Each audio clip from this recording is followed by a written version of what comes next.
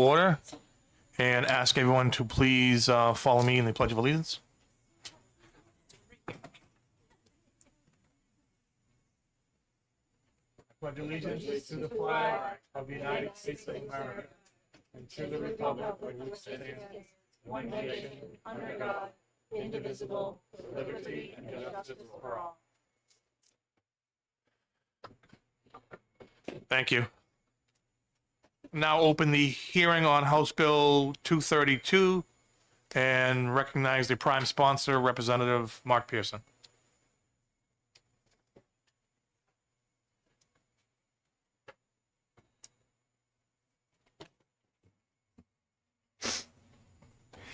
Good morning, Mr. Chairman and members of the committee.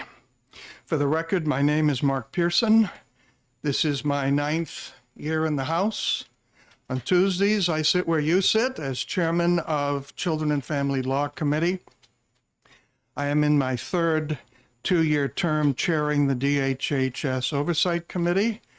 I have a master's degree from Oxford, Representative McFarland, and a doctorate from Boston University.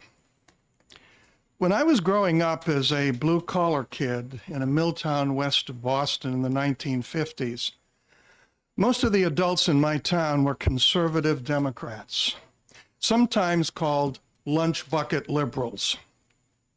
We did have some Republicans divided between old Yankee farmers and shopkeepers and country club Republicans, titans of industry. Once in a while, though, the Goo-Goos, that's what they were called, the good government Democrats, spoke to us from their loft in Cambridge. And sometimes they said something that made sense. I remember one of the things that they stressed, and we all accepted, freedom of conscience. These good government Cambridge liberals spoke of the crushed attempt in Hungary to break free of communist oppression.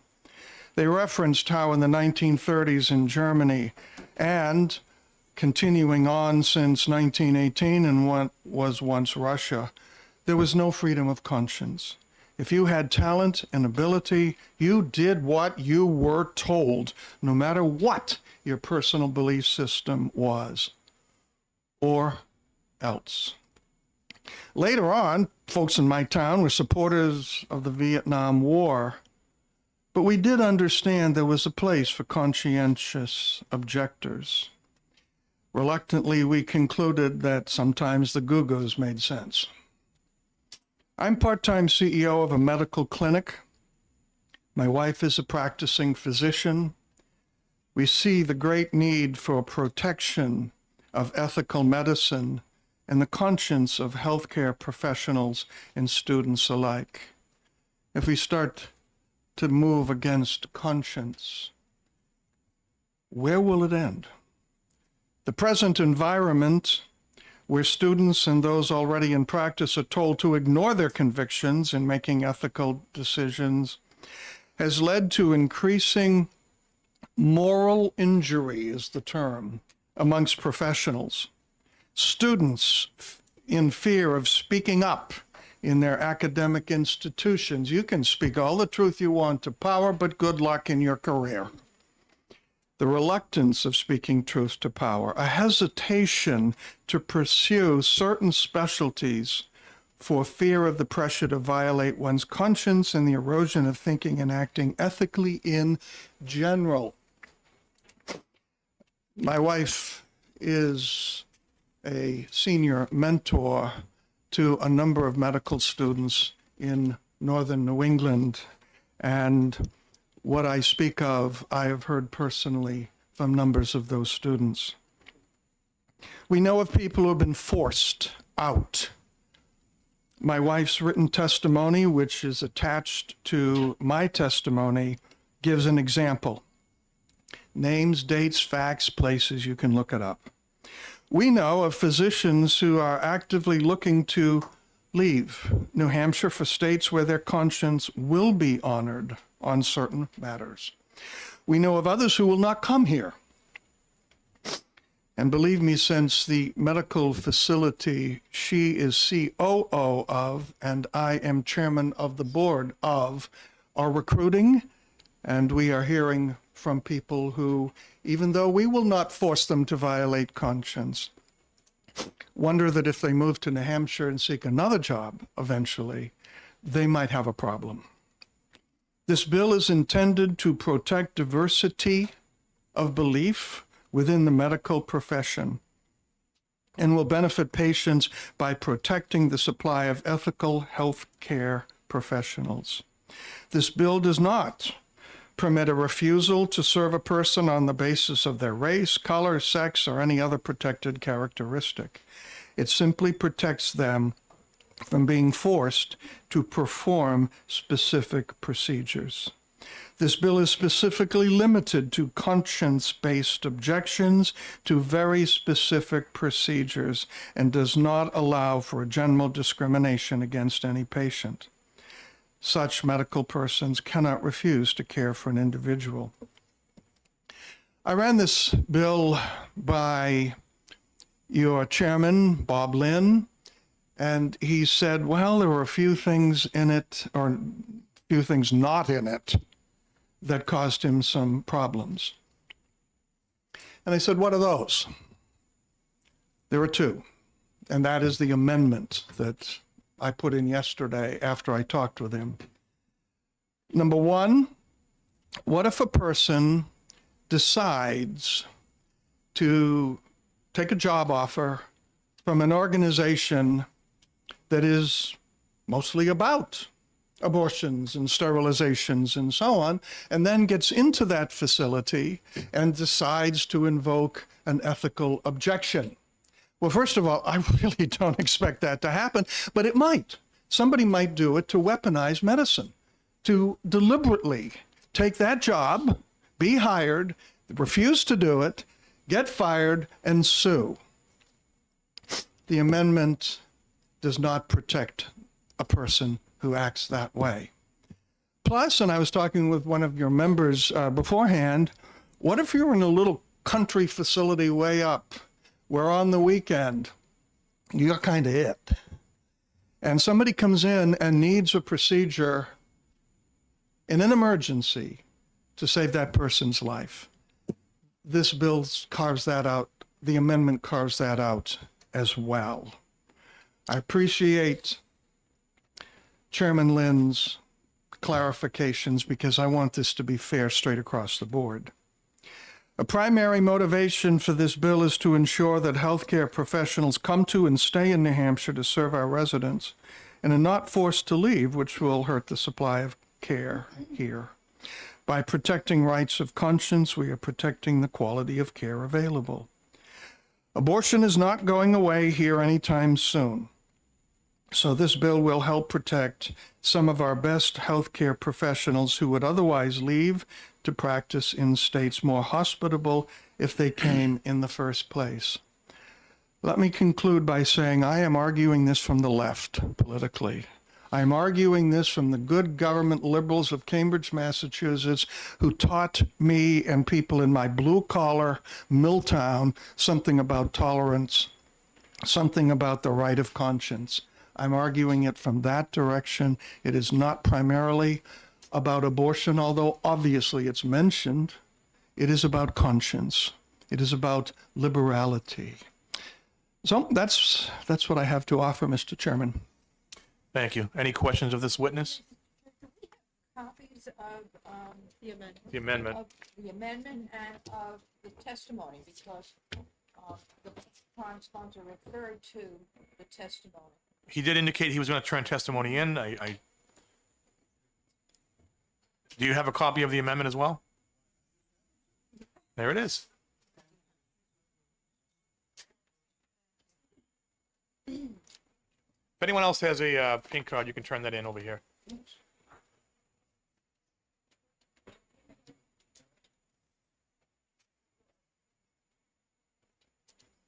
Representative Horrigan. I'm wondering,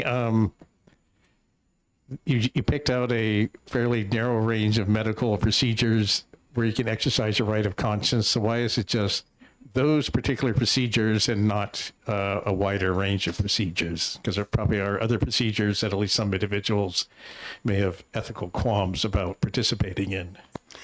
Thank you, Representative, for your question. That's a very good question. I've been thinking about that. These are the people with whom my wife and I have been speaking. This is their particular issue. There may well be other issues too, as you state, and let somebody else come with a bill on that issue or those issues.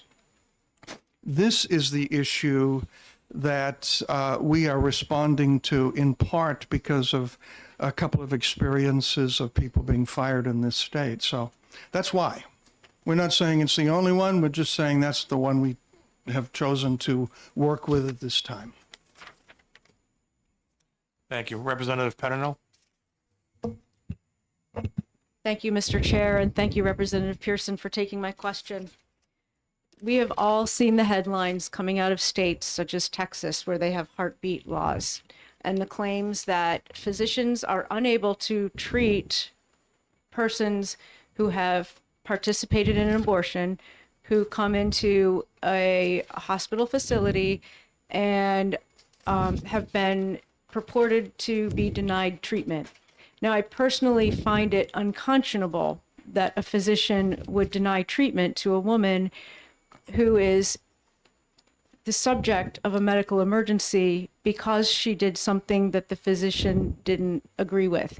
I believe it is the duty of the physician to care for somebody regardless of how they got themselves into that position or whether it was from somebody else. Is there anything in this bill that would prevent a physician from treating somebody, or would it be unconscionable for a physician to treat somebody in the state of New Hampshire should they come in to the hospital suffering from the result of an abortion that has not gone the best way? If I understand your question, the abortion has already taken place. Yes. This does not deal with that. This is conscience about being asked to perform an abortion, and the carve-outs or the amendments are saying that is not an emergency. If it's not an emergency and you, the doctor, do not wish to perform one, this protects you. It also carves out if you're the only doctor in a little facility and the person's coming in extremis, you're going to go ahead. That's what this does. Thank you very much. You're welcome. Representative Manos? Thank you, Mr. Chair, and thank you for taking my question. I'm reading your amendment, and it says, nor shall the section apply to a healthcare provider who is the only healthcare provider present in an emergency situation. And I want to ask you, who determines whether it's an emergency situation? Is it the healthcare provider who would, as a matter of conscience, choose not to participate? Is it the institution? Is it the who is it? And do we end up in a case where the ethics committee of the health facility has to determine or litigate whether it's an emergency situation prior to care being provided to the person? And I'm extremely concerned about that. Well, who determines normally if this is an emergency? Go to an ER and you will see that there are people who jump ahead of 30 other people sitting there in the room. Why? Because it has been determined. And it's whoever the triage person is. It's obvious this person is in extremis, and the other ones are going to have to wait their turn. This happens all the time in ERs, and that's what we would have here. A person comes in not saying, I've decided I want to have an abortion. This person is coming in where it is pretty obvious the life of the mother is being threatened. There's various actions and noises and things that go on with being in extremis. It should be pretty obvious. And it would not necessarily be that doctor. There are other people in the ER, nurses and other people there, and it would look pretty obvious. Now, I would imagine that if the physician says, oh no, everything's well. First of all, I would not imagine that happening. But let's say it did. That person would be subject to sanctions for refusing emergency care to somebody who's having an emergency. Representative Perez? Thank you.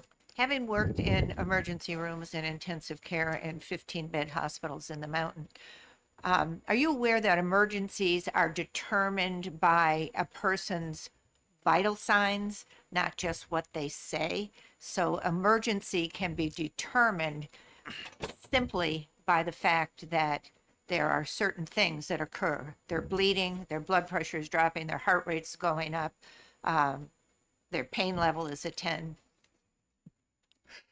Yes, I would. I'm the unruly one in the family. I'm the liberal arts guy. Much of my family are doctors, nurses, nursing professors, and so on. And occasionally I listen to them, and yeah, that's what they tell me too. Representative Turer?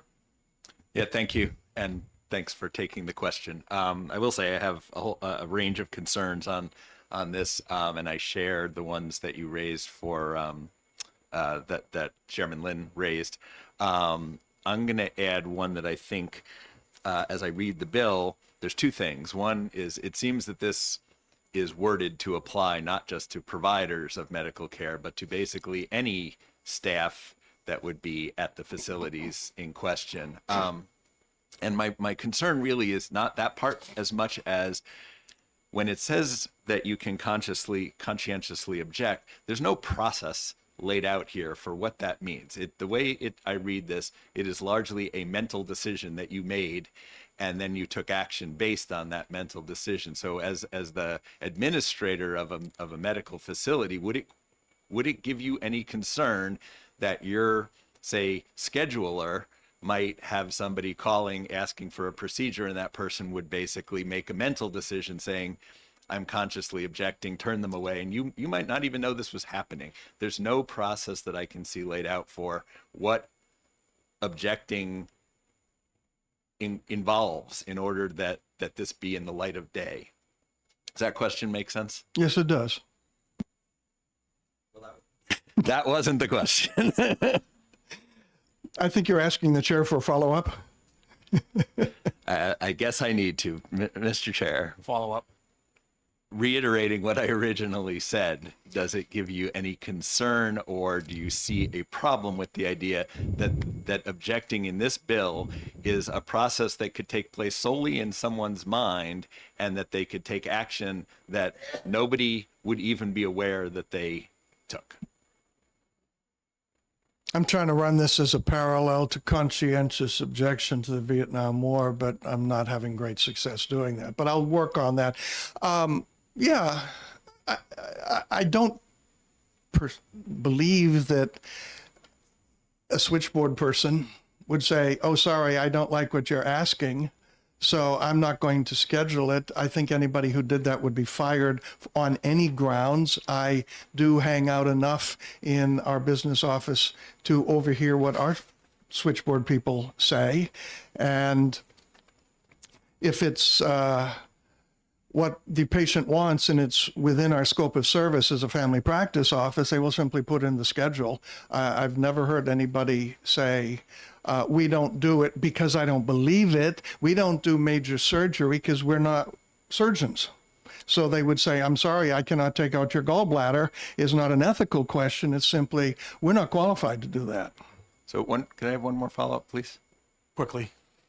So I just wanted to draw your attention to page 2, lines 17, 18, 19, where it defines what participate or participating in means.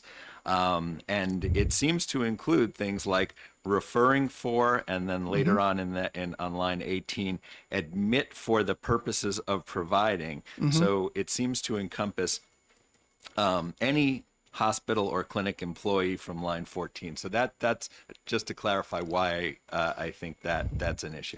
All right, let me respond to that by saying if a facility has that as its policy, it is, quote, pro-life facility, I think that would fit. If you are saying that there might be one physician on the staff that has this conscience, and the switchboard person intaking has that and makes the decision on his or her own, even though other people in the facility would be willing to do that. Yeah, I think you've got a point there. I mean, I think that could be tweaked. Yeah. Thank you. Any other questions, Representative McFarland? Thank you, Chairman. My first question, I was appreciative of Representative Horrigan's question because I was going to ask you the same thing, but I think seeing as you've answered that, I think the thing that I'm struggling with that answer is that you are indicating you have had experiences with people who have been threatened with or have lost their jobs because of these kind of conscientious concerns. And to my understanding, not that I would object to having similar language in state statute, there is language in the federal statutes that's commonly referred to as the Weldon Amendment. Are you familiar with that? Vaguely. I'd be happy to know more about that if you could shoot that to me at some point. Fair enough. I mean, my question was essentially going to be if you knew why that had not been able to protect these individuals, but given that you don't have that context, I will leave that one. May I have a follow-up question? Follow-up. So with regard to your amendment, would you be amenable to changing the first sentence of that amendment to read, "This section shall not apply to a healthcare provider employed by a healthcare institution into a role where such healthcare institution expects that individual provider to provide abortion, sterilization, or artificial contraception as a major part of his services?" And the reason for my question is, it troubles me that the way it's written at the moment in that amendment, I don't know how to interpret or how the courts would interpret a major part of a large organization such as you know, our hospital organization services. I think this was dashed off by OLS very quickly at the end of yesterday morning. I, having dashed it off quickly just before that, having talked to Chairman Lynn, I think what this was is a facility that makes this a major part of what they do. And then you decide to go to work there. Really? You know, you're either disingenuous by half or you really haven't thought it through. I want to use a different example, and it may be a stretch, and it has nothing to do with healthcare. The baseballer Sandy Koufax, Jewish, would not pitch on the Sabbath for the Los Angeles Dodgers. He was still on the team, and they worked around him. In my hometown, we had a couple of Jewish firefighters who, no matter when their schedule called for them to work, they would work on Christmas so that Christians could have the day off. And in turn, Christians would work on the Day of Atonement so a Jewish firefighter could have the day off. These were workarounds. So in a facility where there are numbers of people, it could be people of goodwill, honoring conscience of team workers, could make allowances for that person who is saying, I have ethical objections, because other people there could do those things. I think this is honest and decent and in keeping with good Cambridge 1960 liberalism. And if I may, Chairman, I mean, I hope you're right. Do you think it's likely that a hospital organization in the state, if this were passed and with this amendment, do you think it's likely that they would try and claim that a major part of their services as the entity as a whole, and I'm not talking about a particular clinic or a particular facility, I'm talking about the hospital organization as a whole, performs these services as a major part of their services? I think it's pretty obvious to prove one way or the other. What percentage, what procedures do you do here in your ER and in your surgical suites and so on? What percentage of that is an abortion? I think it's pretty obvious to say either this is a facility that majors in this or it isn't. Representative Parental? Mr. Chair, I have a procedural question. Is it or is it not appropriate for a member of our committee to speak without being recognized by the chair? It is not appropriate. Thank you. Thank you. Any other questions of this witness? Representative Rombo? Thank you, Mr. Chair. Thank you for taking my question. To piggyback on Representative Tur's question, as I read this, a receptionist or administrative assistant could decline to schedule a potential patient would not need to inform anyone at the employer, would not need to inform the person who's seeking the appointment, would not need to refer them anywhere else. That's my first question. Is that correct? That is not the intent.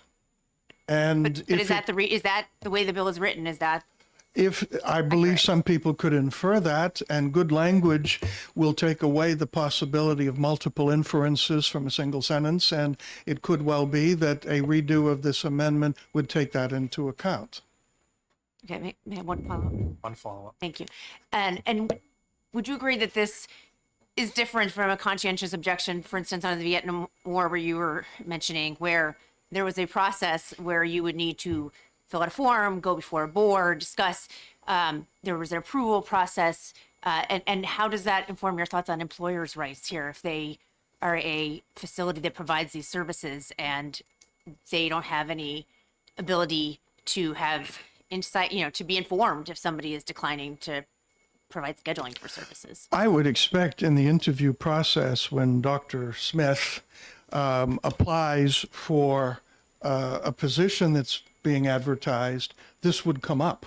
I think it would be improper for Dr. Smith to take the job and then suddenly say, oh, by the way, now that I'm here, now that there's a contract, by the way, I can't do this, this, this. I would think that in the interview process, this would be made clear. And if the hospital wishes to go ahead and hire that person, there would be an understanding that this invocation of conscience has been accepted by the facility. If they didn't want to take that person onto the staff, they would simply say so. Thank you. Representative Tur.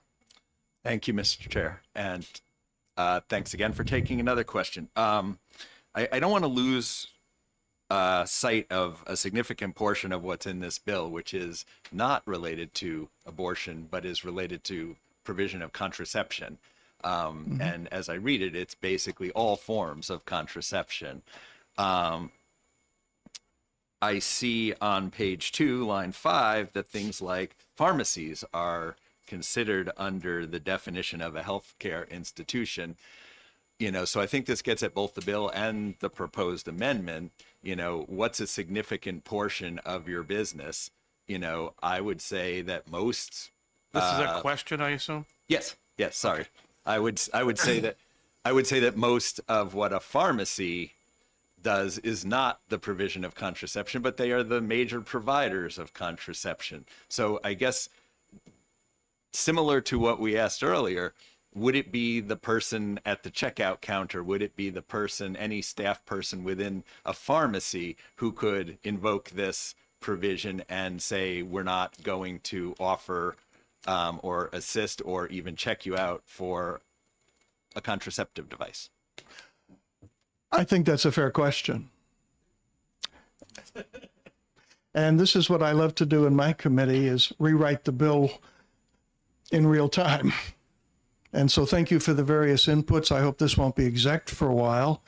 I don't know if it's an early bill or not. I should know that, but I don't. But in any case, I've heard some good things here which do not go to the heart of what I want, but seem to add on to what Chairman Lynn raised as concerns. I don't expect this to go on a consent calendar, but I would like to make it what I had hoped it would be and remove as many, let's back up, and take into account numbers of good points that have been made today, which to me does not kill the bill, but it makes it perhaps more widely palatable. Thank you. Any other questions of this witness? Seeing none, thank you. Thank you. Representative Paige Boschman.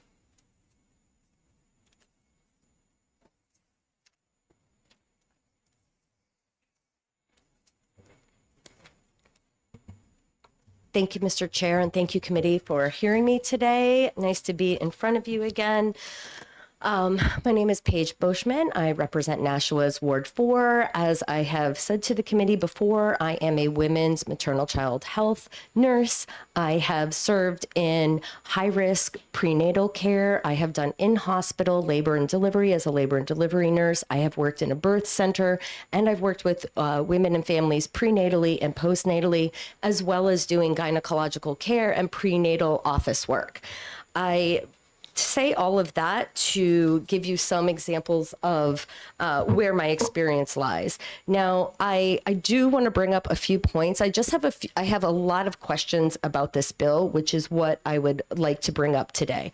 First of all, I would like to say that we heard previously that nobody would do that. My question about that is, well, then why do we need the bill? It clearly happens because the whole point of this bill came from providers who were fired for doing just that. So I would argue that it does happen. I have a few questions, as I said.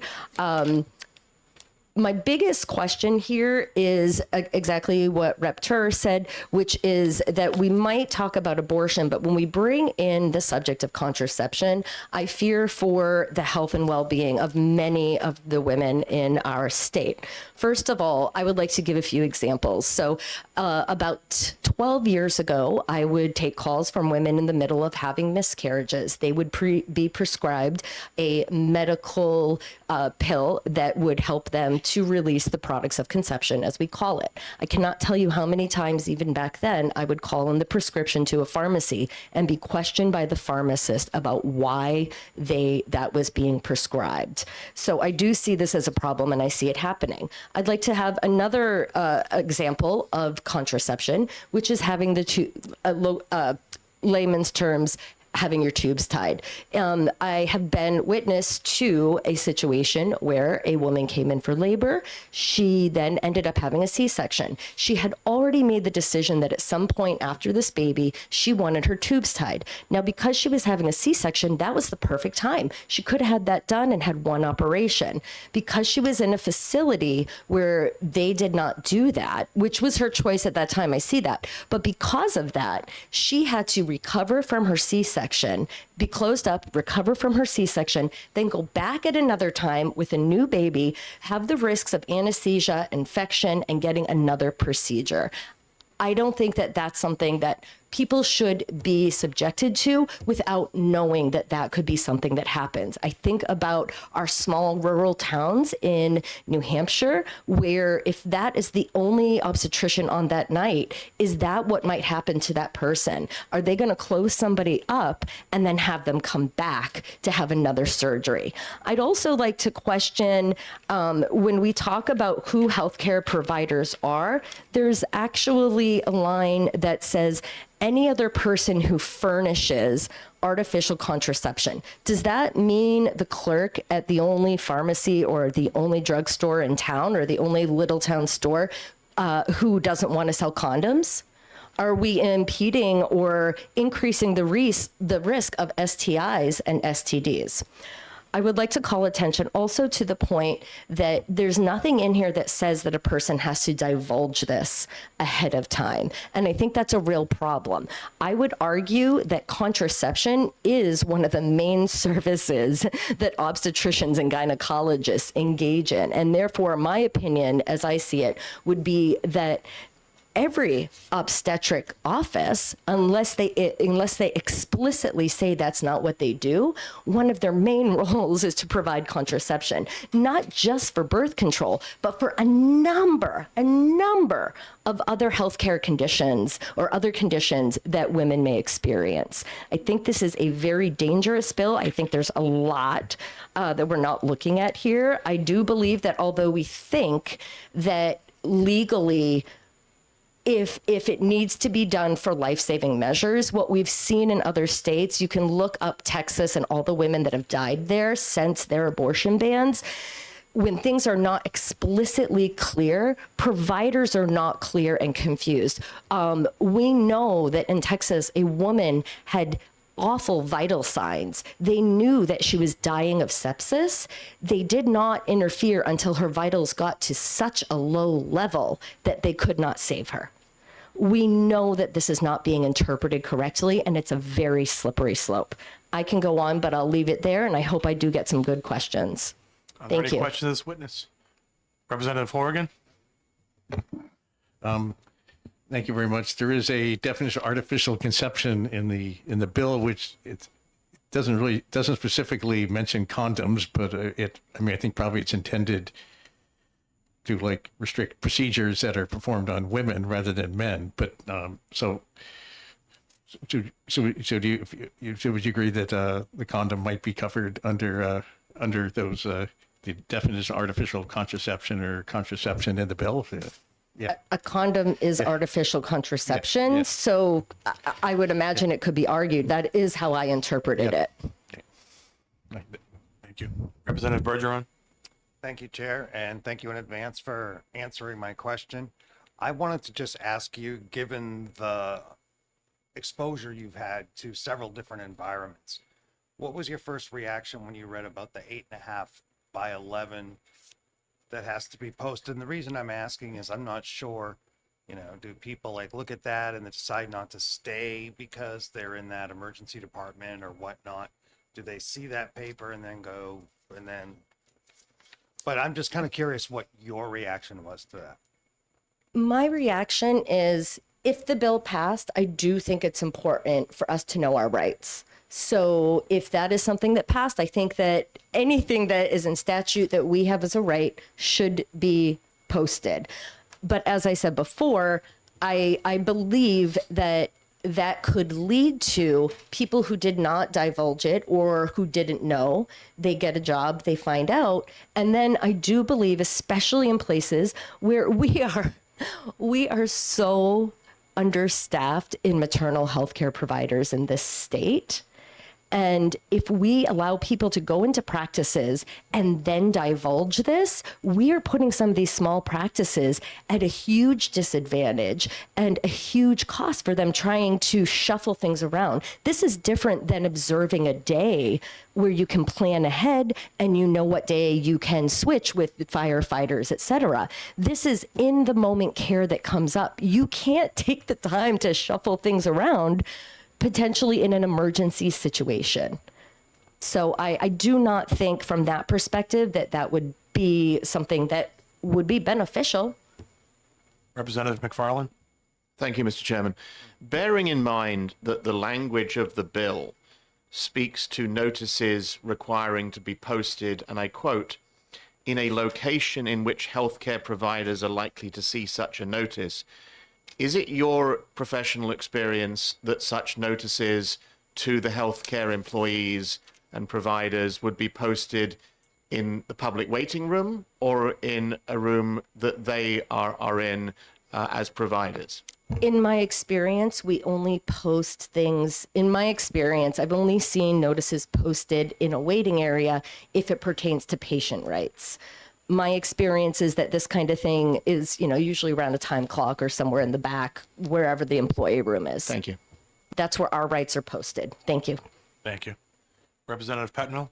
Thank you. For a second, I'd like to kind of turn this around. I have heard of patients seeking treatment, in particular for fertility concerns, only to find out that the very physician who is attempting to assist them with their fertility issues is also performing abortions, and they were not informed of that. And so they found out that they were receiving care from a physician who was doing things that were against their good conscience.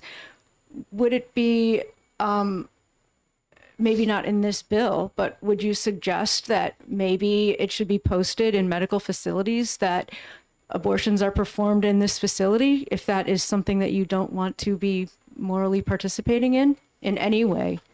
Thank you for that question. I'm always in favor of informing patients and having them know as much as possible. And I'm not frankly opposed to people who want to do this in a facility where that's happening and where it's well known. I do think it would be very difficult in a facility to be there and know that some people do this and some people don't. That's much harder to identify.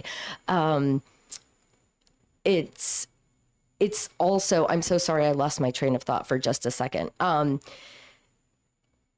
It's also something that right now is the responsibility of a patient, right? If I become pregnant and I want to know how much, I don't know how many C-sections this obstetrician does, I ask them, what is your C-section rate? What are your specialties, right? You can look that up. So I do believe that while I support that, I think that right now when we're looking at other topics, that is something that is on the patient to determine. Follow up. Is it possible, I know we're getting a little way away from the bill, but that a patient might not be aware that there are procedures or situations being performed in a hospital until they are actually offered those services themselves? You know, I don't know that I can speak to that specifically. I'm not every patient, not to be flippant, but I think that most people know that most gynecologists and obstetricians engage in healthcare, and abortion is a part of healthcare, as is contraception. And I don't want to forget that contraception is a big part of this bill. I think it's pretty well known. If you want to get contraception, you're going to an obstetrician. So I do think that that is something that most people should be aware of, and that their concerns are likely the exception, and they have every right to ask about that. Thank you. Any other questions, Representative Perez? Thank you. Thanks for taking my question. I worked in 3 Catholic hospitals in my medical career. I did intensive care ER recovery room over 42 years. Each Catholic hospital that I went to work at, I had to sign their policy and their, I forget, all different things that say that what they do and do not do in that. And I had to sign that I agreed with them. Are you telling me that that isn't the real world anymore? Actually, yes. I just recently left St. Joe's Hospital in Nashua, which is a Catholic hospital. And that was my question during the interview. Obviously, you can understand where I'm coming from in healthcare. And I wanted to ensure that I wouldn't be in any kind of, violation of a policy if I spoke about those things and educated my patients as I should. And they assured me that it was absolutely not anything that was against what the hospital stood for. And I'm just telling you my experience in the last year at a hospital that is a Catholic hospital. And again, people going there know what they're going to because it's a Catholic hospital. Thank you. Representative Manos? Thank you, Mr. Chair, and thank you for taking my question. I wanted to get back to contraception, and I wanted to ask, is one of the uses of condoms to prevent the transmission of HIV? And if so, by enabling a pharmacist to deny the provision of condoms, are you in fact increasing the risk to the patient of the transmission of HIV? Thank you. Thank you for that question. And I would like to clarify my interpretation of this would mean pharmacy and store clerk. So I do, or even, I work in a sexual wellness clinic where we test for STIs and STDs, and we give out condoms. So what if somebody there doesn't want to give condoms, right? That is not best practice, of course. And so the answer to your question is absolutely, it opens the door. As we're in right now, could be interpreted to not sell condoms, and that will absolutely increase the risk of STIs and HIV. Thank you. Any other questions of this witness? Representative Rombo? Yeah, I just wanted to again to return to the language of the bill. And would you agree that the way this is written, receptionist could turn away a patient before any other provider in the facility knew the patient needed care? I'm sorry, I couldn't. Can you speak up? I'm so too sorry. quickly and too far away. Would you agree the way this bill is written, a receptionist could turn away a patient without anyone else at the facility knowing that that individual needed care? I read this carefully, and yes, I do interpret that. I do believe that could be interpreted in that way. Okay. There is nothing that says that that requires that a person would inform anybody else that they've taken that action. Thank you. Thank you. Any other questions? Seeing none, thank you. Thank you very much for your time, everybody. Rebecca Hodgkins.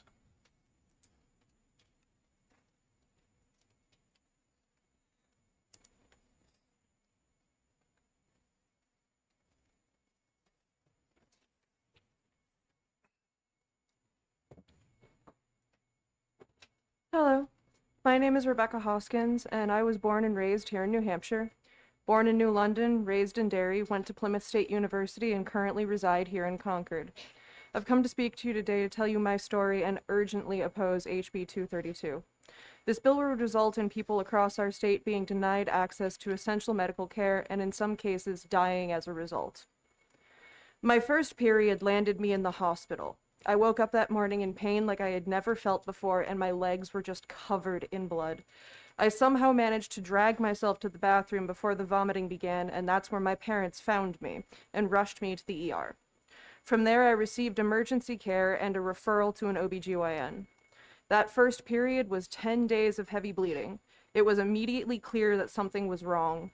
The OBGYN agreed and even said it seemed very likely that I had endometriosis and should be put on birth control right away to try to control the bleeding, pain, and other symptoms. Over the next several years, I tried almost every birth control on the market, trying to find one that helped the symptoms without too many side effects. I also received surgery, both to diagnose the endometriosis, since unfortunately it can't be diagnosed with tests, and to have the standard ablation surgery. Even so, after this surgery, it grew back with a vengeance. As it turned out, I actually had stage 4 of all 3 types of endometriosis.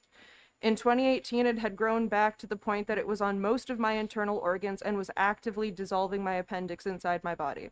I needed life-saving surgery, which I thankfully received. Fast forward to 2024, and the pain was returning again. At this point, my doctor and I decided a hysterectomy would be the best course of action. I received that in August, shortly after my 30th birthday. It has been life-changing and has allowed me to focus on other aspects of my health that have fallen through the cracks. If HB 232 had been law at any point in my journey, I could have been denied birth control, surgery, or even life-saving emergency care, and I would have died. Doctors take an oath to do no harm. It's not a career where they can pick and choose who receives care. My having endometriosis is beyond my control, and needing birth control and a hysterectomy in order to both stay alive and have any hope of a good quality of life shouldn't be denied me because it goes against a potential doctor's beliefs. We have seen the real-world harm of bills like this in other states. Broad conscience clauses have resulted in denied emergency care for miscarriages, refusals to fill birth control, and even hospitals turning away patients seeking gender-affirming care.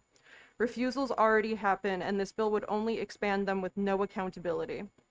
New Hampshire has long stood for personal freedoms and access to quality health care. This bill does the opposite.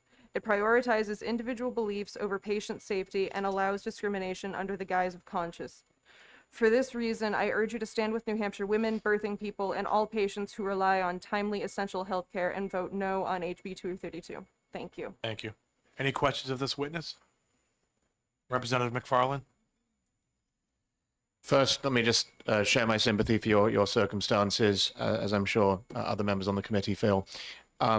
You allude to the language of the bill, and I know that you have heard the testimony from the prime sponsor that he is not only amenable, but he is suggesting that there should be an amendment that would exclude these emergency circumstances.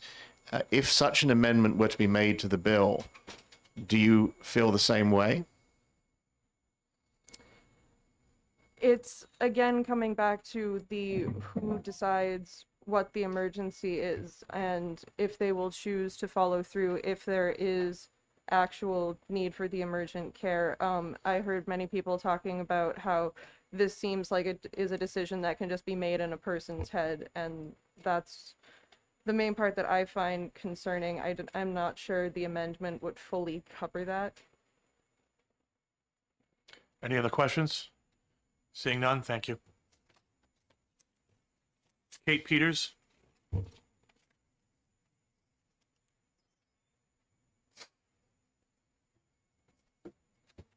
Hi, I'm a family doctor in Manchester, and I've done a lot of women's health in the past. throughout my career, I've had the opportunity to work in inpatient settings as a hospitalist, in academic settings, and outpatient settings, and I moonlight in the jails, and I've worked in ERs. So I have a broad perspective about how healthcare teams work and about the restrictions that healthcare teams have in rural areas. And I know a lot of you are concerned about that too. And I guess I appreciate the clarifying amendments about emergency situations. I think those are absolutely essential, but I think that they would need some fine tuning. And my biggest concern is that this doesn't adequately take into consideration the restrictions of a healthcare team in a rural area, right? And I think that in general, when we look at our healthcare systems, the more restraints we put on those systems, the narrower and narrower access to care becomes. So I have worked in facilities in other states, a small rural hospital in California that had a conscious objection rule like this. And staff members in the operating room were objecting to certain procedures. And so over time, that hospital had to narrow its ability to provide those procedures, even routine things like tubal ligation. This is not a Catholic hospital. But over months and years, they had to narrow and narrow and narrow the opportunities they had to provide those things, saying we're only going to schedule these on Thursdays because we know we can staff so-and-so who won't object. And then eventually hospitals just stopped providing those procedures. And so that's where I see this leading. And that's my concern, is that, healthcare teams are highly efficient and we're trained, everyone's trained to do one very specific thing, and they're not trained to do the other things, right? So if some member of your team objects and they step away, it's not like, if your operating room nurse says, I'm not going to participate in this procedure, the anesthesiologist can't go get the blood that the patient needs and give it to them. Like that, they're not trained to do that. That's not how the team runs. And especially in rural areas where staffing is already very, very strained, I think if we allow, I guess it's putting the individual's rights over the employer's rights or over the system's rights. If we allow people to object, then what I see happening in the future is that fewer and fewer facilities provide essential life-saving procedures, not even in only emergency situations, but in non-emergency situations too. So I think that this, unfortunately, although the intentions are good of this bill, I think it will unfortunately have the side effect of further limiting women's access to healthcare, which should not be a goal for any of us. Thank you. Representative Parental. Thank you, Mr. Chair, and thank you for being here and taking my question. In the situation you described where fewer and fewer procedures were being performed, is it possible that the healthcare providers were attracted to positions in that hospital because they could conscientiously object? Although theoretically I can see how that would be possible, the hospital was never adequately staffed. So they didn't have an overabundance of staff. They sort of had to work with the staff that they had. And that's why the procedures became fewer and fewer over time. Follow up? So it sounds more like a staffing issue than a conscientious objection issue to me. Yes, but I don't think they're unrelated, right? Because if you had adequate staff, then you could have, people cover Monday through Friday for all the procedures you wanted who weren't going to conscientiously object. But none of our healthcare systems work that way. All of them are on skeleton staffs and using locums agencies to fill their staffs. And we don't have that opportunity in the state of New Hampshire right now, especially not in our rural areas. Representative Bergeron. Thank you, Mr. Chair, and thank you for all your homework. I was just curious, if you see this going down and say some of these emergencies that you've described, do patients have to call around now before they leave? They've got an emergency going at home or whatnot. Do they have to call ahead now to proceed to, healthcare facilities and say, do you do this? Do you do that? Do you My experience is that patients don't do that, but in some cases they probably wish they had. Yeah. I was just curious if you see that in the direction going For the down follow-up? once you read this. Yeah. No, I'm good. It was just... Representative McFarland. If we believe that there is an element in what you're relating to us of a staffing issue, do you consider, as Representative Pearson alluded to in his testimony, that by not passing this bill, we continue to suffer from staffing issues and issues of lack of diversity because we end up pushing people away who do feel strongly about these issues. Can you ask that in a different way? I'm not sure I followed. Yes, I mean, I think we understand that there are some people who would be interested in being healthcare providers in these organizations who may either choose not to become healthcare providers at all, or having become them, may choose not to work for those kinds of organizations for these reasons. And so I'm asking, if this bill doesn't pass, is that not something that would in fact promote some of the staffing issues that you're talking about? So I'm on the board of the New Hampshire Academy of Family Physicians, and we have an advocacy committee that reviews all the bills that are coming up. And so when we talked about this on our committee, so this is people with dozens and dozens of years of family medicine experience, all of us were a little bit baffled by this bill. All of us thought, why is this even coming up? This isn't an issue. If you object to something, then you choose a job where you don't do that. And I guess my perspective would be that is how things should remain, that if somebody is going to have an objection in their conscience to a certain job that might be required of them, then they shouldn't take that job. Right. And that's the way it's always worked. So from a provider standpoint, from a physician standpoint, I just wouldn't take a job if I had to do something that my conscience objected to, right? I would choose a different job. And if you are a staff member who has an objection to, for example, using blood products, then don't work in the ER or the OR, right? Work someplace where you don't have to give blood products. So I don't think that that's a very practical reality, that our staffing problems are coming from a lack of protection for our consciences. Representative Parental? I just have a clarification issue. Are you representing yourself or the New Hampshire Association of Family Practitioners? Because that's what you put on your card, is NHAFP. Yeah. So I'm on the board for the New Hampshire AFP, and we discussed this specific bill at our advocacy meeting. So I am speaking on their behalf. Thank you. Yeah. Just wanted for the Thanks. Thank you. Any other questions? Representative Tripp? Thank you. Thank you, Mr. Chair, and thank you for taking my question. It seems to me that a group of people that should be involved in this aren't, because the people that operate the ambulances, if they're unaware that certain healthcare facilities will not perform certain things, is this going to be an issue here too? It certainly seems like it would become an issue. Yeah, if anyone's allowed to object. Follow up. It's not that I was concerned about the ambulance operators themselves. It's just that if they're not informed that certain healthcare facilities will not perform certain operations or whatever, if it seems like it's a bad idea for an ambulance to show up and only then find out that the healthcare facility doesn't, and then say like in Manchester, there are options to go to other healthcare facilities, but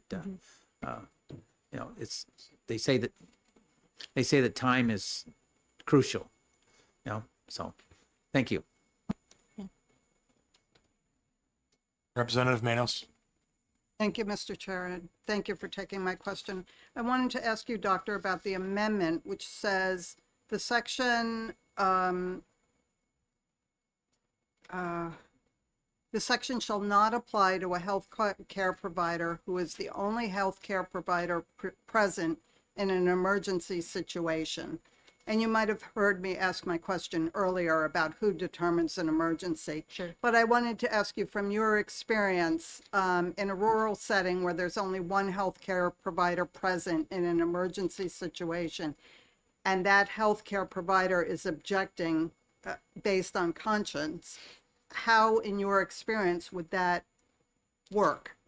Yeah, I appreciate that there's an emergency clause, because that was my first concern with this bill too, was thinking about, the person who's bleeding in the middle of the night who needs their miscarriage taken care of, you know? And you can't always anticipate that. And so it may not be your provider who has agreed that they're going to take care of a patient in any emergency. It may be the scrub tech who just got called in for the night shift unexpectedly and that wasn't planning on that, you know? So I think that an amendment would need to be very fine-tuned and well worded to be adequate and to adequately cover that. But I think also, as has been mentioned, what we've seen in other states with clauses like this is that unfortunately people get a little bit touchy about it and a little scared when they don't fully understand the legalities. And so I think that people begin to limit care because they're concerned about their legal exposure when bills like this are put into place. So I guess that's my concern, is that sort of down the road we see ripple effects. And those ripple effects would include having fewer and fewer healthcare providers willing to do procedures and having fewer and fewer facilities that can maintain staff to do those procedures. Thank you. Anyone, any other questions? Seeing none, thank you. Thank you. So at this point, I'm going to ask the members, if you have a question that you need to ask to understand the bill and make an informed decision, by all means, ask it. I'm going to have to limit follow-ups at this point and limit you to one opportunity to ask a question. But if you have a question, ask it, please. We're an hour into this meeting already, and I'm not even halfway through the card, so thank you. Courtney Tanner?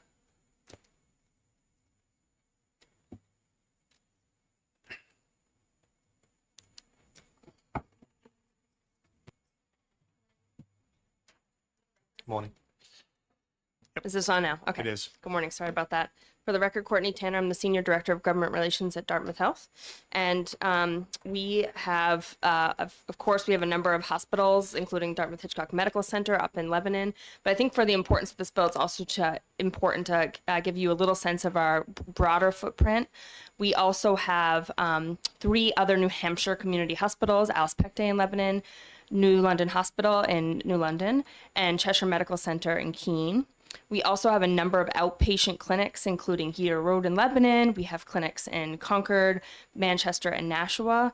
And the reason why I'm kind of drawing out who we are and where we are is because I have some concerns about the definitions of this bill and the breadth and the broadness of this bill. You've heard a lot about abortion today, but this bill doesn't just cover abortion. It also covers access to contraception, prescription medications, and other fertility services. And so I just want to note that while we are a proud institution that does provide an array of reproductive health care access, we also are providing contraceptive and other prescription medications in our outpatient clinics too. And so I have concerns about this implicating all of our clinics across the state. I also have grave concerns about page 2, lines 11, the definition of healthcare provider. That pretty much covers most of, if not all of our employees, including some of our outpatient retail pharmacies, and any other paraprofessional. So it's been talked a little bit about in this committee that this could be a person who's a scheduler refusing to schedule a patient because they have some concerns. And what happens to that patient? They just fall away. There's no obligation to refer that patient to a different scheduler or connect with a physician or a team lead. So I have concerns about access issues as I look at that definition of a healthcare provider. I also have concerns about the civil remedies protection. There are, while we always appreciate diversity of thought, I have concerns about how this bill would interact with ethical obligations and with our existing medical malpractice laws. I suspect there's somebody behind me that may talk a little bit about that, so I'll leave that to others. But I do have concerns about how we as an institution would reconcile different standards if this bill were to be passed. I'm happy to take questions. I also know, Chairman, that you're running short on time, but I am happy to take questions, as I suspect there might be a few. No, I have no problem with people asking questions. It's just we want to limit the follow-ups and stuff. Representative Alexander. Thank you, Mr. Chair. Thank you, Ms. Tanner, for taking my question. Sure. My question is primarily around Dartmouth Health and your network. Sure. Can you provide the committee data on how many sterilizations you engage in for minors under the age of 18? I'm not understanding the question. Are you referring to a specific procedure? Gender transition surgeries? I don't think that's relevant to the bill. I'm happy to have a conversation with you offline, but I don't think that's relevant. Just to to the bill. follow up, this bill specifically mentions sterilization treatment, so that's why I'm asking. I think it's completely relevant to the bill. So Dartmouth Health does not perform surgeries for individuals under minors. One, because there's a bill that passed last legislative session that prohibits such care, but even prior to last legislative session, Dartmouth Health does not perform bottom surgeries for minors who are seeking gender-affirming care surgeries. Thank you. Any other questions of this witness? Representative Turer? Yeah, just one. If this were in place, would Dartmouth have concerns that the actions of some of their employees could leave your organization in violation of the EMTALA rules? Yes, I would have concerns about that. I think as we talk about our workforce challenges, it's come up a lot in this hearing. One, I want to say, as I was reviewing this bill, we in New Hampshire and across the country, frankly, are struggling for a clinical workforce, certainly in northern New England. And there are not circumstances where we are placing med students or residents in situations where they feel uncomfortable. We want to have a complete dialogue with our learners and with providers to make sure that they're in places that they feel comfortable and they're going to be able to serve the patients that they are signing up to serve. Additionally, as we think about some of our other workforce challenges in our rural parts of the state, I think we have to be really careful about striking a balance between placing civil remedies on institutions that may expose our institutions to risks and allowing for an employer and employee relationship to be amicable so that employees feel comfortable coming to their employers with concerns about performing certain procedures or questions about some of the work that's being done at that respective institution. Thank you. Representative Parental? Thank you, Mr. Chair, and thank you for taking my question. So if there's a shortage of staff and you're concerned about attracting more healthcare workers, why wouldn't you be interested in entertaining a provider who did have a conscientious objection? Because that would add to your staff. It might give an option for patients who would be more comfortable with somebody who didn't perform or prescribe certain treatments that they were not comfortable with themselves. Yeah, I want to underscore we as an institution respect and appreciate diversity of thought always, and we want to make sure that any provider that wants to come and work at Dartmouth Health feels comfortable in the service line that they want to be in. And so I suspect that there are certain providers that might not want to be placed in obstetrics, but they might want to be placed in orthopedics or a different type of service line. And those conversations should happen outside of legislation, and we would want that to happen with the institution and the provider themselves, without this looming threat of civil remedies. Thank you. Representative Manos? Thank you, Mr. Chair, and thank you for taking my question. I don't know whether you've seen the amendment, but it says that the section shall not apply to a healthcare provider who is the only care provider present in an emergency situation. And I want to ask you, as Dartmouth Health and Dartmouth Hitchcock, how would you handle that situation if the only provider is exercising their conscientious objection? Who would decide if it's an emergency situation, and how would that decision be made? Yeah, so I don't have the amendment in front of me. I appreciate that there is an amendment floating around, so I've only heard about it in concept. I appreciate that there is an amendment that contemplates that, because that's one of our concerns and our questions, but I haven't seen the bill text. So we do have concerns about access to emergency care if this bill were to be passed. And the bill is too broad. I mean, and we do need to oppose the bill as drafted. And I'm not sure that there's work that would bring this to a place where we would be comfortable. Thank you. Any other questions of this witness? Seeing none, thank you. If anyone has written testimony, even if it's just one sheet that you want to turn in, the clerk would appreciate that. Courtney Reed?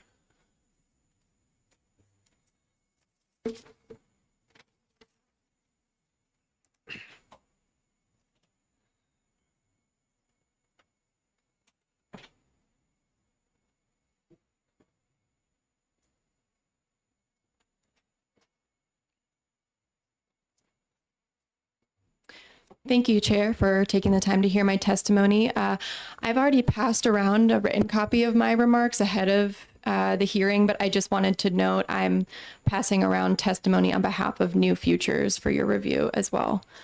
For the record, my name is Courtney Reed. I serve as policy advocate with the ACLU of New Hampshire, and I'm speaking in opposition to House Bill 232. I just want to preface our concerns with this bill by noting that the ACLU throughout its history has deeply valued religious liberty and has consistently fought to uphold these freedoms and values First Amendment rights of expression and speech. However, there are concerns that this bill fails to balance these freedom of speech and belief exercises with existing federal and state law and discrimination protections.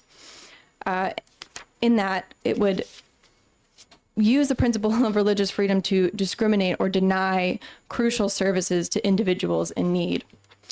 And to dive into some of our concerns of the bill and how this would work in practice, I want to echo some of the remarks that we've heard before from previous speakers, that the broad language of the bill and how it defines healthcare provider or participate suggests that it could have a reaching impact beyond simply providing medical care. Again, that this could affect scheduling, pharmacy pickups, referrals, or insurance coverage. And I want to note that although we haven't seen the amendment that's floating around, that this exemption for emergencies really just wouldn't work in practice, especially considering this broad scope of provider. I think it should be a priority for the committee to concern how different individuals that fall under the scope of this definition really fail to exercise the same degree of medical judgment and discretion when it comes to determining emergency care.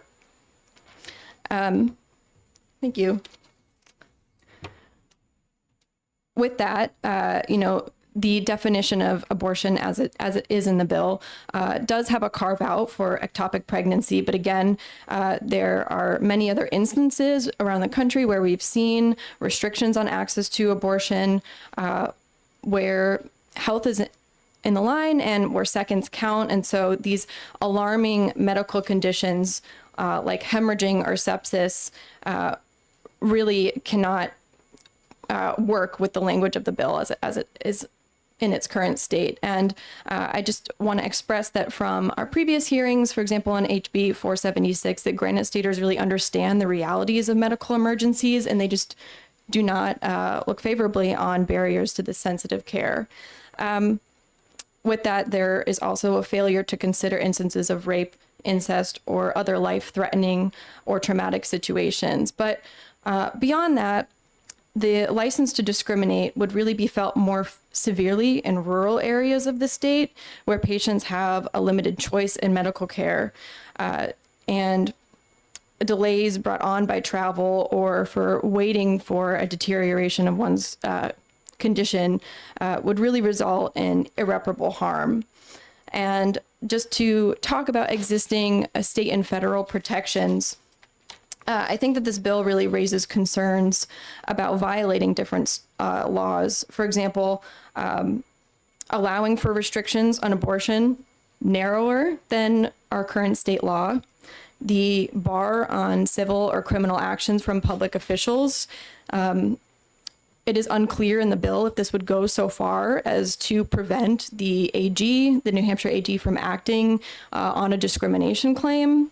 And I also wanted to cite EMTALA, which is a federal law the Emergency Treatment and Labor Act, which requires stabilization transport services, as well as Title IX's healthcare service provision and the Affordable Care Act's discrimination protections, just to name a few federal protections that I think would be at risk of violation under this law.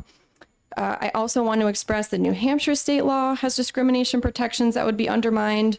And earlier I talked about balancing discrimination protections with religious freedoms. RSA 354A does a much better job at considering these balances. For example, if you look at 354.15 regarding housing, there is an exemption for religious organizations there. As well as RSA 491.22 that gives individuals a cause of action if their religious liberties have been violated.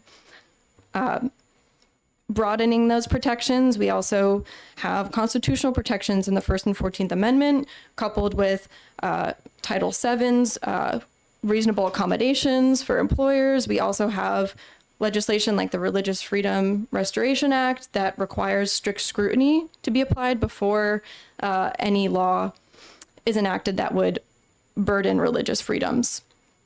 And so I'm citing a lot of things here, but all of this is to say that there are numerous state and federal protections that are well thought out and have been hard earned to balance both of these liberties and to protect patients and medical providers. It is in our view that HB 232 undermines all of this work and essentially would give clinicians a blank check to violate these safeguards at the cost of the health and well-being of Granite Staters, even jeopardizing federal funding streams. I have a few other notes in my testimony, and I'm happy to take questions. Thank you so much. Are there any questions of this witness? Seeing none, thank you. Jason Hennessy?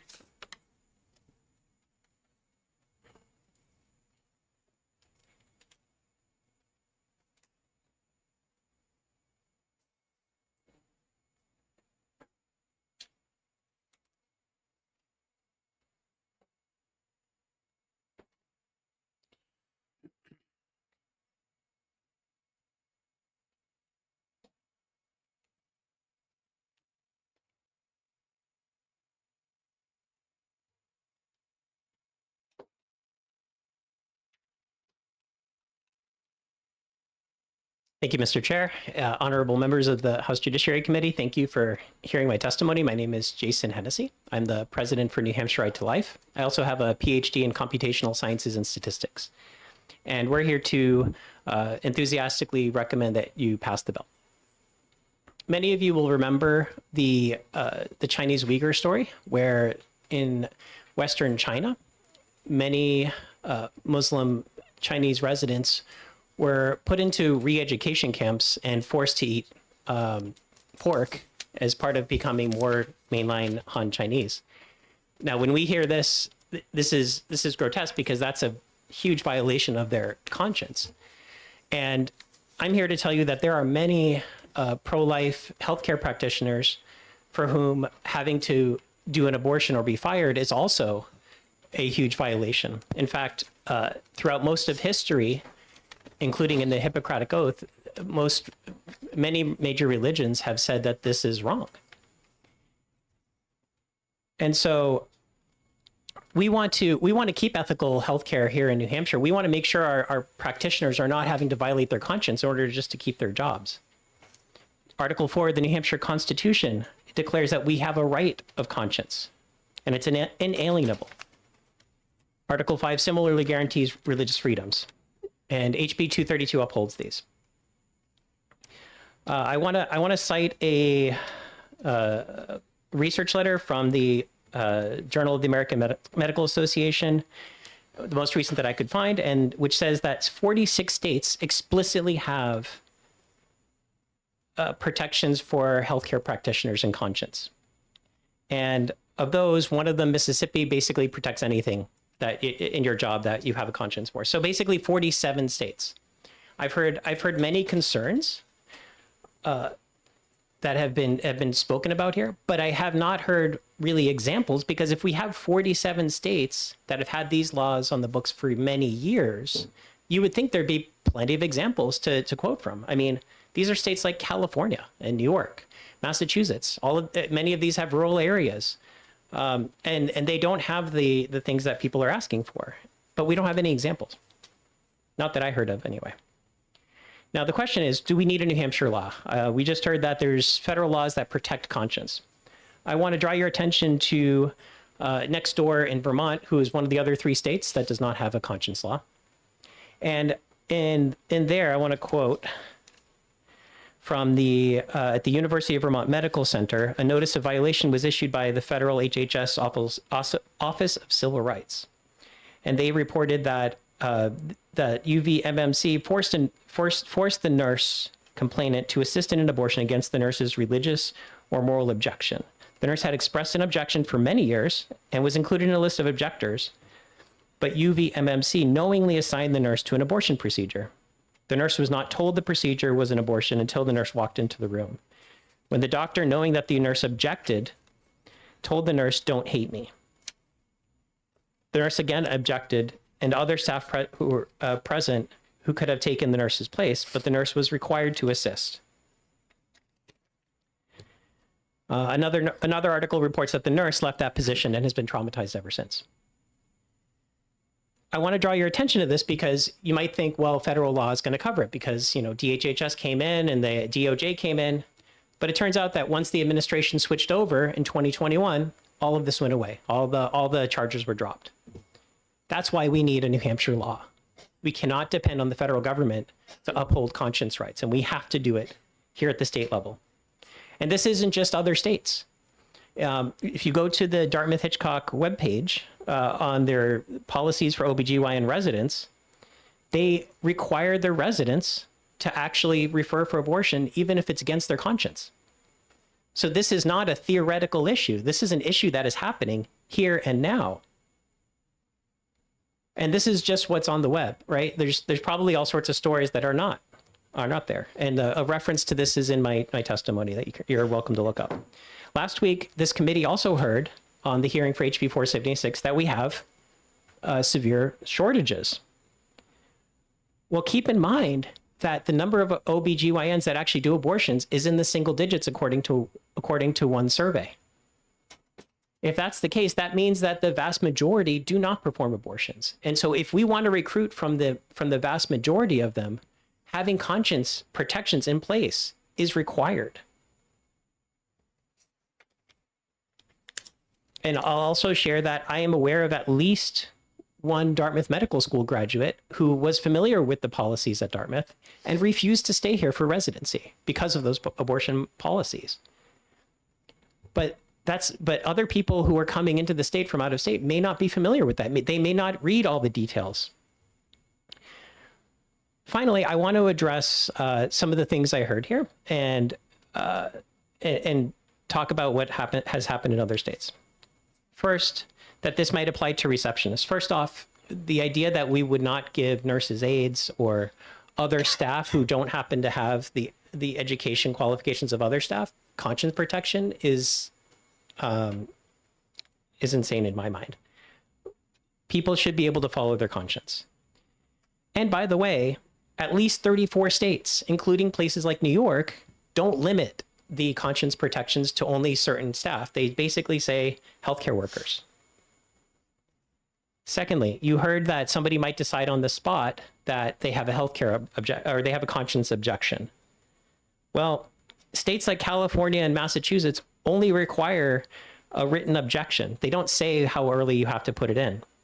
New York's law only requires prior written refusal with no definition of prior.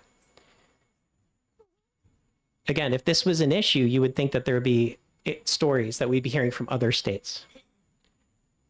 So New York and Massachusetts, for example, have no emergency exceptions, although we do support having an emergency exception. And we are very familiar with many pro-life healthcare workers, and we are not aware of any who would not work to save the life of a mother. And that is the last comment I'll make is in terms of rural care, amongst those 47 other states that have conscience protection, there are many rural states in there. California, Massachusetts, New York all have large rural areas, and we haven't heard anything about conscience rights interfering with the treatment women. And with that, I would be happy to take any questions. Any questions of this witness? Representative McFarland? In both your verbal and your written testimony, you talk about this interpretation that so much as making a referral would in fact be performing an abortion or a sterilization or an artificial contraception. I imagine that that is not something that some folks understand readily. Can you help us understand what the case law is that supports that conclusion? That a referral would be a conscientious objection? That the performance of an appropriate referral is in and of itself the performance of the act.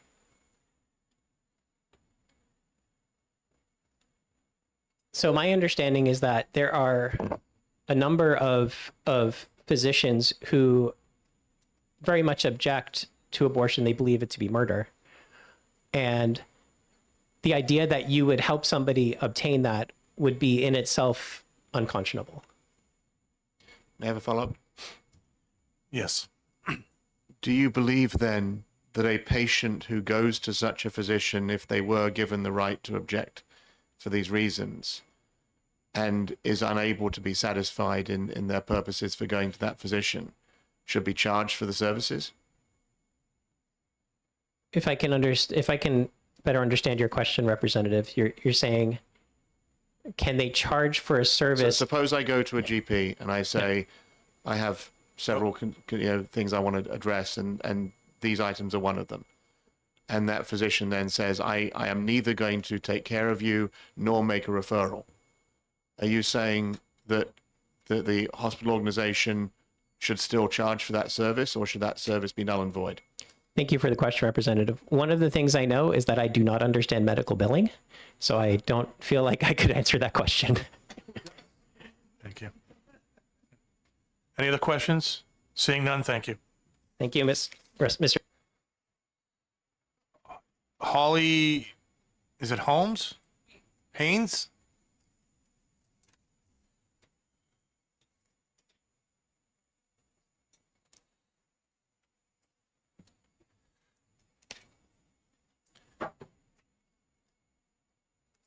Thank you, Chairman Mannion and members of the committee for allowing me to speak today. My name is Holly Haynes. I'm an attorney at Abramson, Brown & Dugan in Manchester, New Hampshire, and I'm a past president of the New Hampshire Association for Justice. And I'm here to speak today in opposition of House Bill 232. You've heard a lot. I previously submitted written testimony that I think outlined the overbreadth that's been addressed by many other people at this hearing. It's extremely overbroad in scope.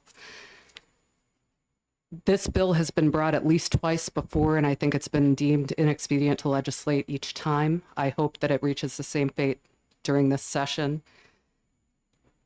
The New Hampshire Association for Justice strongly feels that this is a solution in search of a problem. It's not something that is necessary. As Representative McFarland recognized, federal law already protects against discrimination for employment disputes. Our biggest concern as an organization is the broad immunity that it grants to healthcare providers if someone is harmed because of a provider's exercise of their right of conscience. As this committee knows, the New Hampshire Constitution guarantees every citizen of the state a right to a remedy. Our Supreme Court has found that while not fundamental, it is an important substantive right, and there are very few immunities allowed in state law. Even the state of New Hampshire has waived its sovereign immunity, which is perhaps the most important that we know, when a state actor harms a citizen. If a healthcare provider exercises their right to conscience, that shouldn't alleviate them from their responsibility for any harm that they cause to a patient. We've heard about the emergency issues that may come up. There are other times when people may require sterilization for breast cancer or for other cancers when they need to have their ovaries removed. Sterilization encompasses decisions for vasectomy for men. It encompasses many things. This isn't just an abortion bill when we're dealing with rights of conscience.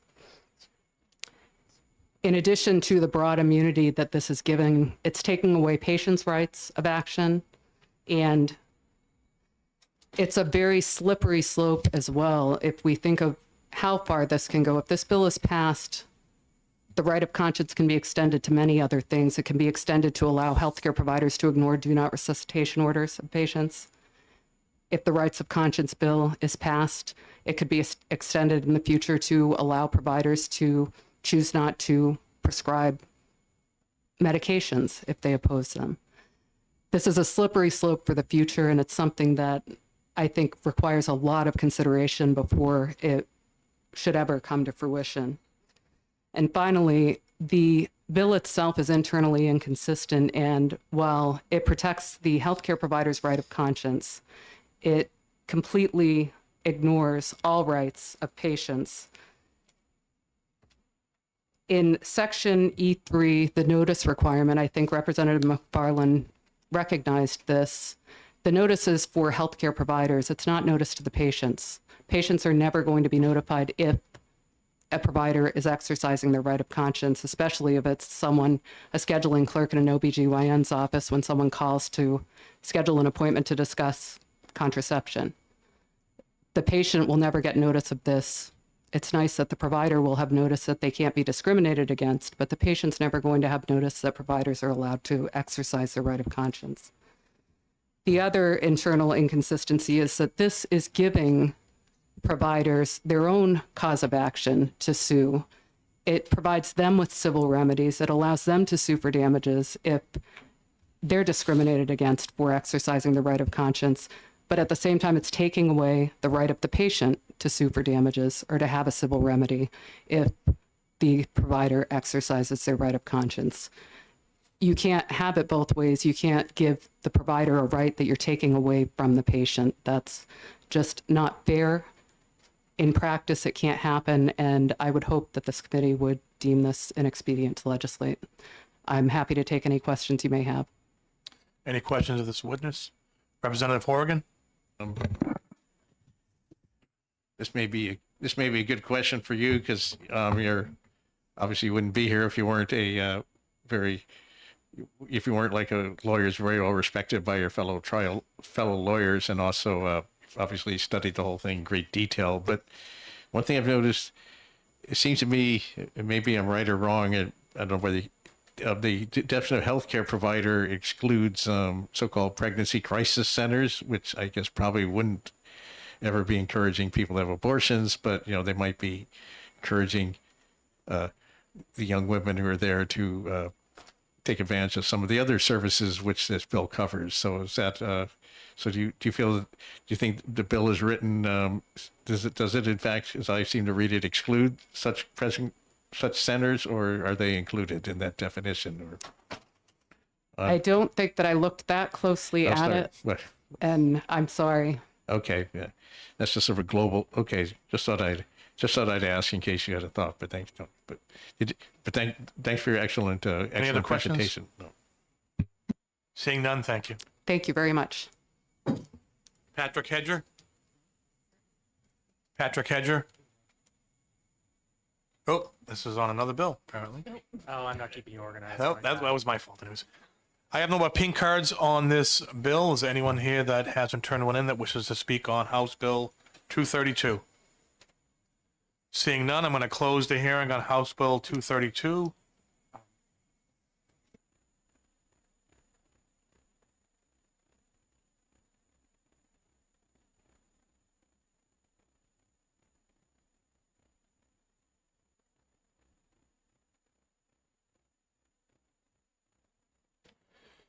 I'm going to open up the hearing on HB 253, and I'm going to recess that. The prime sponsor had to step away to introduce another bill. And now I'm going to open. In time certain, you can say.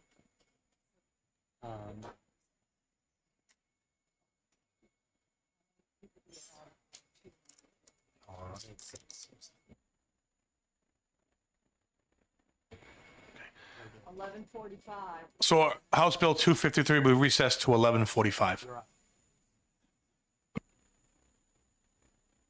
Now I'm going to open the hearing on House Bill 293. And Chief Representative Dry. is Dry. coming. Why don't? We'll shuffle it around a little bit, right? There she is. There she is. And I recognize Representative Dry to introduce the bill.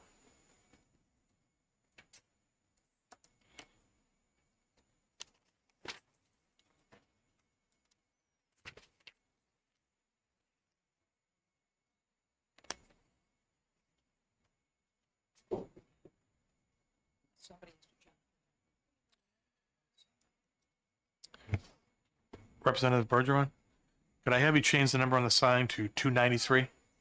Thank you.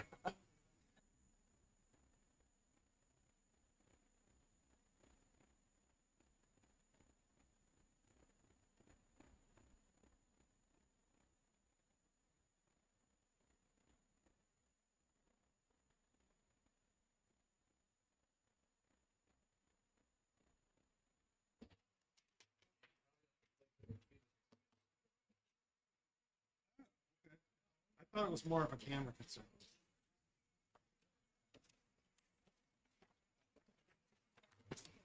Is that what you're suggesting? Where does it go?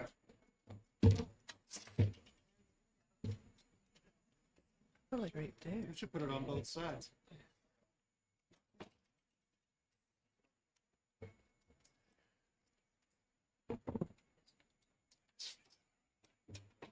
We good? All set. Okay, thank you. You're all set to introduce Representative Dry. Thank you, Mr. Chairman, and thank you, committee, for hearing this bill.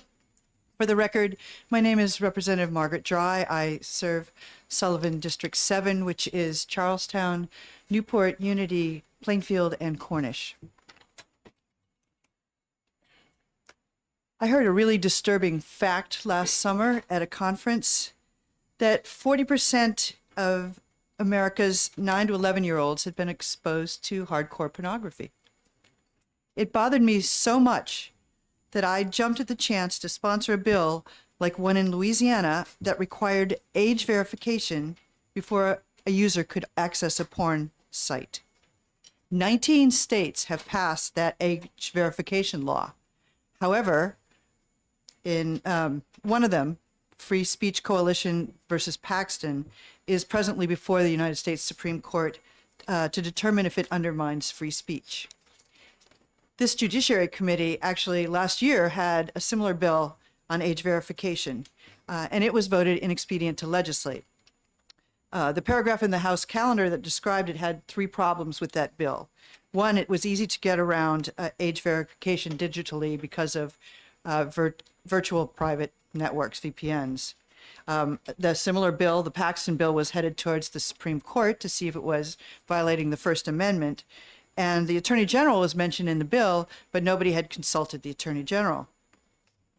So an alternate bill, one that used a filter on electronic devices, seemed like a better approach. Justice Kennedy in Ashcroft in 2002 gave this advice. He said, filters are less restrictive. They impose selective restrictions on speech at the receiving end, not universal restrictions at the source. So this bill, or one very much like the one you have before you today, was passed in Utah last year and took effect on January 1st, 2025. One of the first things I did when I got a copy of the bill that was passed in Utah was to send it on to our own Attorney General for consultation. The bill before you has been adjusted to refer to New Hampshire statutes. And it has basically 6 sections. Very briefly, I just want to point out the first section amends the Consumer Expectation of Privacy Act. That's what 507-H:4 is, to assume that the manufacturer of the device will have a filter on the device. And then it moves on to a lot of definitions. The one that's probably the most important on there is Roman numeral 8, which says obscene material that references RSA 650:1. The device filter is required in the next section. There will be more explanation from that from other people today.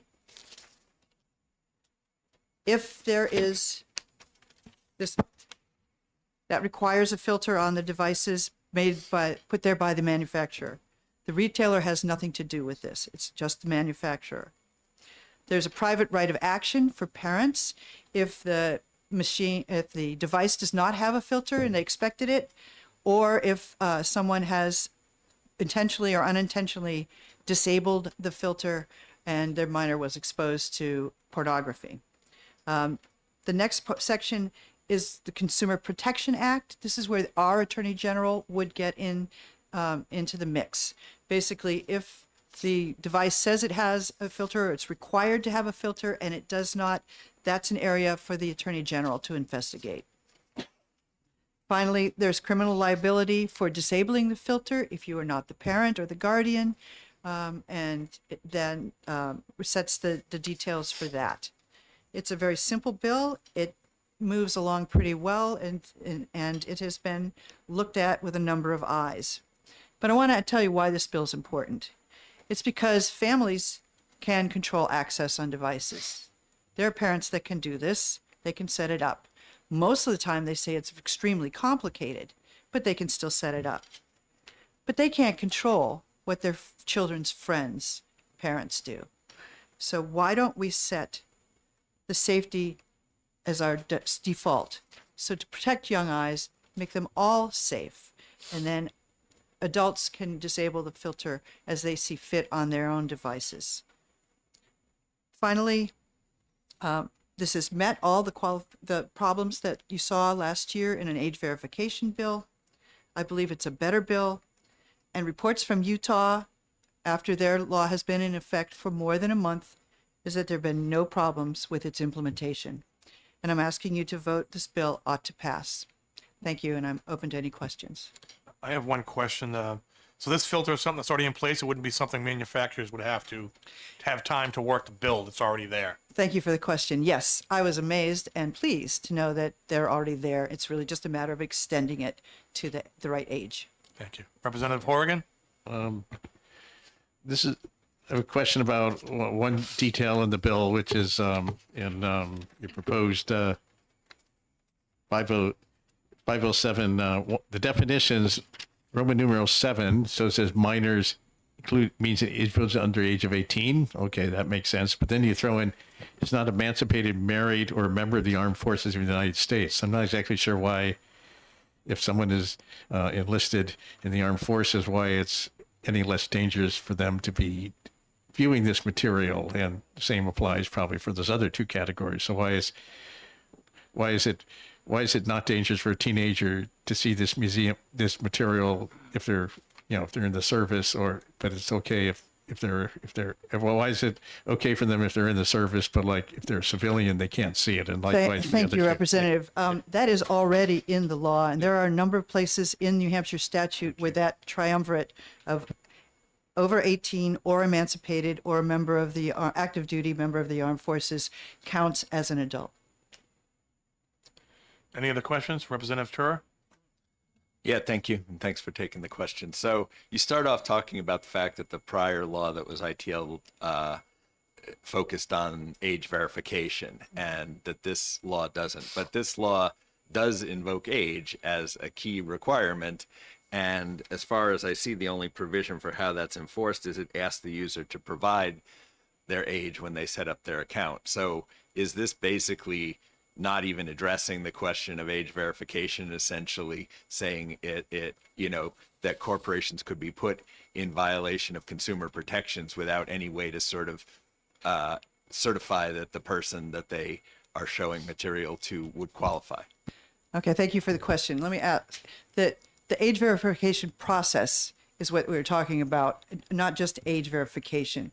The process that had the other bill had was you had to submit a driver's license or something. You had to give your information and be checked to whether you were 18 or older. So even if you were an adult, you were exposing all your information to this company. This is done when you buy the device and register and activate it.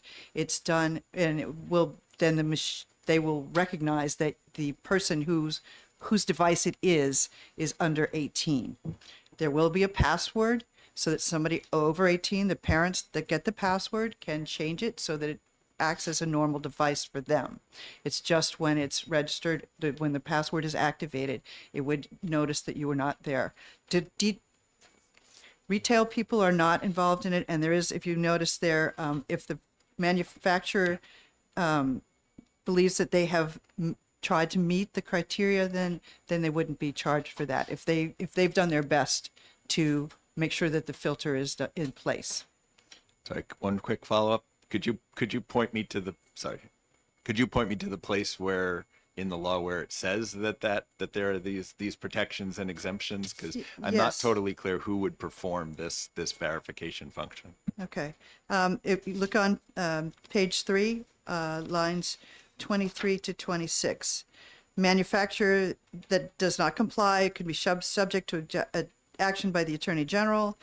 That the manufacturer reasonably believed, based on its demonstrable efforts to comply with the law, that the device did comply with the provisions, should be an absolute defense to any violation brought according to this section. And the line right up above it, 21, no cause of action shall exist against a retailer.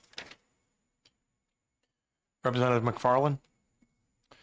Thank you. And Representative, I apologize. I missed the starting part of your testimony. I thought we were doing 253 before yours. But I read this bill carefully. And to Representative Tura's question, I do see the section in there that you talk about that protects the manufacturers or purports to protect the manufacturers as long as they comply with the other part of your bill, with RSA 507 I:2.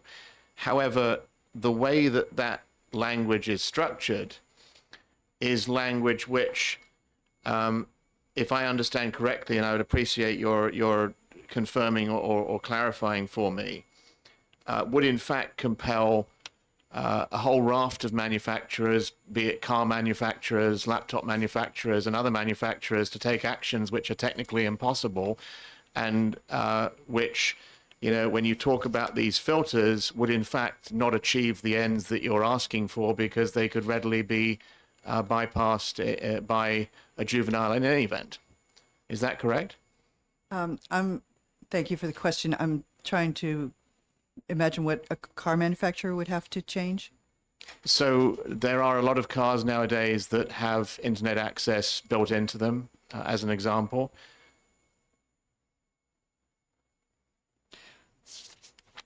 I think you've reached the part where I'm a little not as technically inclined as I would need to answer that question, but I can find out the answer for you. Thank you. Mm-hmm. Are there any other questions? Representative Smith? Thank you very much. Perhaps I've missed a section. Can you show me where it says in here that the parent has some responsibility? If you go towards the end of the bill,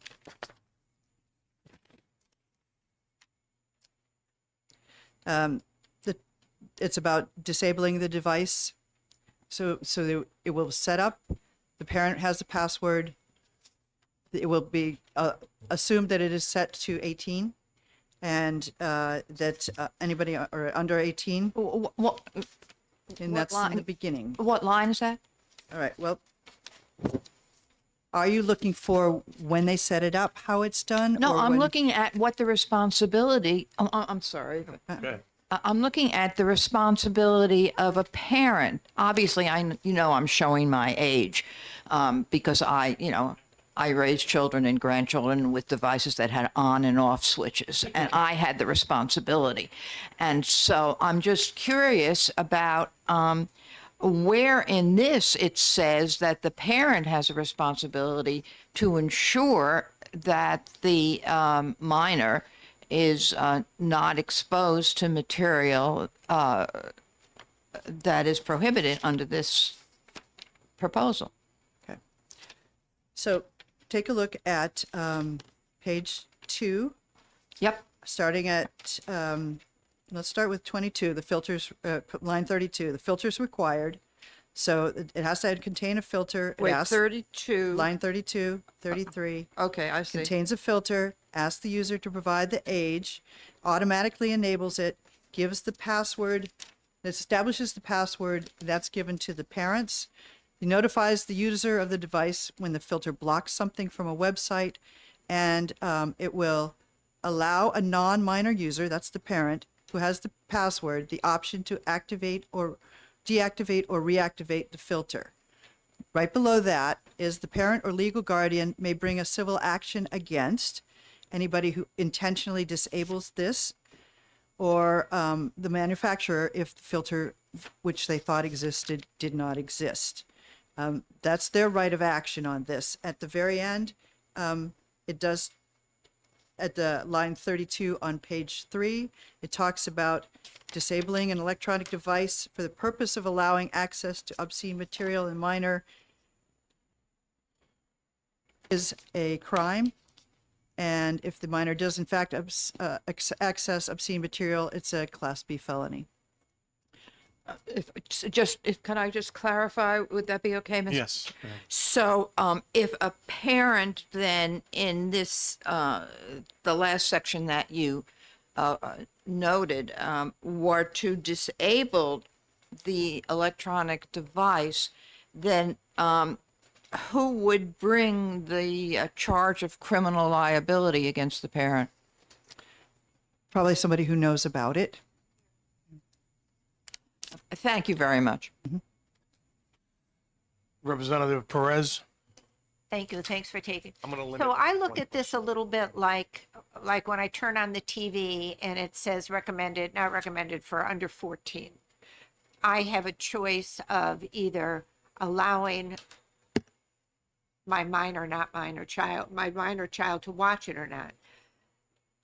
Are you saying that this would be the same idea, that if a parent had a minor child, bought the device, registered the device as the child's device, okay?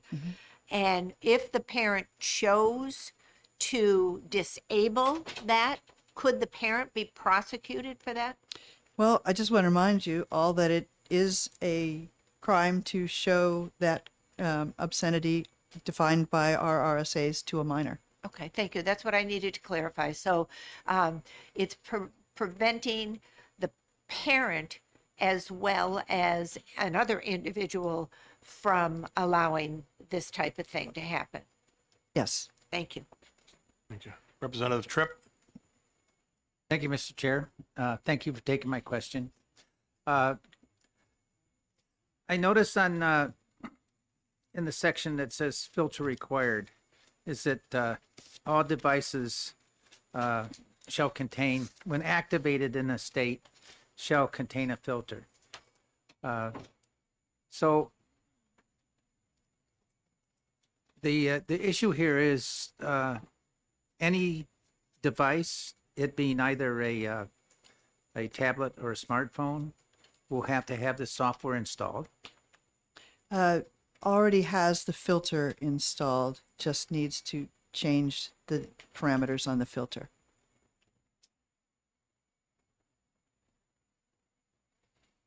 Did that answer your question? Okay. Thank you. Any other questions from somebody who hasn't asked a question already? We need to move along here, so thank you.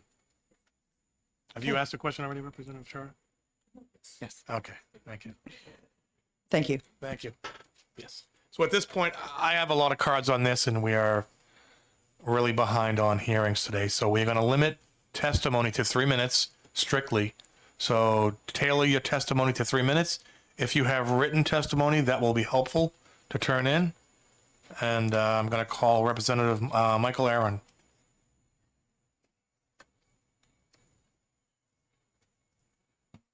Thank you, committee members, for taking my testimony. My name is Michael Aaron. I'm representing Sullivan County District 8, which is 9 towns. I won't go into the list.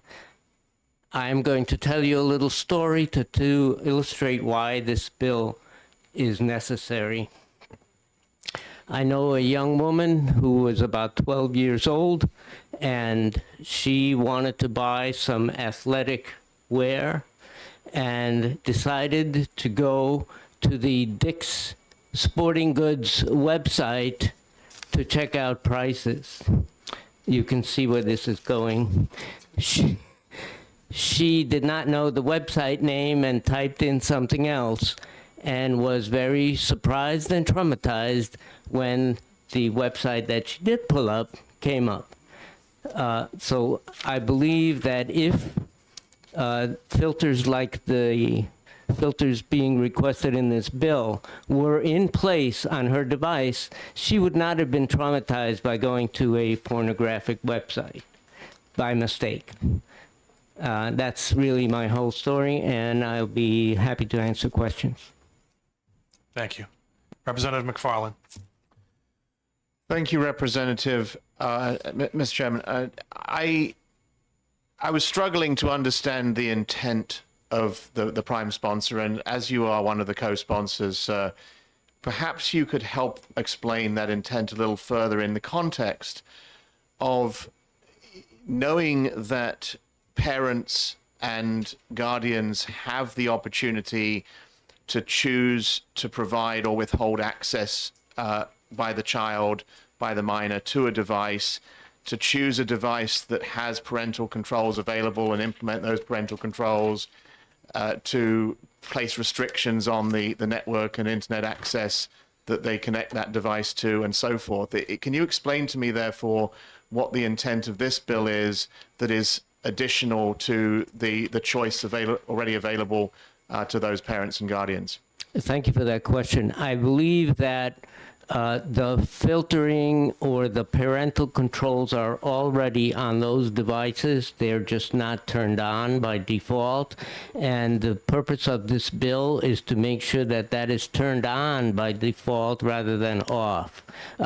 Some of these parental controls, especially on some newer devices, are really difficult to navigate through the settings. And so if it's turned on by default, it'll be there and does not rely on the parent's expertise or non-expertise about using the device to get it turned on. Thank you. Representative Rombo? Thank you, Mr. Chair, and thank you for taking my question. I, as a parent with kids who have trying to listen to music on devices and working with these filters myself, I can understand the challenges of getting them right. And we've certainly had instances where, like a Broadway musical we wanted to listen to as a family had some swear words in it, and so the filter blocked it from being able to be played until we, made decisions about what to do with the filters. If I'm understanding correctly, the automatic filter being proposed here are the same filters that right now would be the same as what exists, or would they somehow change the way the kind of filters you're able to have, or how you negotiate the filters as a parent? I don't believe that they would be any different than what is on the phone now. But it's on the device, not on a particular platform, right? Amazon Music or something. Smartphone, laptop, tablet, whatever. There are settings for parental controls to let you know what kind of websites you can filter out, and they're just not turned on. Okay, so it doesn't fix the challenges of the filters themselves. It just automatically sets that on. Correct. Thank you. Any other questions? Seeing none, thank you. Thank you.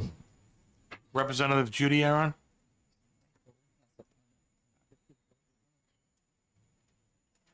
Yes,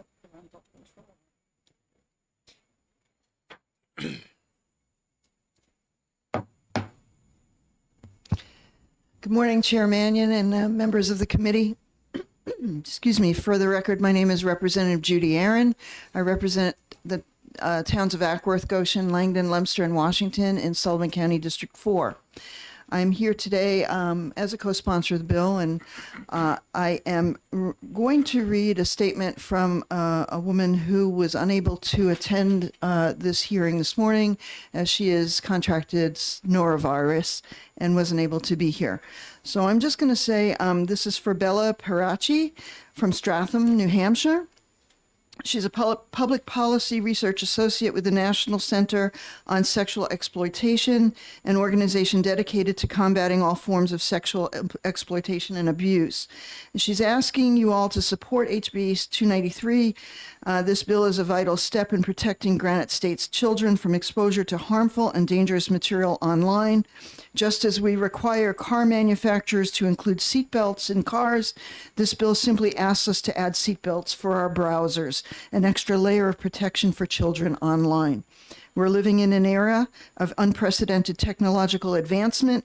Growing up, parents told us how to stay safe on the internet. Don't talk to people you don't know online. Don't post anything you might regret. Keep your accounts private, and so on.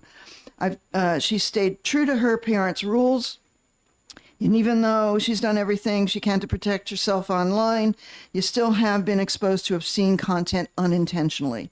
Children are just a click or a scroll away from being exposed to such content, and viewing such material is becoming increasingly normalized.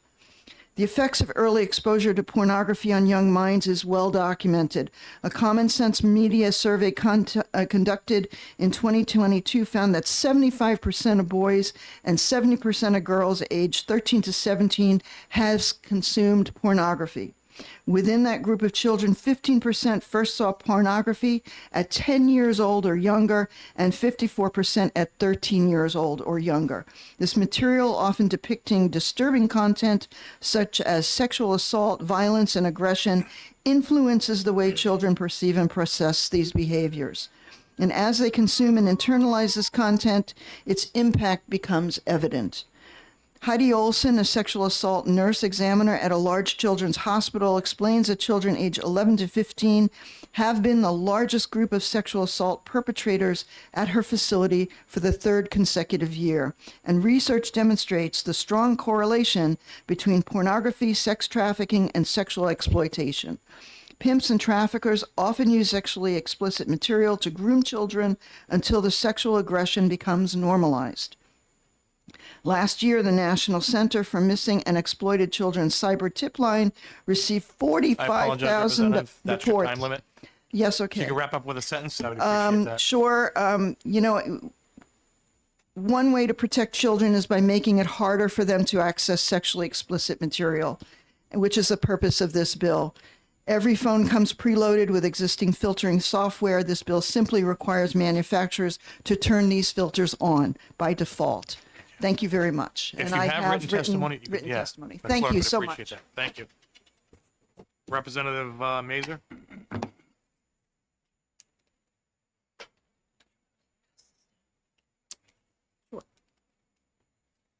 Hello again. Thank you, Mr. Chair and honorable members of the committee. For the record, again, my name is Lisa Mazur. I represent Hillsborough District 44, Goffstown, and Ware.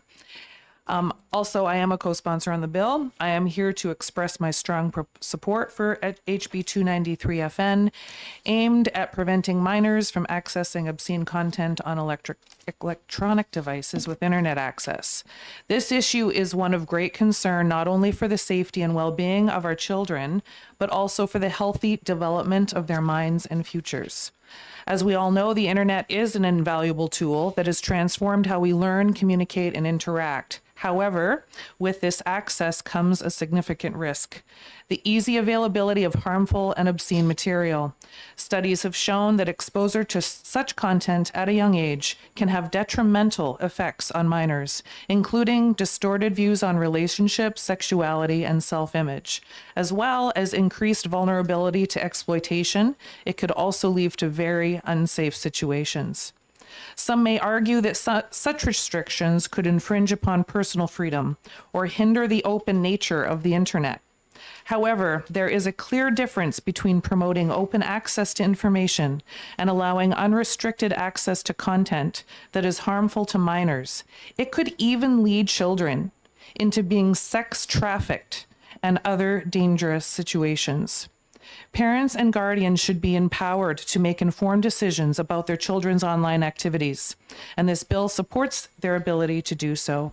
It is not about limiting access to knowledge or entertainment, but about ensuring that children are protected from content that could and will cause irreversible harm.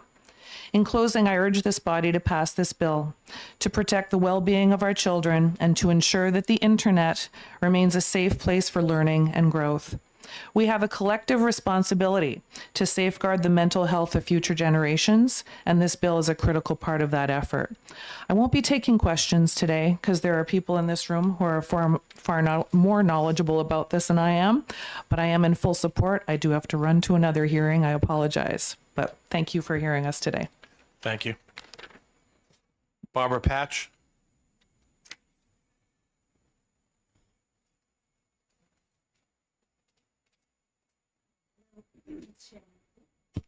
Hello, Chairman Lynn, members of the committee. I'm Barb Patch, and I'm here as the director of All Girls Allowed, a nonprofit that fights exploitation every single day, and also a representative of the New Hampshire Traffic Free Coalition. We like HB 293 because it's very straightforward and easy to implement. The filtering technology that we're asking to default to on for minors already exists on the devices. This would relieve a huge burden that's currently placed on the shoulders of parents to protect children from obscene content. And it has a huge payoff, as you've already heard a little bit of, for the protection of our children's brains and their future. Many of us have grandchildren, nieces, nephews, daughters, sons. Who among us in this room would ever take a child to the edge of the red light district and drop them off and say, go play? If we give them one of these, that's exactly what we're doing every day. Without intentionally searching for it, children can experience porn just a few clicks away, as you've already heard testified to. In her article, I Had a Helicopter Mom, I Found Porn Anyway. This was published in August 2023. Isabel Hogman wrote, I was 10 years old when I watched porn for the first time. I found myself on Pornhub, which I stumbled across by accident and returned to out of curiosity. The site is easy to find, impossible to avoid, and has become a frequent rite of passage for kids my age. Where was my mother? She was in the next room, making sure I was eating 9 different colored fruits and vegetables on the daily. She was attentive, nearly a helicopter parent, but I found porn anyway, and so did my friends. First, let's get on the same page about what porn really is today. When I talk to adults, I get the strong sense that they picture a hot bombshell in lingerie or a half-naked model on the beach. That's not what I stumbled upon back in the 4th grade. I saw simulated incest, bestiality, extreme bondage, sex with unconscious women, gangbangs, sadomasochism, and unthinkable physical violence. The porn children view today makes Playboy look like an American Doll catalog. That's what we're dealing with. We are also seeing individual stories you've heard already, but large-scale negative outcomes when children are exposed to porn. Children who view pornography are 3 times more likely to be sexually exploited.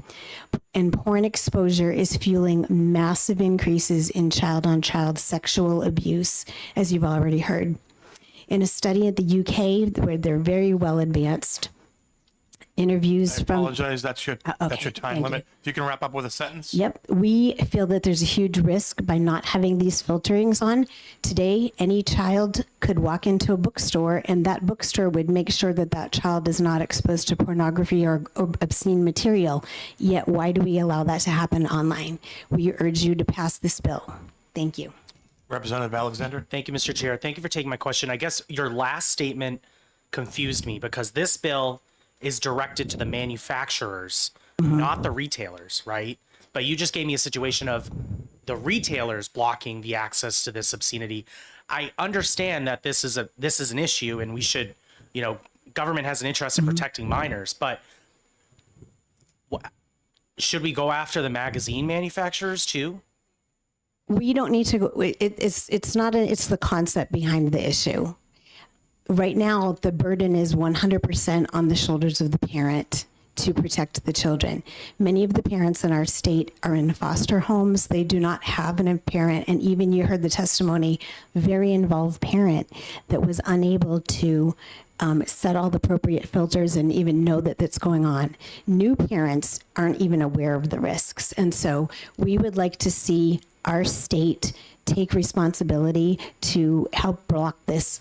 Putting it on the manufacturer's level is very easy to implement, and it's an easy way to get that done. So, why do we allow this, however it gets done, they can't walk into a bookstore and get it, so why should they be able to get it online? Representative Perez. Thank you. Thanks for taking my question. What's to stop my child from going into the library and using the library computer?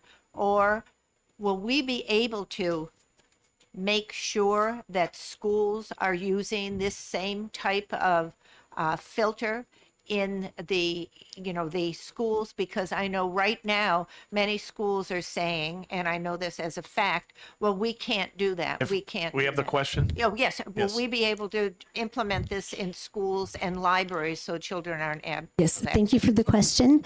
We don't believe this bill is going to solve every exposure issue. However, we do believe it would, yes, in schools when they get devices now, if they're activated in the state of New Hampshire, these filters would be turned on for ages 17 and under. Representative Smith. Thank you. Could you, on page 2, Roman 6, material means any printed matter, visual representation goes on and on and on, including but not limited to books, magazines, films, pamphlets, records. Can you tell me how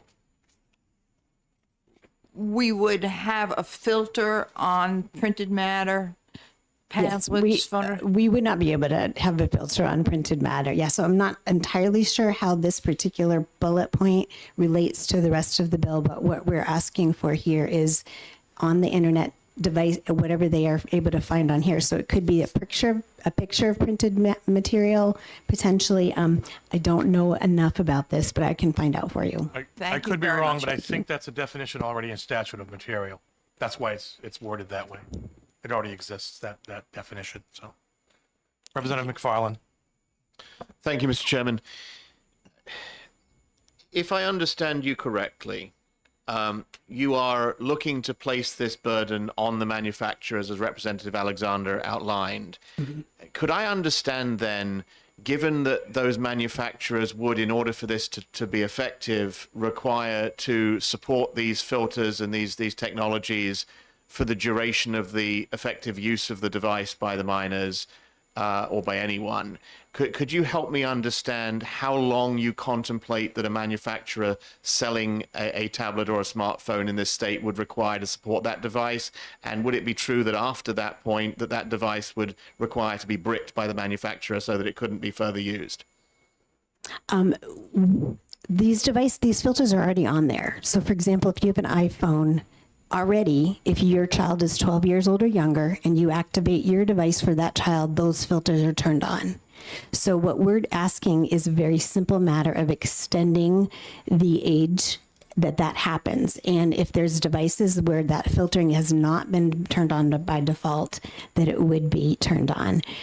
We do believe that these devices, we all know we get the updates, right, that come nightly or whatever, whenever they come, that they would be there for the life of that. And then once a device is deactivated, the manufacturer is no longer required to support those filters for the new person. Thank you. Representative Tripp. Thank you, Mr. Chair. Fairly simple question. So these filters are provided at no cost on the cell phones and the tablets? Correct. Any other questions? Representative Tura? Just to clarify, are we talking about what's called the safe search switch on a browser? Is that what the filter technology that we're talking about? Is it consistent? Right. We actually have a technical expert who's going to be talking more about it, but we're actually talking much larger than that. There are these things called spiders that evaluate web content. So when a user does a search, it will evaluate all the material and the words to determine, using AI, is there obscene material coming across? And that's what would be blocked. The user would then get an indicator that this is blocked content. So the parent doesn't have to take the burden of turning it off everywhere. That's what we're going for here. Thank you. Any other questions? Seeing none, thank you. All right, thank you so much. I appreciate your time. Rick Fabrizio?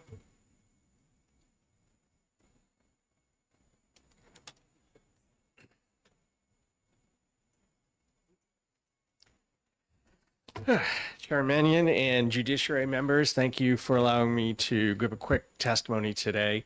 I am, again, Rick Fabrizio, Senior Director of Advocacy and Public Affairs for the Business and Industry Association. BIA understands the importance of restricting minors' access to obscene material such as pornography. It's not unlike proper protocols to assure minors can't buy alcohol and tobacco. But 293 is flawed on multiple fronts, with the most important being that it exposes device manufacturers and operating system manufacturers to unfair, unreasonable, and misguided civil liability. The best way to keep minors from accessing obscene material is parental and guardian involvement and the use of readily available content blockers for devices and operating systems, internet browsers, I mean. But 293 creates unworkable requirements.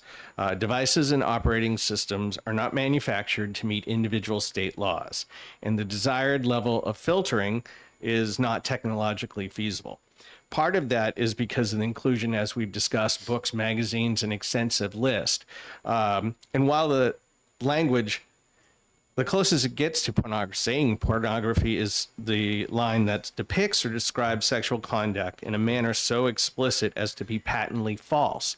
However, it includes other definitions that are subjective, such as lewdness or lascivious thoughts when applying contemporary standards. If there's a clearness in there, I've yet to find it, and I just don't see that. And that's important given the inclusion of civil liability up to $100,000 and punitive damages in a private right of action. The goal should be provide proper safeguards, not to prompt a slew of civil actions that could be very costly to manufacturers of both the operating systems and devices. I'm happy to take any questions. Any questions? Representative McFarland? Thank you, Mr. Chairman. Mr. Fabrizio, am I right in understanding that if I have a tablet such as my car or a smartphone such as my laptop, and I were to seek to reinstall the operating system on that or to install an open source operating system on that, that under this bill I would be a felon? There are felony charges if you deactivate this filter and then a minor uses it. Another problem with this bill is that devices are manufactured, packaged, wrapped, and sent. If they went to the default filter that it's on for, minors, that still would require the purchaser of the device to take it home and start it up. And then if choose to deactivate, they would have to show some type of age verification, but I don't see language in here that explains how age would be verified. Thank you. Any other questions? Representative Manos? Thank you, Mr. Chair. Thank you for taking my question. Page 2, line 5 of the bill includes an obscenity, or it's actually under the definition of material. It says undeveloped photographs, molds, printing plates, and the like shall be deemed obscene material, notwithstanding that processing or other acts may be required to make the obscenity patent or to disseminate it.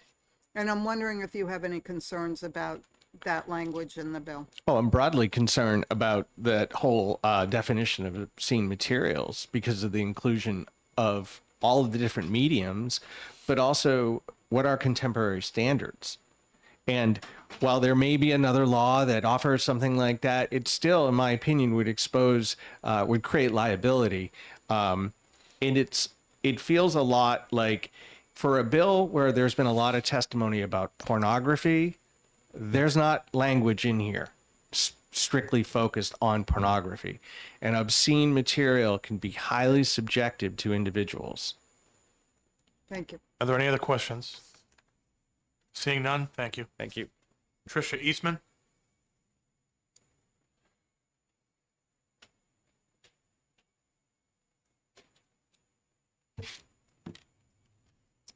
Hello, Chairman, and members of the committee. My name is Tricia Eastman. I am an educated, middle-class professional mom to 3 boys. I am here today to provide a personal testimony on why I'm in support of this bill.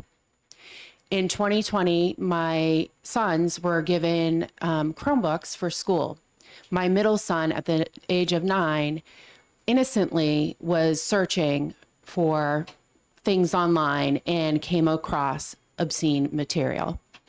I put on filters on our internet providers, Wi-Fi, as well as took their computers and tried to put blocks on whatever I could. Part of the problem was not having a technical background and not growing up in computers as our kids are. It caused things to be blocked that they needed for school. So I often had to remove those so that they could access school, and in fact, allowing him to have access to obscene material. Jump forward to 2024. My now 14-year-old son is addicted to pornography. We are a very unusual family where we limit screen time. We do not allow our kids on anything with Wi-Fi or internet access willy-nilly, like it's limited and monitored. We went as far as to lock up electronics. He found ways to get on and to access this. Things came to a head when I learned from my 12-year-old son that the 14-year-old had gone on a chat live stream pornography site and was chatting with people. This terrified me. I was scared that he would be trafficked or meet up with someone, not even to mention the long-term effects of this addiction to pornography in his personal relationships as an adult. Because I felt like I could no longer provide the level of care that was needed for him, I chose to send him to a residential treatment center where he spent 45 days, came home for about 45 days, got on another device, actually at school, which is supposed to have Go Guardian, and found ways around and got on some more chat websites. I then sent him back. He is now home after being there for 40 days. He attends an intensive outpatient program 3 days a week. The school has limited his computer access. A assistant in the classroom has to monitor what he's using. And I did all I could as a parent, and I believe that this bill will help with some of that burden and hopefully will limit. I apologize. That's your time limit. If you want to give you a sentence or two to wrap up. Yeah, I think this bill should be passed in order to help protect our children, not only from the short-term effects of viewing obscene and pornographic material, but the long-term effects that we know from studies exist. I'm happy to take any questions. Okay. Representative McFarland. Thank you, Mr. Chairman. I think all of us parents can understand the concerns around both your children having access to these kinds of materials, as well as the ready availability of Chromebooks and other devices that are managed by others that are thrust upon your children in the school systems. However, I just want to understand, it seems that the bulk of your testimony is as to the ineffectiveness of some of the existing filtering mechanisms which are being advocated for in this bill. Am I misunderstanding? As a parent, knowing how to turn on which ones and which ones to turn off, or what to whitelist and what to blacklist on a computer is an issue. My understanding of this bill is that this filter is turned on and there is a constant searching of the internet and what the latest issues are, because it does change. Thank you for your question. Representative Tripp, did you have a question? Yes, I do.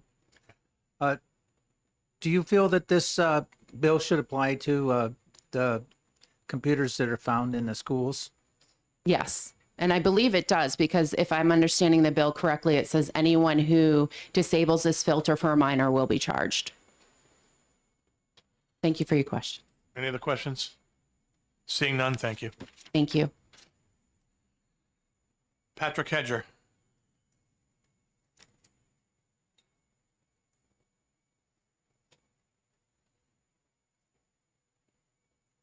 Chairman and members of the committee. Turn on your mic. I apologize. Thank you, Mr. Chairman and members of the committee. My name is Patrick Hedger. I am the Director of Policy at NetChoice. We are a trade association that represents and advocates for free expression and free enterprise online. In line with that mission, we respectfully oppose HB 293. While certainly well-intended, NetChoice opposes this bill primarily for two reasons.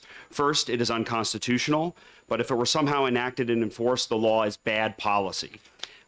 It would force all users to show ID to access common websites such as Google search without meaningfully inhibiting access to obscene material. HB 293 would immediately face constitutional challenges similar to those that struck down the Communications Decency Act in 1996, the Supreme Court's unanimous decision in Reno v. ACLU. In the unlikely case that HB 293 survives scrutiny in the courts, the risk of unlimited private lawsuits at $50,000 each would force device manufacturers to restrict access to internet browsers and search, burdening users of all ages. Meaning everyone in this chamber would essentially have to prove they were over 18 to use common internet browsers and search engines. And I will add that in the comparisons to the Utah law are not perfect here, because Utah's law no longer contains the private right of action that would create these potential lawsuits, these unlimited lawsuits. And despite the severe restrictions device manufacturers be compelled to put in place, the limited scope of the required filter would not meaningfully inhibit the ability of adolescents to access obscene content. Filter only applies to internet browsers owned and controlled by the manufacturer. This does nothing to stop obscene material through browsers, apps, and search engines on the device that are not affiliated with the device manufacturer. So, for example, users of Safari on iPhone or Chrome on Android would be burdened with showing ID to access the web, but adolescent DuckDuckGo users, for example, would still be able to access obscene material. Instead of this legislation, New Hampshire should consider more targeted solutions like digital literacy education in schools or better promotion of existing parental control resources. These approaches would support families while preserving both constitutional rights and market innovation. Thank you for your time and happy to take your questions. Thank you. Any questions for this witness? Seeing none, thank you. Thank you. Is it Marissa Fernandes? Marissa? If you could help me with the last name, I'm trying to read it here. Fernandes, thank you. I have some handouts. And I was also wondering if I could testify jointly with Mr. Saracen. He has a pink card? Yes, yes. Jason? Yep. Yes. Thank you.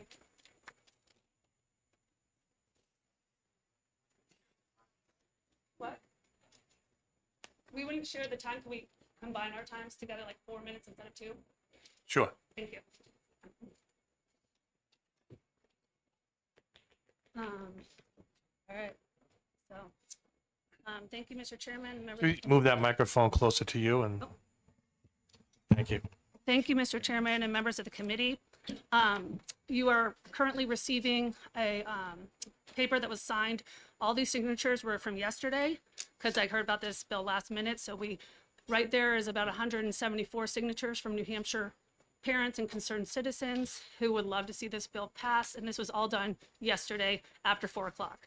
So my name is Marissa Fernandes. I'm the National Director of New Hampshire Traffic Free Coalition and a mother of 3 sons. In the last 6 years, I have been focusing primarily on the intersection of sex trafficking and pornography, aka obscenity, as well as how online obscenity affects children. As a result of this, I have had countless other New Hampshire parents, grandparents, as kind of like what everyone else is saying, come to me with heartbreaking stories of how obscenity has harmed their children.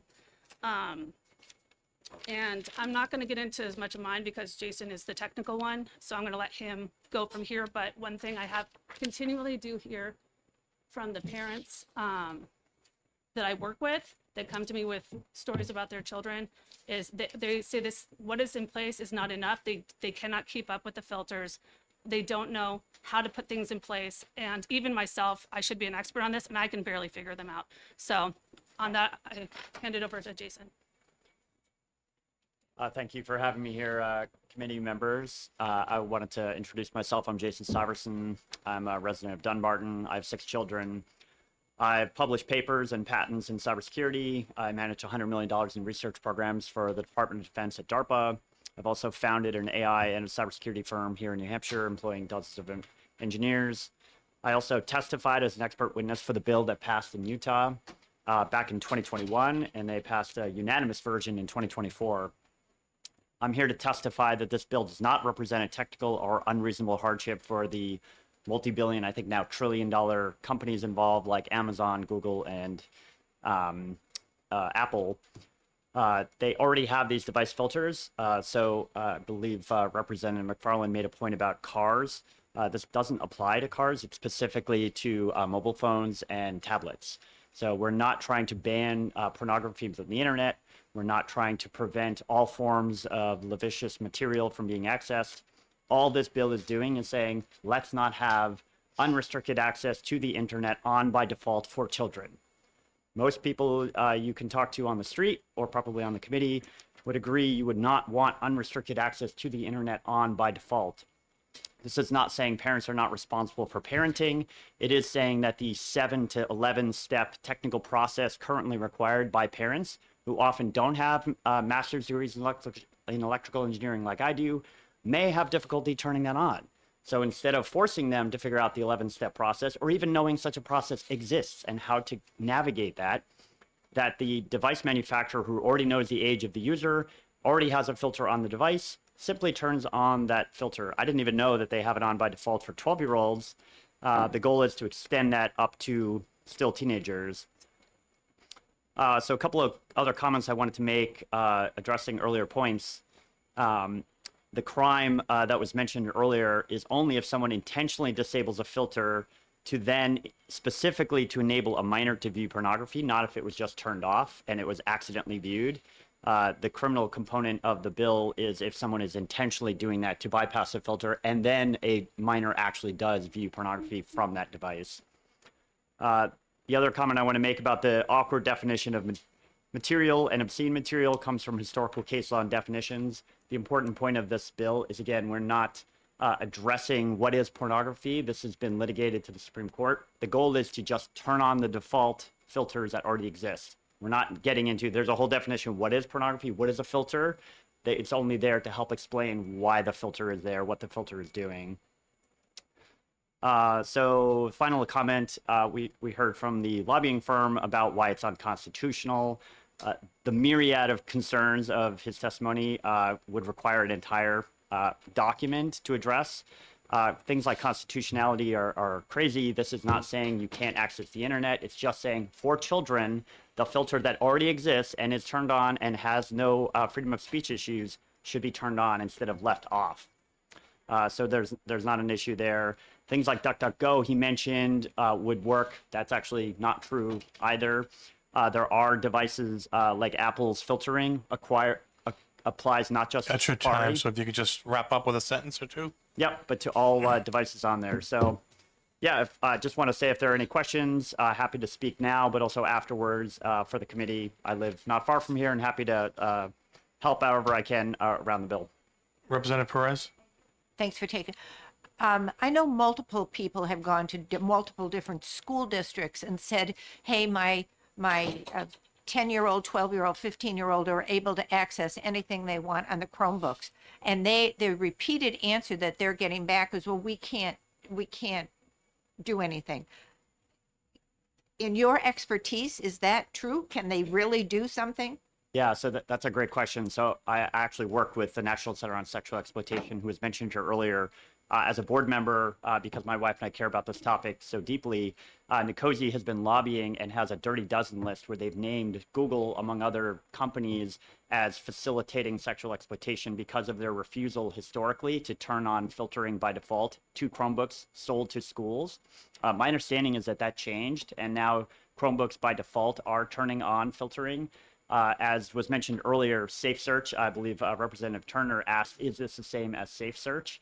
It's not the same as Safe Search at the device level. You can use the operating system to filter content. Safe Search is specific to Google or a search engine, and it's saying filter at the search engine level. This is saying at the device level.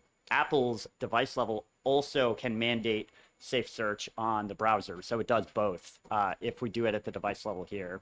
So yes, they can be secured. Some schools turn off the filtering because they don't have it on by default historically, but there is movement in a good direction. Google is starting to recognize these concerns, and my understanding is that they have started to sell Chromebooks with filtering on by default. Representative, Okay, follow. we don't have time for that. Okay. I mentioned that earlier. Representative Tura? Yeah, thanks, and thank you for taking the question. Actually, your last statement was a great segue to my question, which is we heard earlier that this is not Safe Search, that this is something more, something that involves AI. Can you say a few words about what we would be asking parents to share with an AI engine in order to utilize these functions regarding their children's search, and where would that processing take place? Great question.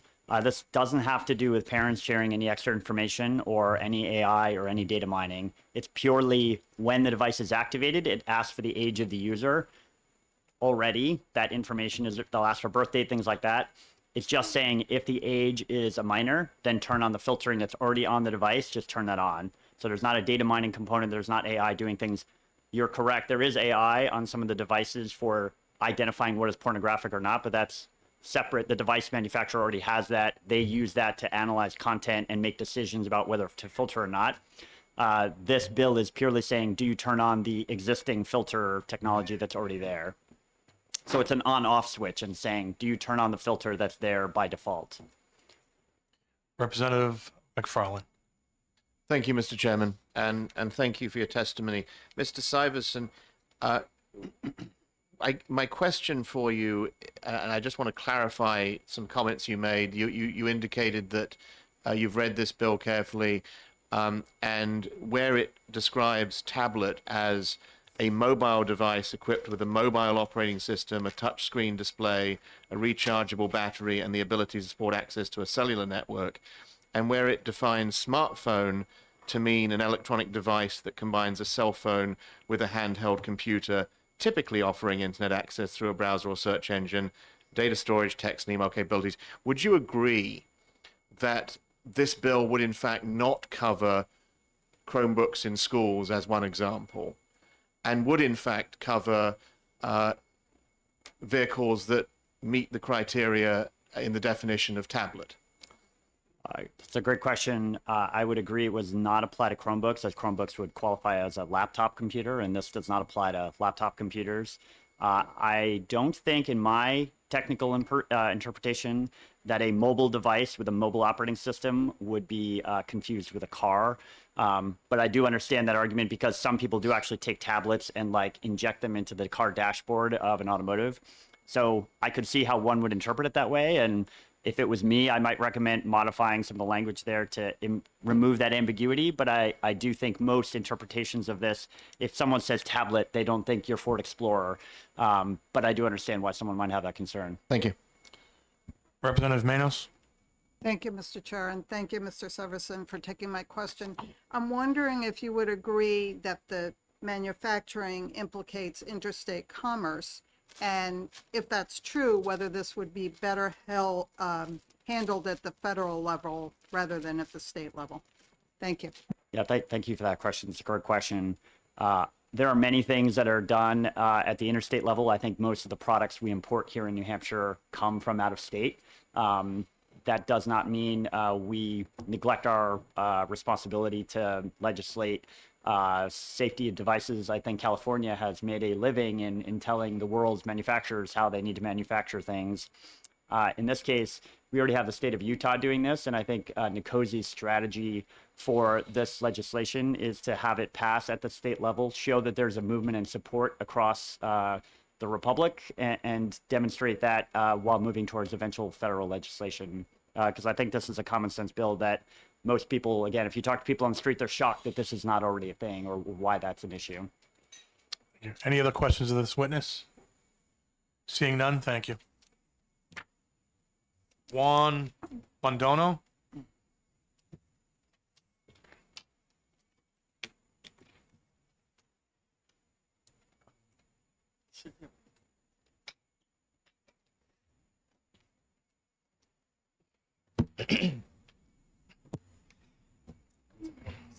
Thank you, Chair and committee members, for the opportunity to testify. My name is Juan Londoño. I'm speaking on behalf of the Taxpayers Protection Alliance, or TPA, a nonprofit, nonpartisan taxpayer advocacy consumer watch organization.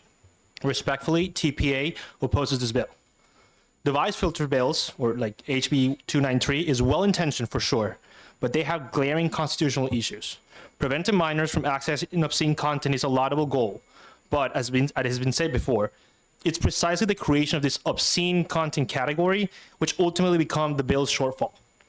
By creating a category of content that is considered obscene, which platforms are now going to be required to block off for minors, the government will then become the arbiter of what speech is considered obscene or not, designating a government with the task of determining what type of speech, and by quoting the bill, lacks serious literary, artistic, political, or scientific value, as defined of the bill, will present a clear-cut affront of the First Amendment. These constitutional issues will inevitably get the state of New Hampshire involving costly lawsuits to defend the constitutionality of the bill, with taxpayers are going to ultimately foot in the bill. Existing precedents such as Reno versus ACLU, or Brown versus the Entertainment Merchants Association, and the plethora of state-level rulings indicate that taxpayers are going to be paying for a losing case. Children, educators, and parents already have a vast array of parental control tools at their disposal that prevent children from accessing inappropriate content. These controls can not only be found on the devices themselves, but also on the online platforms or with the internet service providers. Legislative efforts should be focusing on helping parents and guardians be aware of these tools and see how they can effectively use them. As a taxpayer advocacy organization, in the name of taxpayers and fiscal responsibility in New Hampshire, TPA encourages to reject this bill. Thank you so much. Thank you. Any questions of this witness? Representative McFarland. Thank you, Mr. Chairman, and thank you for your testimony.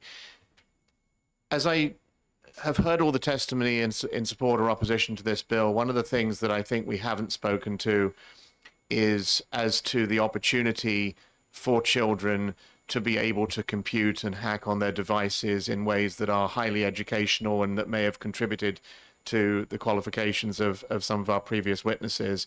In your understanding, does this bill end up creating a circumstance where we are disenfranchising our children? It's a very good question. I think, as you mentioned, the problematic part of the bill in that case, if it's a children tinkers with the device, as you mentioned, as hacker and trying to open up the OS and deactivates this filter, I think it opens an opportunity for this kid to be considered a felon under the definition of the bill. Thank you. Any other questions? Seeing none, thank you. I don't have any more pink cards. Is there anyone else that wishes to speak on this bill that hasn't filled out a pink card? Seeing none, I'm going to close the hearing on House Bill 293 and just mention that it's afternoon if somebody wants to go ahead and take a break. Representative Corcoran has been waiting patiently. I'm going to have his bill next. I just want to make sure that if you want to take a break, we're going to run through here. But if you need to go get something to eat or whatever, please go ahead and do that on your own. Okay. I'm now going to open the hearing on House Bill 253 and recognize Representative Corcoran to introduce the bill.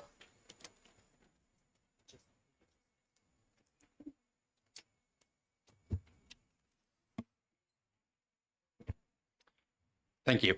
So after some of the monster bills you had this morning, hopefully this will be 5 minutes of testimony by me and no one else, and you can all get lunch.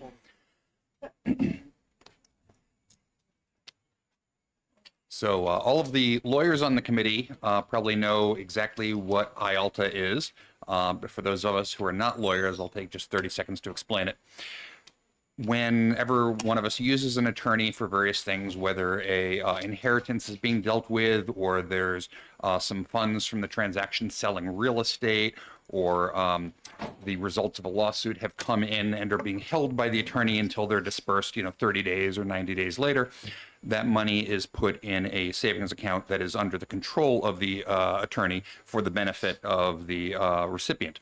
And the attorney is not going to spin up 150 different savings accounts for each of his 150 clients during the year. He will just have one savings account, pile all of the money in and disperse it as the dispersals are required. And that's quite reasonable. And the attorney himself is keeping track of how much needs to be dispersed to each entity. So, if I have $1,000 for my benefit that lands in an attorney's trust account, and it comes out 30 days later, it might have earned, $6 in interest or whatever the math is. And simultaneously, other amounts are landing in there and also generating interest from the bank. At the end of the year, it would be wildly impractical for an attorney to go through and say, Travis Corcoran had $600 for 91 days at 1.2%. We need to mail him a check for $1.06, and so forth and so on. So the way that this is resolved, and yet that money also shouldn't flow to the attorney. He hasn't earned that interest. The way that this is resolved is currently by New Hampshire bar rules using a program called IALTA, which stands for interest-bearing accounts, or interest on trustee accounts. This is all fairly reasonable, but the question is exactly who disperses these funds and what criteria do they use? And if we've been following the news recently with the revelations about the U.S. Government's budget and the U.S. aid money, which has effectively been this vast dark slush fund that has been dispersed to all sorts of entities, and dispersed not in sort of an even-handed way where we're just paying for first aid in this place and libraries over there, but a lot of it has been very, very, very targeted. And this is the federal level, and I'm making an analogy, so just 10 more seconds and I'll get back to New Hampshire. But it has been targeted by those who are aware of how these non-governmental organization mechanisms work, and it is directed to allied NGOs and used for very, very political purposes often. So the IALTA fund in New Hampshire is effectively a tax on New Hampshire citizens, those who use attorneys for sort of any purpose. And this money is being dispersed, this tax dollars in a sense, metaphorically so, is being dispersed not by representatives of the citizens, but by members of the Bar Association. And I've found several different numbers talking about the total amount. Some numbers say $500,000, some say about $1 million a year, some say $2 million a year. But reviewing the grants that have been given, some of these grants are fairly neutral and sound like good ideas, organization to help the indigent or whatever. Some of them, on the other hand, are very much on one side of the political aisle, going to organizations that are involved in lobbying or helping very particular groups. And I pulled up just a few examples, and I don't want to go through the entire spreadsheet. But grants are going to New Hampshire Catholic Charities, which uses them for, among other purposes, to help settle refugees in New Hampshire. That goes to the Manchester chapter of the NAACP, and while that organization may do some good things, it has also done other things, such as endorsing or pushing for laws that infringe on the First Amendment by criminalizing the display of the Confederate flag, and to pushing for laws against quote-unquote disinformation, and for pushing for laws that would criminalize behavior by private firms as racist or discriminatory, not based on any evidence of that, just by disparate impact. Let's see, there's also the Disabilities Rights Center has been a receiver of these funds, and one of the things that they do is launch lawsuits against private firms if, in the view of the Disability Rights Center, they have, the handicapped door was blocked for 15 minutes or this sort of thing. So I need not say that every single recipient of these funds is necessarily doing bad or doing bad all of the time, but we do have this situation where there are sort of dark funds that are being taken from citizens as a whole and directed very much in one side of the political aisle. This bill gets back to the original idea behind IALTA funds, which is there is in fact a huge transaction cost to tracking every single penny, and that would not be realistic to mail out thousands of checks for 60 cents each. And it specifies that, let's see, just one second. The funds instead flow to New Hampshire's public defenders. And this is, I think, a idea that should be palatable to people on both sides of the aisle. The libertarian could see, what is it that public defenders do? They help individual citizens who are often very much mismatched in a David and Goliath situation against prosecutors with effectively unlimited budgets. And on the left side of the aisle, you could see, effectively the same. These are not handouts to billionaires or, gun manufacturers or anything, but again, supporting a very pro-social good program. I'm happy to answer any questions. Representative Horrigan. Yeah, I guess you actually, just it jumped out at me looking at the bill at lines 14, like trying to prevent them from contributing any funds to any nonprofit organizations, and you explained why that is, and you cited 3 examples which you think are bad, although I'm not sure if everybody in the room would agree, especially Disability Rights Association. I'm not sure if you actually characterized what they do, but I think they're an excellent organization. I'm a member of at least one that's been cited by your co-sponsor as an NGO. But I'm just going to ask, would you consider a friendly amendment if we simply said they had to disclose what other organizations are donating to them rather than have a blanket prohibition on it? Because I think, and what would they do if the Defender's Office just continued donating to organizations which at least maybe you find objectionable? What would be the consequences if they simply refuse to take the funds and decide to seek their funds elsewhere rather than have this restriction on their activities? So. I believe that if they refuse to take the funds, those would be swept to the general fund.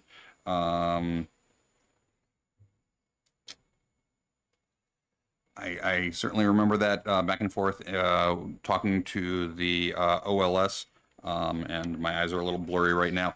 And so my answer is that no, I would not, obviously it's not my decision, but I would not recommend an amendment of that form because that allows for basically the exact current situation to take place where, people in a small community who work together say, hey, it was very much our intention to fund this one activist group, but now we can't do it directly. It goes to you guys.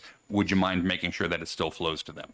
I think that it is reasonable for the House of Representatives to identify the Public Defender's Office as a worthy cause and to specify that the funds should go there and should stay there for the benefit of their clients.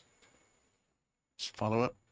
So I guess you're saying the Defender's Office, you wouldn't give them you would deny them the right to support other organizations which they feel like help them achieve their partnering for other organizations which help them achieve their mission. So you would like to deny them the right just because some third party may not necessarily agree with who they choose? It would not deny them that right. They have absolutely every right to do that, but if they choose to do that, they would be choosing between 2 alternatives, and one of them would be this additional source of funding for their core mission. Any other questions? Representative Alexander? Thank you, Mr. Chair. Thank you, Representative. How much money are we talking about? I've seen various conflicting numbers. I believe it's about $2 million a year. Any other questions? Representative McFarland. Thank you, Mr. Chairman. Representative Corcoran, if we were to contemplate an amendment as was being discussed a few moments ago and provide these lawyers with the opportunity to seek to direct the funds elsewhere, would that, in your opinion, increase the costs of administration and audit of this statute? I think that's quite likely. We would have to, review where it was going and see if these, were activist NGOs or something else. And again, I think that the purpose of an amendment, I shouldn't say purpose. It's always sort of a rhetorical fallacy to attribute that. But I think that sort of, patches one hole in the boat and then just immediately opens up another one, saying you can't send funds to, NGOs, except you can route it through this office and then they can send funds to NGOs. So I do not see it as being a great approach. Thank you. Representative Smith. Thank you very much. Do you recognize any difference between funding entities which provide criminal representation versus civil case representation? It's my understanding that the Public Defender's Office only provides criminal defense. I could be incorrect on that, and if I am, I'll acknowledge that correction. Could I follow up? Follow up? Yes. Thank you. Actually, that is my understanding also. And it is also my understanding that the public defender can go to the fiscal committee and in fact does go to the fiscal committee regularly when there is need for additional funding for criminal defense. Do you then think that civil defense is not as important in our justice system as criminal defense? I think that it is definitely important. I guess if you're explicitly asking me to rank order, is it less important? I would say it is less important. I have led sort of an interesting life, and I've been on both sides of multiple lawsuits. And being involved in a civil lawsuit is exciting. Being a defendant against the government when they're attempting to press criminal charges is much more exciting. So I think that the Public Defender's Office does great work helping people who cannot afford their own defense. And this, again, gets to sort of the David and Goliath problem, where you could have somebody, not graduating the top half of his high school class, not having family resources, and, through a mistake or, even an intentional error, was in the wrong car with the wrong friend, and suddenly there's, accessory to this and felony weight of that and this other thing. And there are people who end up facing sort of, huge precarious situations. And so the public defender gives these people, some help in that situation. So if I could, rank order, should the public defender's office or any group either help someone who's looking at 20 years to life or help someone who's looking at a $50,000 civil judgment, I would certainly think that the former is a much higher priority. Thank you. Although I'd like to follow up, I'm afraid that the sponsors' answers might be so long that we ought to try to. I can try to be briefer. Okay. That's all right. Okay. Thank you. Representative Manos. Thank you, Mr. Chair. Thank you for taking my question. I wanted to ask, the bill says that the Public Defender's Office would lose their funding from IALTA if they contributed any funds to any nonprofit organization. So do you contemplate that, for example, if the public defenders were a sponsor at the Bar Association mid-year or end-year meeting and they made a contribution and were a sponsor, or that if they paid a nonprofit organization to train new up-and-coming public defender attorneys, that then they would lose their IALTA funding? That is a very well crafted sort of adversarial question that gets to the worst possible aspect of this. And I'd say yes, it absolutely would. And, on the one hand, you could say, well, there should be, carve outs for this and that. And I absolutely understand the utility of those sorts of things and how that is in keeping with the core mission of the Public Defender's Office.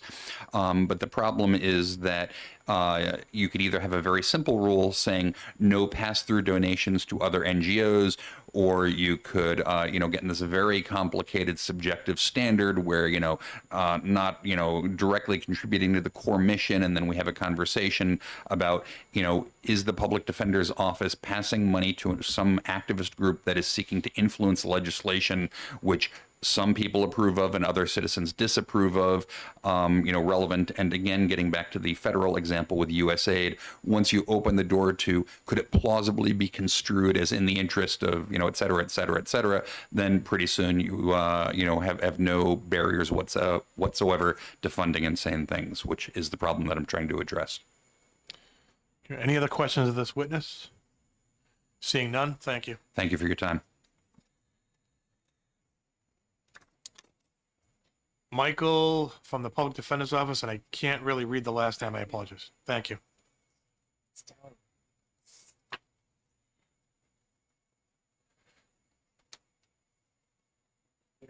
Just turn the mic. Yeah.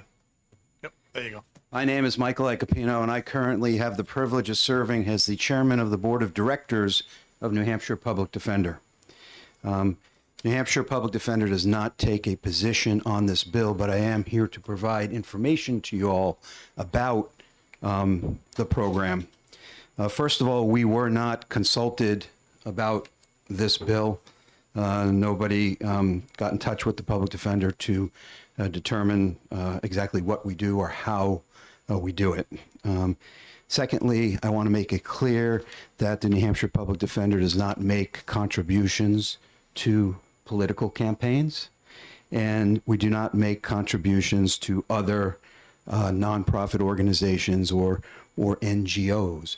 There are times where we may need services from other NGOs. For instance, if we need a particular language interpreter, we may hire that person from a service such as a Lutheran Services Organization or something like that. We consider that to be payment for services and not a contribution to such an organization. So I just want to get that out on the table, first of all, because this bill seems to suggest that we would need some kind of oversight with respect to, I guess, NGOs is the word that is concerning. I also want to explain to you a little bit about what New Hampshire Public Defender is. We are not a state agency. We are a private corporation. By statute, we are the agency that is chosen to provide indigent criminal defense services to the state of New Hampshire. We do that through an arrangement with the Judicial Council. Our budget our contract, I should say, comes from the budget of the Judicial Council. For the last biennium, it was $28 million per year. We have 130 plus or minus lawyers working for us right now in 10 offices throughout the state of New Hampshire.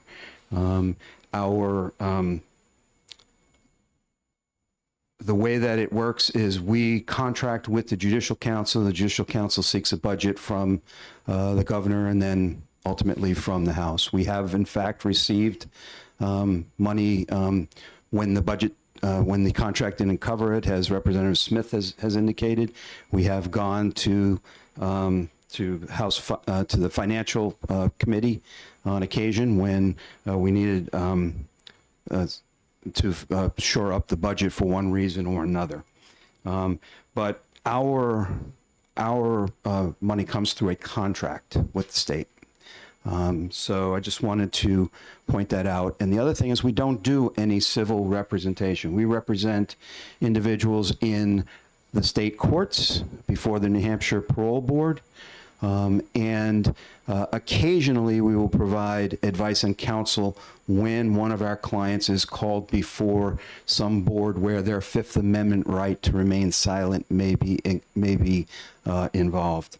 But the Judicial Council also provides the budget line for CASA, for New Hampshire Legal Assistance, and for assigned counsels and for contract counsel. So we are part of a much bigger appropriation.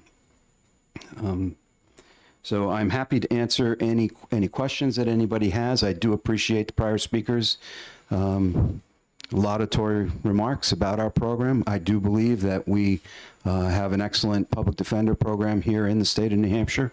I believe that our lawyers every day are out there pursuing our major cause, which is to provide the best Sixth Amendment protection to the citizens of New Hampshire that is available. Any questions, Representative McFarland? Thank you, Mr. Chairman. Is it your position that the Public Defender's Office is fully funded, or do you believe that you could benefit from these additional funds? Depends what you mean by fully funded. I don't think it's any secret. And by the way, our budget as being part of the Judicial Council, there is a reference in this bill to we have to publish our budget to get the money. It's already public. It's part of what the Judicial Council puts out each year. But are we fully funded? No. And I don't think that we have enough lawyers right now. I think, in fact, if you read the New Hampshire Bar News, there's a recent article in that publication laying out how our current staff is overburdened. We have very high caseloads right now. We sought a bunch more money than is in the current Judicial Council appropriation, or I should say request at this point for the upcoming biennium. But we are laboring to fix that problem. We have an attrition problem with lawyers that leave, and it's very difficult to hire new lawyers these days. So I would say we're fully funded for what we have, but New Hampshire needs a larger public defender program with public defenders who have lower caseloads. Representative Manis? No? Any other questions? Seeing none, thank you. Thank you. Kathy Fox?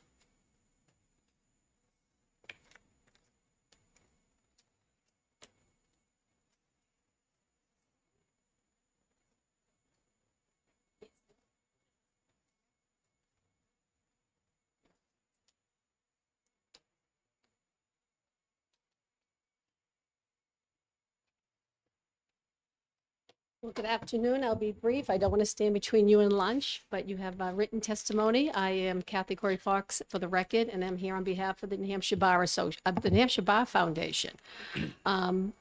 Chairman Scott Harris of the Bar Foundation, his testimony, just to highlight a couple of things in his letter to you. The first paragraph highlights how the IOLTA fund has come about through the New Hampshire Supreme Court, their rules.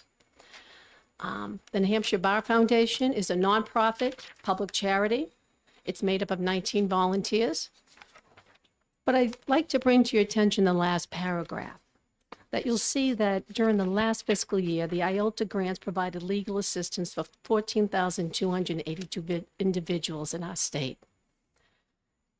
It improves the access to justice, administration of justice, but it also works directly with legal aid organizations that provide representation, such as in the family court.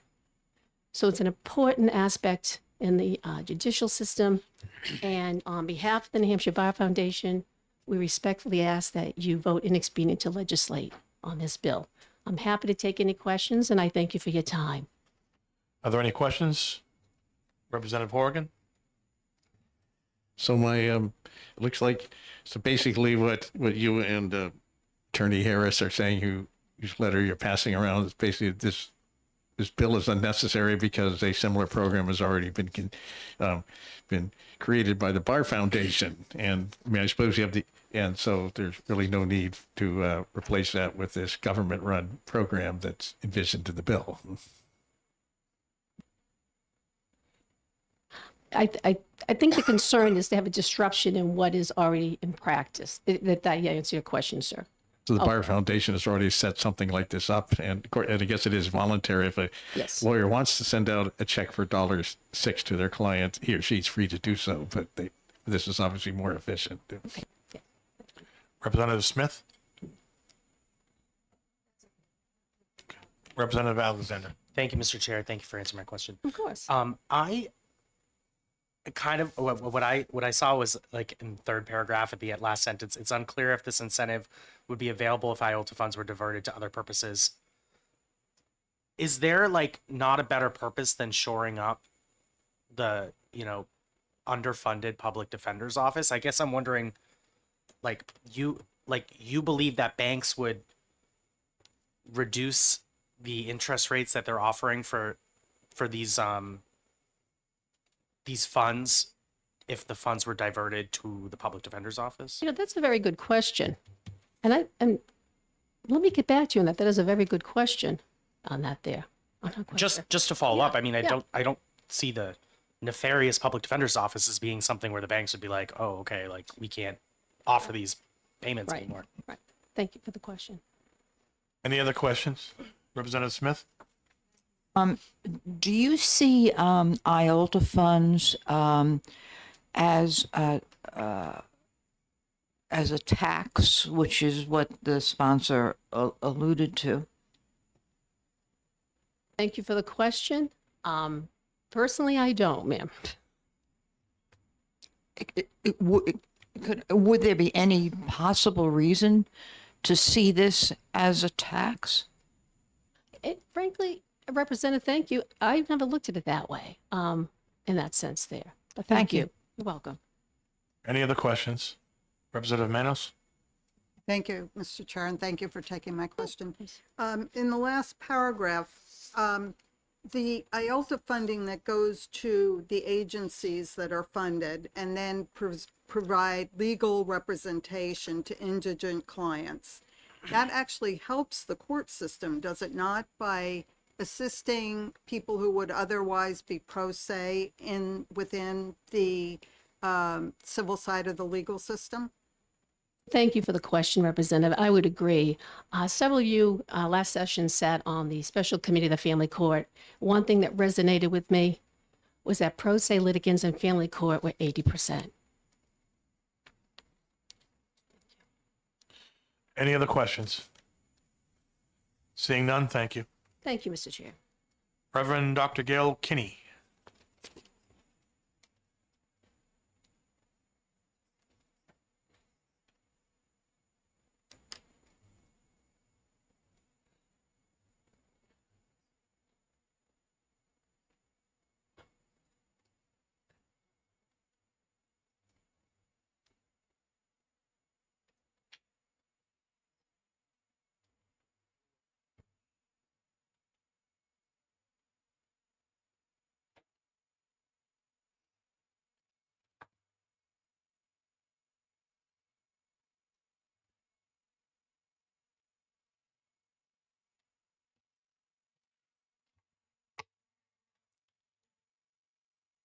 So, Mr. Chair and members of the committee, for the record, my name is Gail Kinney. I am a clergy person with the United Church of Christ, and I am a resident of Canaan, New Hampshire. But in another life, I worked for the New Hampshire Bar Association, and I was present when the IOLTA program in New Hampshire was created. And my job at the time with the Bar Association was to oversee and ensure the implementation of the IOLTA program and to oversee how the money was spent and where it went. So I am intimately familiar with the IOLTA program, its purpose and its implementation and its use, even though I have been away from it for a number of years at this point. I would implore this committee, before voting on this bill, to have a clear understanding of what the program is and what the bill is trying to do and what the implications of this bill is. And I will say that my listening to the sponsor was the sponsor did not have a clear understanding of the program and its purposes and from whence it came. Let's just start off. I want to address Representative Smith's question. The money that is created through the IOLTA program, absent the Supreme Court rule in 1982 to create it, the money would not exist. when lawyers in private practice hold funds that are very minimal in amount or for a short period of time, for example, a real estate closing where they might get a certain amount of money one day, they turn it over the next day, it stays in the bank only overnight. Over the decades, it had been recognized that small amounts of money held by attorneys or money held for a short period of time would not generate enough interest in order to make it financially feasible and beneficial to the client for that money to be put into a separate account for the benefit of the client so the client could earn interest. For example, they could earn $5 of interest, and yet for the cost that would be billed to the client for creating the account, monitoring the account, closing the account, and then turning the money back over to the client far, far, far would exceed the amount of interest that was created.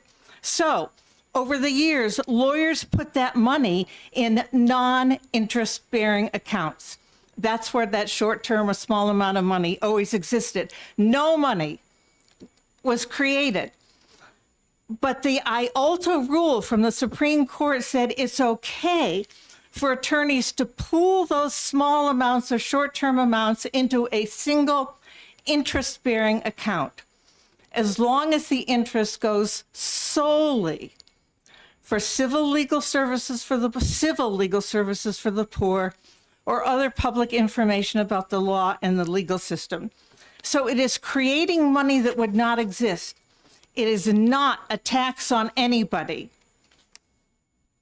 It is not money that the government had to begin with, the government had a say over.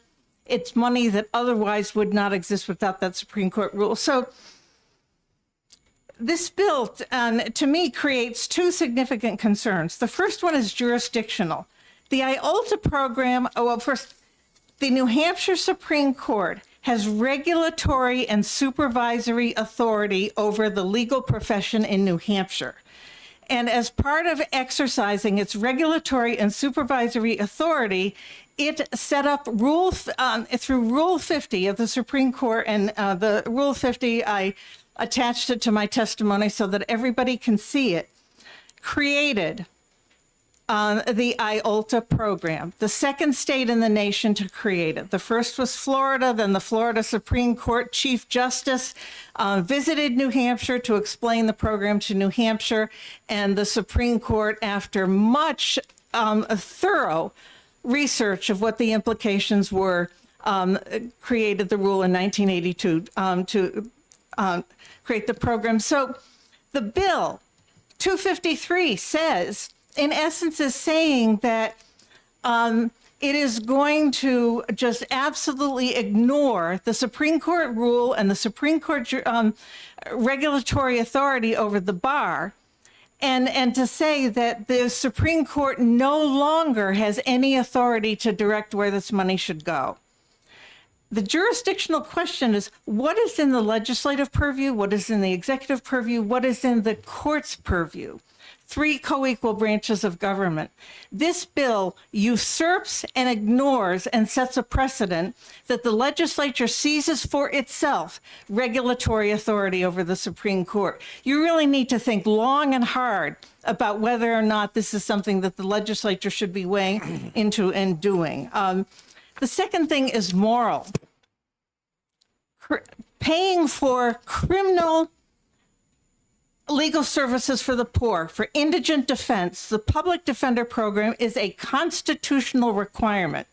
Through the 6th and the 14th Amendment, it's constitutionally required for the state to pay for indigent criminal defense as provided by the public defender program and then some other attorneys. It is a state responsibility. The state has zero responsibility to provide civil legal services for the poor. And yet, access to justice will not happen in the state of New Hampshire unless people in civil court have access to attorneys, to legal representation.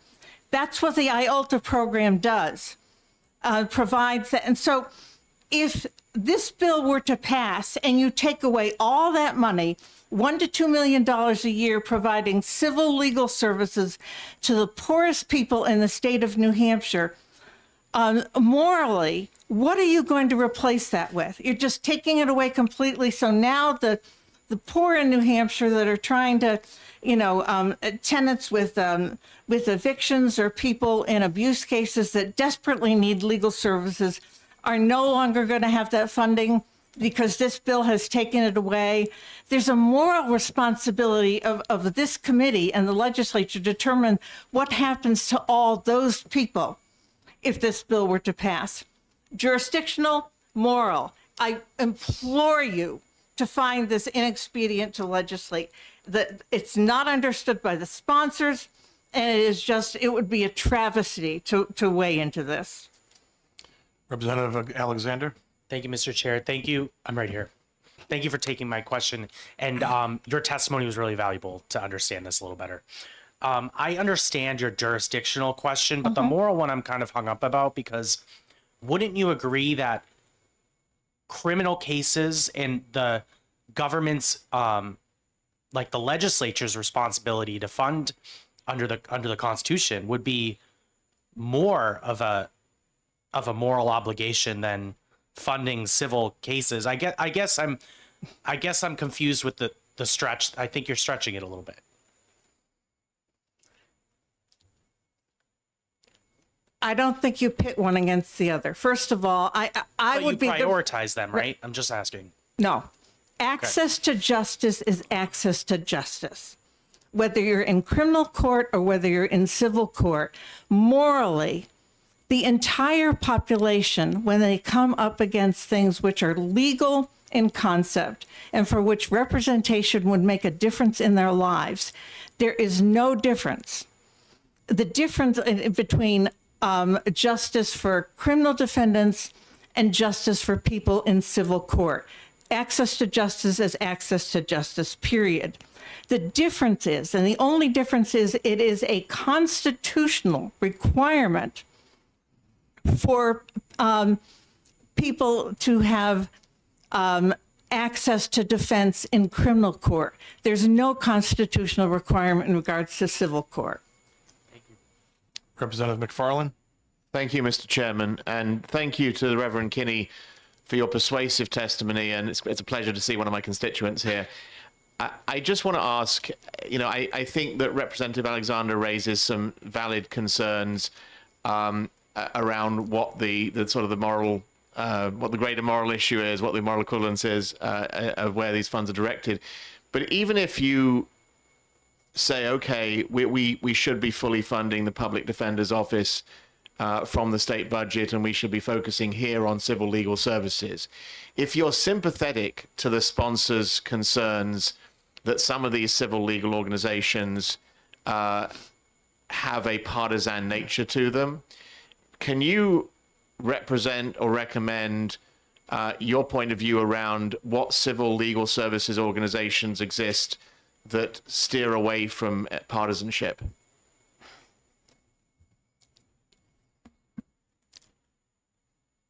I'm not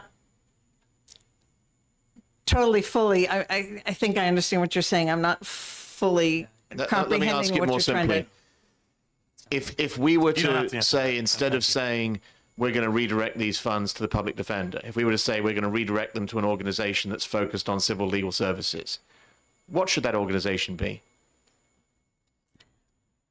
There are multiple organizations in New Hampshire that provide civil legal services to the poor. And I don't have the current list of who is getting IOLTA money. However, I will tell you that in 1982, the Supreme Court very, very, very carefully studied what the implications would be and where this money would go. And since that time, through the New Hampshire Bar Association, which is directed by the Supreme Court to oversee the IOLTA program, they too look very carefully at where the money is going, what is being used for. It is not being used for political purposes. It is not being used for lobbying purposes. It is used for the purpose of helping individuals have their day in court in civil cases with the representation they need in order to achieve justice.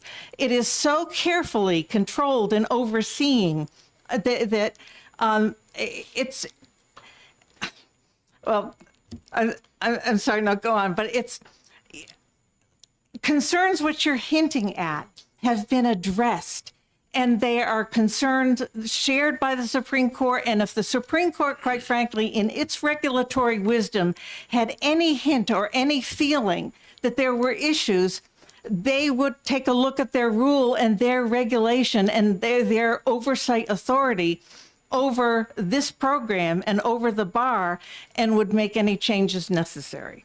Thank you very much. Are there any other questions? Seeing none, thank you. Aaron Cregan?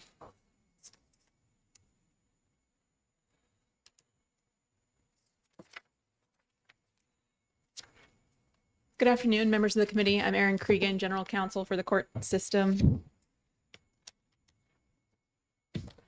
Wanted to come up and discuss this with you if you had any questions about the role of the courts with IOLTA. It is currently Supreme Court Rule 50 that lays out how IOLTA funds are collected, and it turns them over to the bar to disperse. I think, as you hear, up to about $2 million, which goes, I believe, predominantly to civil legal aid organizations. When folks come to the courts and it's not a criminal matter, they're not seeking criminal representation, it is very common that they ask us, how do I get a lawyer? Or I can't afford one. What do I do? We are often referring them, letting them know that these civil aid organizations exist. It is something that I hear very frequently from legislators, that they have concern about how large the self-represented population in New Hampshire is. And I think you also see a kind of legislative drift over time to increase the number of subjects that there is mandatory statutory representation for, not constitutional like criminal, but mandatory statutory. That was just increased again for children in residential proceedings last year by the legislature to increase mandatory representation by attorneys. So I hear your concern about people being represented. I hear your concern about funding the public defender program and making sure that people have lawyers in other contexts, because I think you do hear from your constituents that they are very scared to go to court sometimes, even in situations where they don't have a constitutional right to a lawyer or where they don't have a statutory right to a lawyer. So I hear the concerns on both sides for this issue. One thing I might suggest is that, folks may not know that it is actually a democratic process to be involved with the Supreme Court's rules. Under the very next rule, Rule 51, any person in the state of New Hampshire, member of the public, a lawyer, can propose a change to a Supreme Court rule or any court rule. I think this is completely underutilized, and I think we'd love to hear from folks more about whether they would want to change these rules or whether they feel that they're working. But one thing I might just put to your consideration, and it's just one thing to think, is it could be confusing to have a legislative provision that says one thing and a Supreme Court rule that says another. It might be something better to work together on, and invite anyone who's interested to come and perhaps pitch a change to that rule through the Rule 51 process, which really is just sending an email. And if you have any trouble with it, feel free to reach out to me, and I'm happy to help, so that we can kind of bring all the different thoughts on IOLTA into one process. Representative Lynn, when he's not in Vietnam or somewhere, sits on that committee. I think other legislators do as well. So it's something that we welcome legislative interaction with as well. Representative Alexander? Thank you, Ms. Cregan, for being here. Is it, I guess maybe I'm a new legislator, and what's the process for getting an opinion from the court relative to if IOLTA funds should be used for criminal legal services as well? Great question. I think typically I wouldn't try to give you a policy opinion.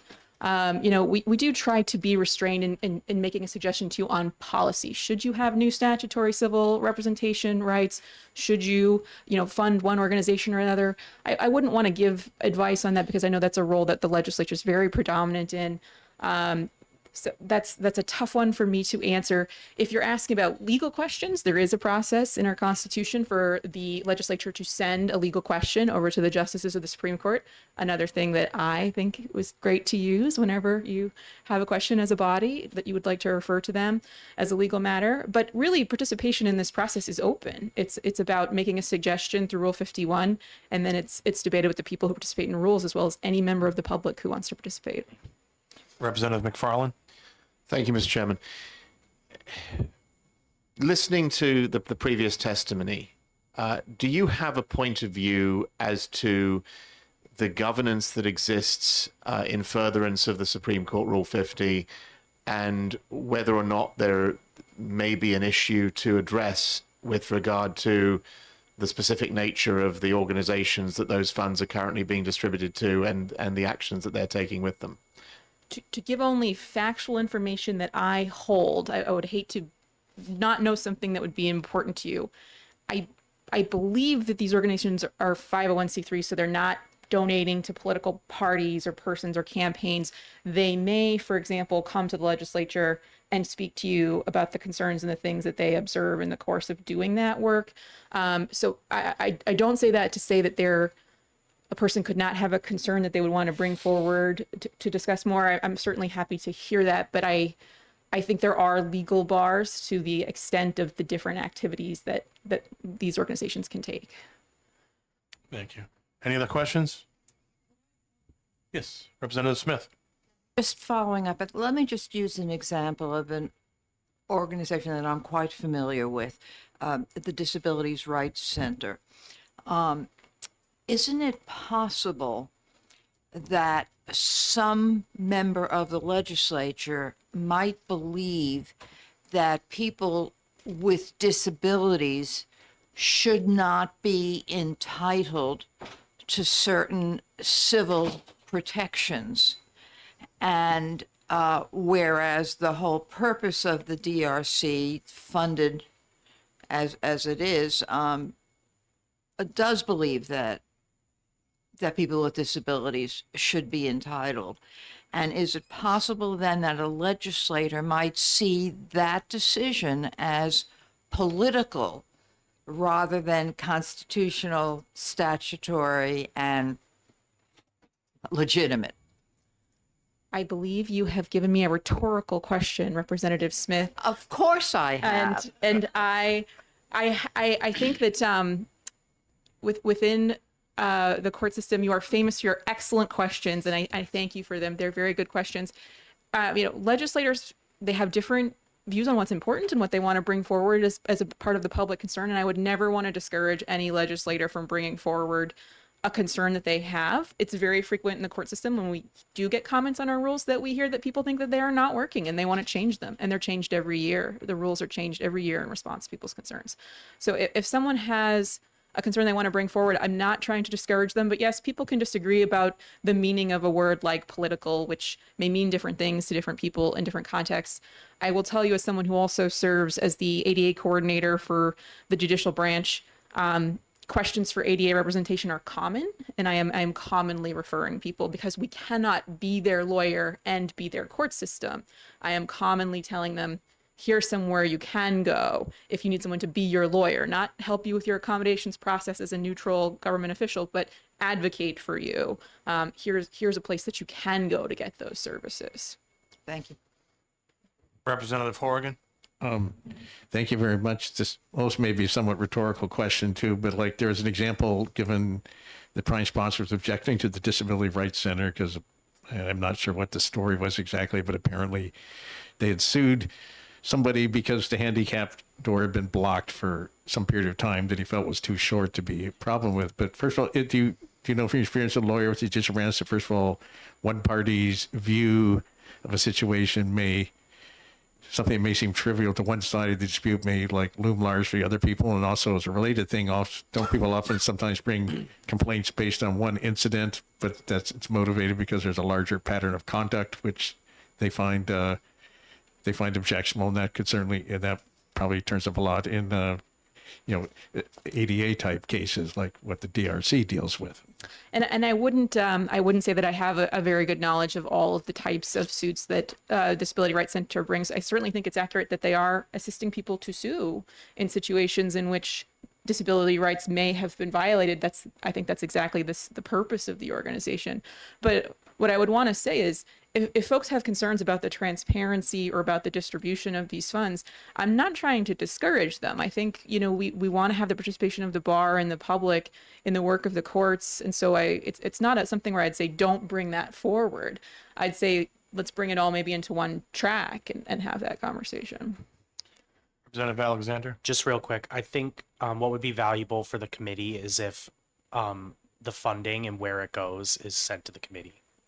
I think that it's available to get how it's It's funded. publicly available. If I think if believe you so. can help us track that down, that'd be great. Any other questions? Seeing none, thank you.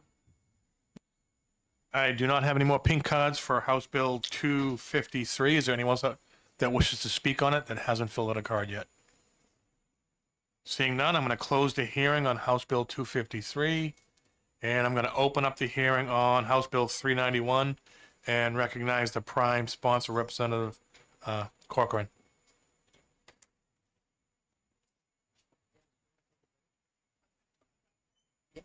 Take a few minutes. Okay. I'll be back.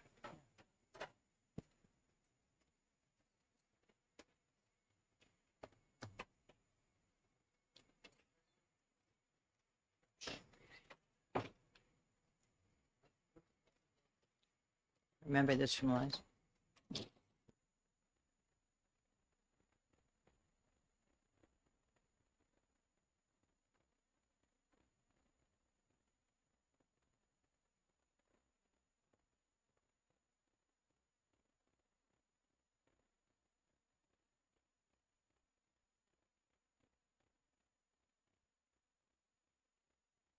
Representative Corcoran, if you could fill out a pink card at your earliest convenience too, that'd be great.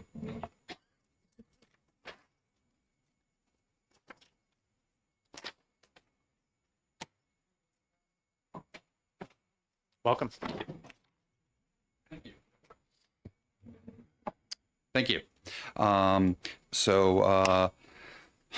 There is a phrase that, when an idea, nothing can stand against an idea when its time has come. And so I keep bringing this bill back year after year. And one of these years we'll find out that its time has come. So I mustered a lot of support last year. Sadly, the various attorneys who backed me up last time weren't able to make it this time. But to recap the argument, SLAP stands for Strategic Lawsuit Against Public Participation. And the term sort of explains itself, which is, a lot of lawsuits are for very good intentions. You are suing for exactly the thing you want. There's been a zoning violation, you're suing to remedy that. There's been a civil rights violation, you're suing to remedy that. But it is possible to use a lawsuit not for what on its face it is doing, but for its side effects. And we have heard this called colloquially lawfare. Lawfare is when you sort of, one party has bigger pockets and sues another party basically just so that the process can be the punishment. And not only does this hurt the initial questions, I'm on the right bill, right? Yes. Okay. Yeah, I'm just listening. Okay, great. There was just a look, and it's been a bit of a day, so I didn't want to give a whole bunch of SLAP testimony for a Open Government Data Initiative. Especially when one party has much deeper pockets than the other, they can not only make it absolutely untenable for a small party via a lawsuit, but, I can't speak French, but, pour the encouragement of the others or whatever, to make it very clear that if you go up against this much larger party, you will be in for a world of pain. This is not a left-right issue. This happens in both directions. I know that vegan activists and vegetarians who are protesting against factory farming are often on the receiving side of this. They will get some undercover footage of, cows being treated poorly or whatever, and they will be sued for, violation of rights and trespassing and this and that. And the large agribusiness that is doing these lawsuits can throw, $100,000 at each one, and they don't need to win any of them. What they need to do is force the smaller party into just giving up, signing a consent decree or handing over their video footage or something. And this has happened in other directions, anytime there's one small party and one large party. So there is something like 32 or 35 states right now that have anti-SLAP laws on the books. And the way these laws work is they basically create a cause of action where the courts can find that, hey, this isn't just a lawsuit that didn't succeed in its merits, but this is a lawsuit which is very clearly intended not to accomplish what it claims to accomplish on its face, but we all know what's going on here, that you are just absolutely brutalizing the smaller party so that they cease engaging in the activism or cease engaging in the free speech or whatever it is that they're doing, and force them to give up. So that is an outline of the bill. There are model SLAPP legislations that many of the other states have used. This bill takes largely from there. There is another bill that is going through committees right now. I'm not sure if it's already been held. That has unfortunately I forget her name, representative from the other side of the aisle, which is also an anti-SLAPP proposal. And we were in discussions to see if perhaps our two bills could be merged. Her bill is very much focused on one particular case of this David versus Goliath situation, where in domestic abuse situations, sometimes the guilty party, the abuser, will sue the innocent party for saying things out loud, making truthful statements and calling them, slander or libelous. And of course, they're not. Truth is an absolute defense. And so this is a decent bill because it gets to the same things. It gets to the disparities where one side can afford to just use the courts to make another side give up and cease engaging in constitutionally protected activities like speech or like activism. During the sort of protracted negotiations to see if our two bills could be merged, we didn't get there, and that was largely because the other bill did not have an interest in protecting any sorts of constitutionally protected speech besides that very narrow one. So some of my advisors on this said, hey, that's also a good bill and only does 5% of what it needs to accomplish. But, I, just so you know, Travis, I'll be writing in and supporting that bill because it does something. It's a small bite forward, and then, 95% of the apple still remains. My bill, aims to get to that 90 or 95% point where it does not target the sort of abuse of lawfare merely in the area of domestic abuse, although it absolutely does cover that area, but also covers lots of other areas. I welcome any questions. Any questions? Seeing none, thank you. Thank you.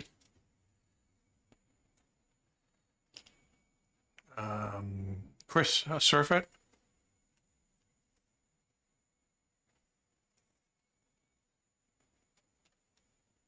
Did I get that right? Close? I'll take it.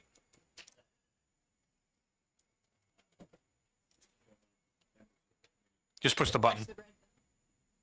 Is it on? There we go. Thank you, Mr. Chairman and members of the committee.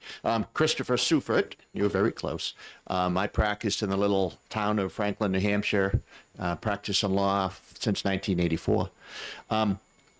We had the same bill last year, and you ITL'd it, and for very good reason. So we basically got the same bill again, and the same problems with this bill as I testified to last year.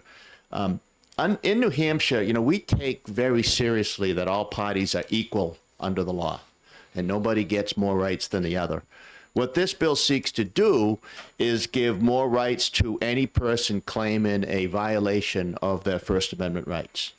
So we are picking the First Amendment and giving it special privileges over our Second Amendment rights. We all think those Second Amendment rights are pretty powerful. Our Fourth Amendment rights, our Fifth Amendment rights, the Seventh, the Eighth, and the 10th. These are all the big ones, the right to not, have unreasonable search and seizures, cruel and unusual punishment, right to a jury trial. Those are all as important as the First Amendment. So this bill seeks to elevate the First Amendment over all those others, and it basically creates lawfare. It doesn't protect or prevent lawfare, because anybody under this bill who alleges that their First Amendment rights are being stepped upon then can ask the court for attorney's fees and costs and damages of a minimum of $10,000. We don't have any other legislation like this in this state. Just don't have it. We treat all people and all rights equal under the law. That's the status quo. And that's what we should seek to do in the future and ITL this bill once again. I'll welcome any questions you may all have. Any questions? Seeing none, thank you. Thank you, Mr. Chairman. Thank you, members of the committee. Do I hit this button again? You can leave it on, that's fine. Okay. Is there anyone else that wishes to speak on House Bill 391? Right here? Just when we thought we were done. I'm sorry. No, that's okay. You're all set. Is it Marissa Chase? It is. All right. Thank you, Mr. Chair, members Just of the slide committee. that mic over. Sure. Yep, there you go. Can you hear me? Yes. Okay. Thank you, Mr. Chair, members of the committee. For the record, my name is Marissa Chase. I'm the executive director for NHAJ, which is the plaintiff's civil bar in New Hampshire. Attorney Suford is on our board, and I agree with everything he just said. I just wanted to add a couple small items. Last year, this bill was House Bill 1475, and while the sponsor is right, and I understand his intent and think the intent of what he is trying to accomplish is admirable, please read the language of the bill, because the language of the bill does not align with that stated intent. What this bill does is create broad, sweeping immunities, which those of you who've been on Judiciary in the past, I'm looking at the 4 or 5 of you and going to make friends with the rest of you soon.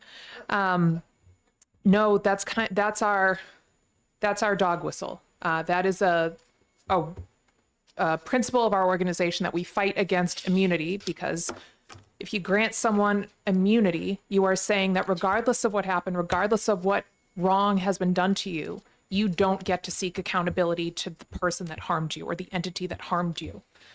There are other states that do have anti-SLAPP laws that perhaps we could work on something in the future. I think it would take a while to get all the parties together, including some other advocacy organizations. And I just wanted to leave you with the blurb that Representative Lynn, chair of this committee, obviously last year wrote when recommending this bill be inexpedient to legislate, was voted 20-0 on consent calendar. This bill would establish certain special court procedures for handling so-called strategic lawsuits. These are lawsuits generally filed by well-heeled organizations or individuals against generally less well-heeled individuals who exercise their First Amendment rights to protest some action or inaction taken by the former organizations or individuals. Although the proponents of this bill asserted its substantive merits, a close examination shows that, in the main, this bill makes procedural changes to court rules that arguably would allow such cases to be resolved somewhat more quickly by requiring the claimant to produce its evidence at an earlier stage of the case than would normally occur. This bill makes no substantive changes to the law. The committee was unpersuaded that SLAPP suits were a significant problem in New Hampshire, or the current procedures were ineffective in addressing abusive litigation. End quote. And then to summarize, I would just say that if you look at the language of the bill, what it does is allows a civil defendant, grants them incredible breadth and authority, and gives the court, as Attorney Suford said, allows the court to stack the deck on their side. I could see civil defendants claiming SLAPP for a myriad of cases to get that special treatment and that special consideration, special weight for motions to dismiss, for every procedural instance over a civil plaintiff, regardless of the playing field. So with that, I don't want to stand between you and lunch much longer. Any questions? Seeing none, thank you. Thank you. Is there anyone else that wishes to speak on this bill? Seeing none, I'm going to close the hearing on House Bill 391, and we are in recess till 1:45. All caught up. Caught up. Good timing, Mark. Thank you.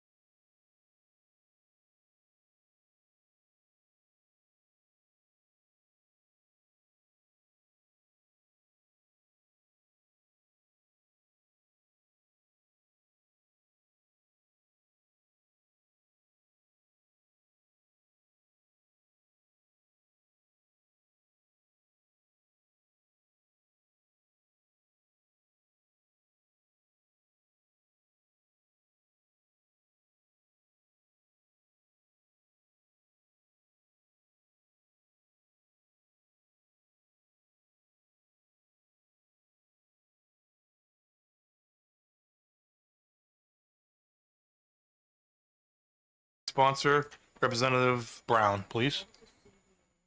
Wait, hold on. How's that? Sounds good.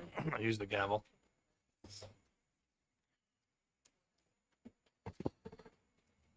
Thank you, Mr. Chairman. Good afternoon, committee members.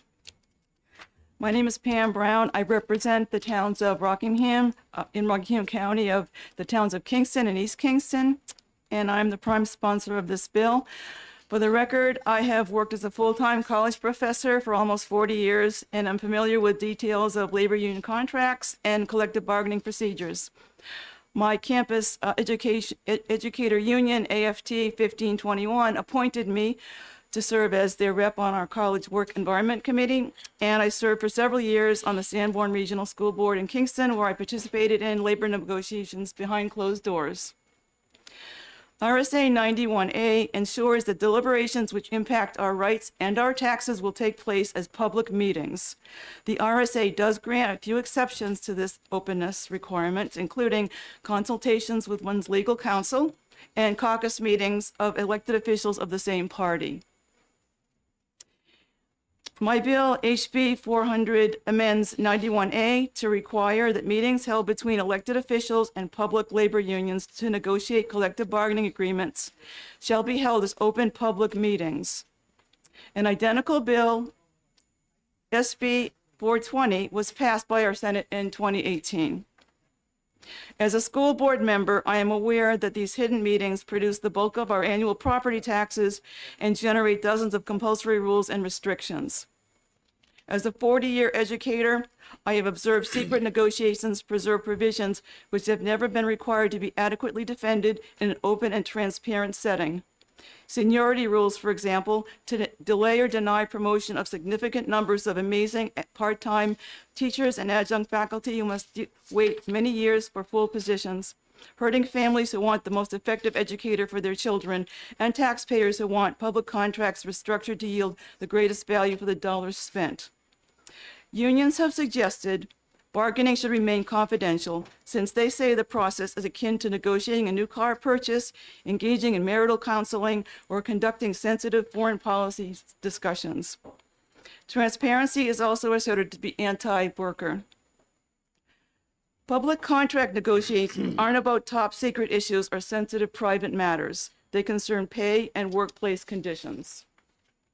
Such matters are routinely discussed at public meetings, during budget hearings, wage matrix discussions, personnel and hiring planning, and RFP reviews.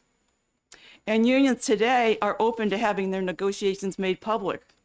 Portland, Washington Public Schools and the Portland Association of Teachers took the initiative in 2023 and began recording and streaming their collective bargaining negotiations online.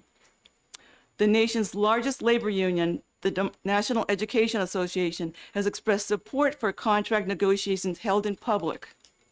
In a 2022 publication, The Benefits of Collective Bargaining in Public Education, the NEA organization applauds Prince George's County, Maryland Public School Union and the PG County Educators Association, stating, quote, "When the Prince George's County Educators Association sat down at the bargaining table in 2019, it invited all 10,000 union members plus local parents and students to attend. Open bargaining, as it's known, was a change for PGCEA, but the union's president, Teresa Dudley, believes it led to a significant improved outcome for the community and educators. The NEA states that the open meetings led to, quote, a powerful negotiated agreement providing nearly $124 million in pay raises, including $39 million toward restoring raises the county had skipped, and some members received a 22.5% raise over 3 years. My bill simply strikes two words from the RSA 91A:2, Section 1A. The words "or negotiations" are removed. The amended RSA still protects the confidential strategy sessions of negotiating parties, just as it protects strategy sessions of political caucuses. Transparency in public collective bargaining encouraged honest debate and strongly crafted defensible contracts. In addition, it allows communities to be included and share informed opinions with both parties. And I'll take questions if you have any. Are there any questions? Representative Perez? I just want to make sure I understand. So when my somebody from the town council and the lawyer and stuff go into bargain for the fire department, you want that to be public, a public meeting. Is that what you're saying? The two parties, when they meet together to discuss the contract, that would be a public meeting. If the parties are planning strategies, each party is allowed to confidentially plan their strategy. But when they meet together, it When should they be meet public together. meeting. So actually, when they're actually negotiating, Yes, it would be a public meeting. correct. That's a great idea. Any other questions? Representative Horrigan? Yes, thank you very much. I see there's a representative from the NHNEA. So have you discussed his position with him? Or I don't know if he's going to fill out a pink card and testify or not, but do you know if NHNEA agrees position on this is the same as what you ascribed I'm to not the... sure of the New Hampshire NEA chapter, but the national NEA has expressed interest in open meetings. Hopefully they'll support the national position. Oh, thanks. If they want to submit some, I mean, they might want to email us some, like, just confirmation Follow of up? that. Yes, so, so it would be possible to have them, send us some documentation to clarify that that is indeed their position, so they... Certainly. Representative Andrus? Thank you, Mr. Chair, and thank you for taking my question. I am totally for this bill. I have a lot to do with my school district. My question is, do you know why union contracts are not allowed to be given to the public prior to us voting on the contract? Ours are. I don't know, does that have anything really to do with this bill? I don't think it's, yeah. Well, as a member of the public and also as a school budget committee member, when I wanted to see contracts about to be placed on as warrant articles, I've always been able to get a copy to view the draft. Representative Manos? Thank you, Mr. Chair, and thank you, Ms. Representative Brown. I'm confused about the language because this is in a list of what is not considered a public meeting, correct? Yes.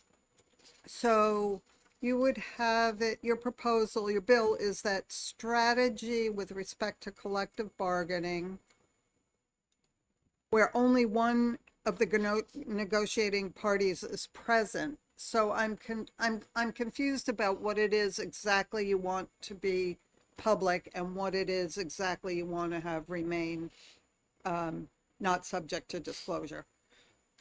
So the public meeting aspect would be when the two parties are meeting together to negotiate or discuss the contract provisions. When they're separate and in their own meetings to strategize on their positions, they would have the ability to have a meeting in private as a confidential meeting. But when they meet together in a public as two parties, they would be meeting in a public setting, an open meeting. Follow up? Thank you. But doesn't the strategy where only one negotiating party is present? So how are you going to have a strategy session where only one party is I'm still not understanding exactly. I might be able to clarify that a bit. So a union gets together, the members of the union would strategize about what they want to see negotiated during negotiations. So when they're meeting, it's kind of like a caucus.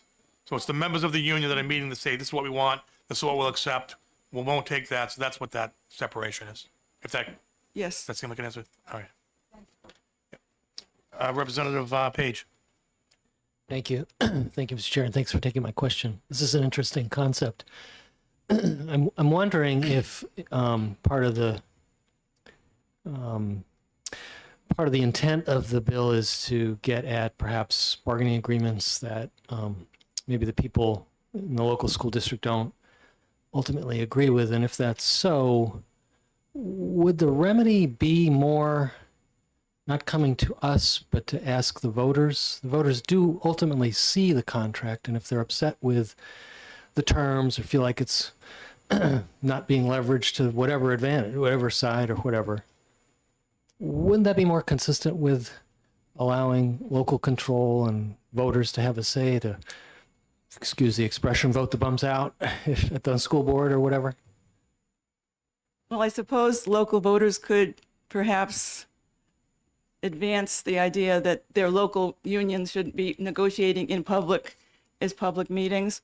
But I feel that it's a fundamental right that as taxpayers and as citizens, we be allowed to see public sector negotiations conducted in a public setting so that we can appreciate both sides of the arguments and maybe even contribute input when we hear the arguments presented in a strong manner in a public setting.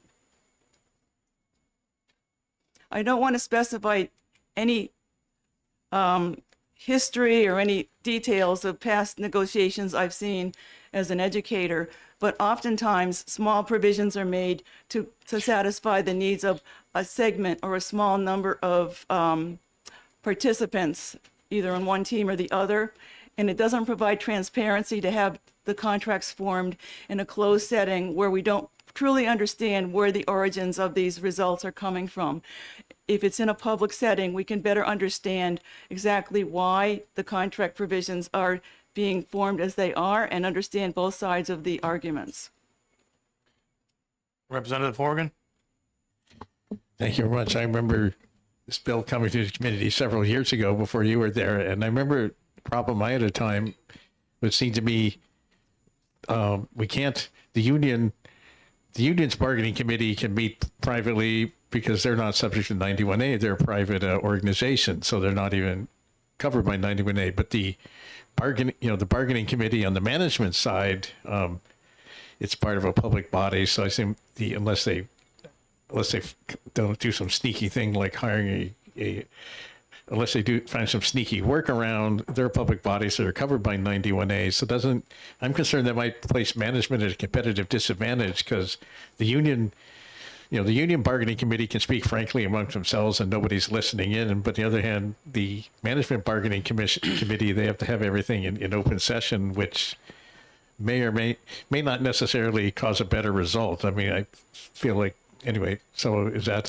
You understand the question? Yes. So is that the accurate thing that the management bargaining committees would now no longer be able to meet privately? And do you feel that might place them at a competitive disadvantage with the union side of it? Well, as I understand it, when we have negotiations with public sector unions, both parties, management and the union representatives, can meet as groups to discuss their strategy and how they would like to see the contract formed. So I don't understand exactly how the bill would prevent or inhibit either side from benefiting from secret or not confidential negotiations in a group by themselves versus meeting together in public. Representative Alexander? Thank you, Mr. Chair. Thank you, Representative. I'm right here. I'm there you taking are. your question. I don't even get confused. I didn't see you. So can you clarify this for me? If this bill passes, a quorum of the select board can still meet in non-public to discuss strategy on negotiating with a union? Well, I've never actually encountered the issue of a quorum for the select board. For our school board, we had a subset of school board members representing the district, and it was not a quorum of those people. It was a group of 3. But to follow up, that would be considered strategy, though. Yes. Right? If 3 of the 5 members of the Goffstown Select Board met to talk strategy about a union negotiation, they could go into non-public still under this law. They just couldn't go into non-public for the negotiation, but just the strategy component. That sounds right to me. I hadn't really considered that aspect, if it was a quorum or not, but they do go into non-publics to discuss the negotiations, yes. Any other questions? Representative Bergeron? And thank you in advance for your information. I was just curious because you mentioned NEA, and I'm on a school board as well, and we have a great relationship with NEA, but do they fall under a public body where their negotiations would have to be recorded as well? NEA. So in other words, we could look at their recording and, I don't know, use it to our advantage, vice versa. So I'm just wondering how that works. Well, if your If you're NEA representatives are meeting to strategize, they would not be recorded. That would be a confidential meeting. So that will be because of the strategized part. Right. Okay. Yes. Thank you. Representative Tripp. Thank you. Thank you for taking my question. It's interesting you said that when the school board is negotiating with the whatever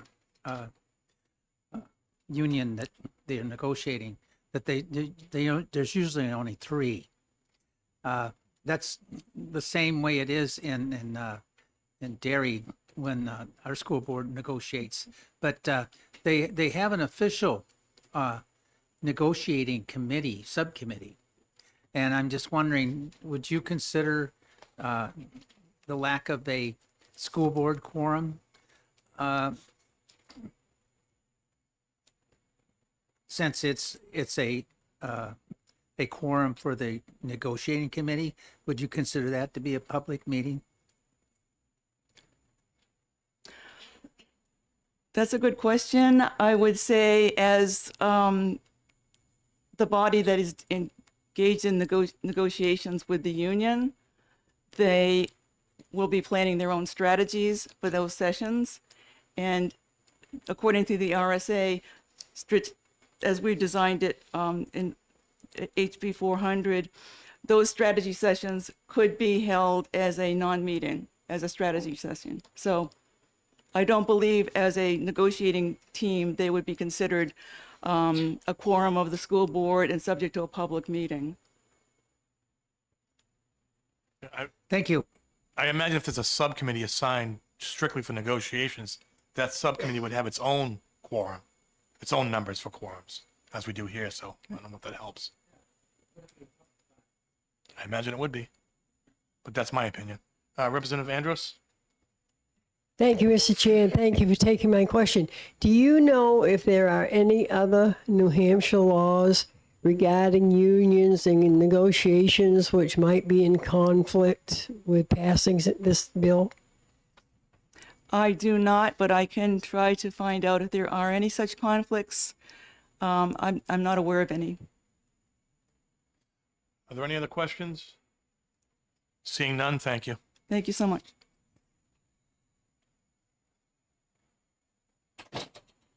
Is it Scott Govey? Yep, from Teamsters. Just turn on the microphone and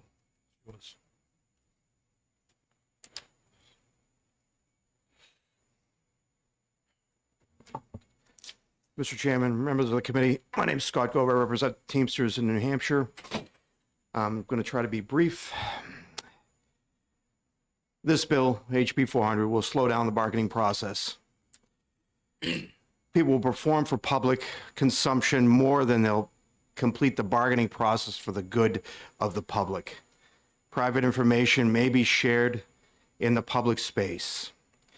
It will cost the public money to publish and live stream these conversations and bargaining proceedings. And final contracts are already part of the record, the public record. I'll take any questions that anyone might have. Any questions? Representative Perez. So why do you think this is important to some people? Well, you hear the word secret used a lot. We don't operate in secret. We're very forthright with what, as far as the Teamsters go, when we go into negotiations, what we're after. As far as what I believe, I think people want to interject into that system from the outside. They're elected people that you've entrusted to negotiate with the Teamsters or any other union, and I think that the trust should be put in them to negotiate. I also feel that it may drive those conversations further away from the body instead of being in the room. Okay, thank you. Any other questions? Seeing none, thank you. Thank you. Doug Ingersoll?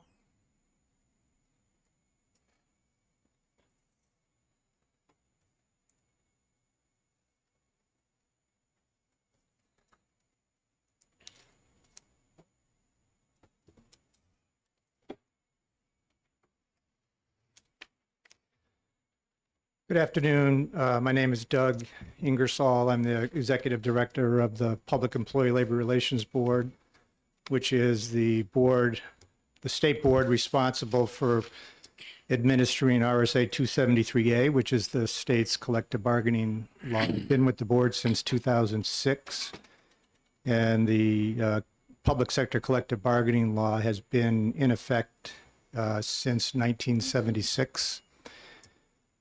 And in terms of the issue being discussed today, it has never been part of the bargaining process. I'm only here today to give you some statistics about the contracts that we have, a little information about the bargaining process so that you understand what the steps are, and to point out some legislative history or legislative activity back in 2011 that relates to the same topic. So in terms of collective bargaining agreements today, all collective bargaining agreements are supposed to be filed with the PELRB within 2 weeks of being signed.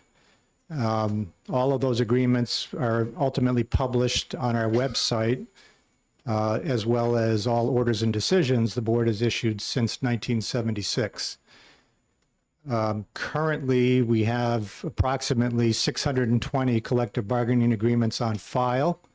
And if you factor in that the state master agreement covers 25 individual bargaining units, that number is actually closer to 645 bargaining units, which relates to approximately 650 bargaining unit certifications that are currently on file. Of those 620 bargaining units, all of them are current, meaning they haven't hit their expiration date. And by expiration date, I mean, for example, commonly in teacher contracts, it's June 30. But for example, an education contract with an expiration date of June 30, 2025 would be considered current. 43 of those 620 contracts have expired. On a percentage basis, that means that 93% of the contracts on file, which I believe is a pretty comprehensive inventory of the contracts currently in place in the state, 93% are current and only 7% have expired. That is a very good percentage of current contracts versus expired contracts compared to the history 10, 15 years ago. Obviously, those percentages can fluctuate depending on a variety of factors. And I have distributed today a list of the 43 expired contracts. I also have a 16-page spreadsheet, which I'm not going to hand out today, but which I can submit to the board of all 620 contracts if you were interested in going through that information. But if you look at the handout of the 43 expired, you'll notice that a lot of those expired contracts expired in 2024, and a lot of those expired December 31st of 2024, which means that there may be new contracts in place yet which haven't made it to our office. And another large category is June 30, 2024. Not every employer and every union files their contracts in a timely manner. We go hunting for them from time to time on public employer websites, and then we contact public employers as well. That's an ongoing process. So My input is that the current system of bargaining seems to be working very well. We do get unfair labor practices in our office which require contested hearings, and sometimes those cases relate to the bargaining process. I would say the number of those types of cases in the last few years is down. Not that there was an excessively high number before, but they periodically would come in. I think the only other two things I want to say are some comments about House Bill 580, which was filed in 2011, and then just to briefly mention the steps in the bargaining process. So beginning with the steps in the bargaining process, there are three basic steps: negotiations, ratification, and then cost item approvals by the local legislative body, for example, at town meeting. So in terms of negotiations, the unions and the public employer board are free to structure those as they see fit. Some employers employ an attorney to conduct all negotiations. Some have a bargaining team, which may consist of a representative from a board of selectmen, an HR person who has information relevant to negotiations, and then perhaps also an attorney. Likewise, for the unions, for not to pick on the NEA, but they have uniserve directors for various regions in the state. They may work on some contracts, and sometimes the employees who have experience in the process handle the negotiations on their own. It's possible that a quorum of a public board convenes to conduct negotiations. And my understanding of RSA 91A, and I've been an attorney since 1989, and I think that law is fairly clear in the first paragraph. The public meeting requirements and the notice requirements apply if there is a quorum of a public board meeting. And my understanding of that law would be that, for example, if you had a 5-member board of selectmen and you had 3 members of that board meeting for any reason, that would be considered a quorum, which would be sufficient to trigger all the public meeting notice protections and requirements that are in 91A. I know there was a comment that if there was a subcommittee, then if that subcommittee had a quorum present, that could trigger as well. I'm not here to offer an opinion on that. I've never encountered that, and I'm not saying whether that's correct or not.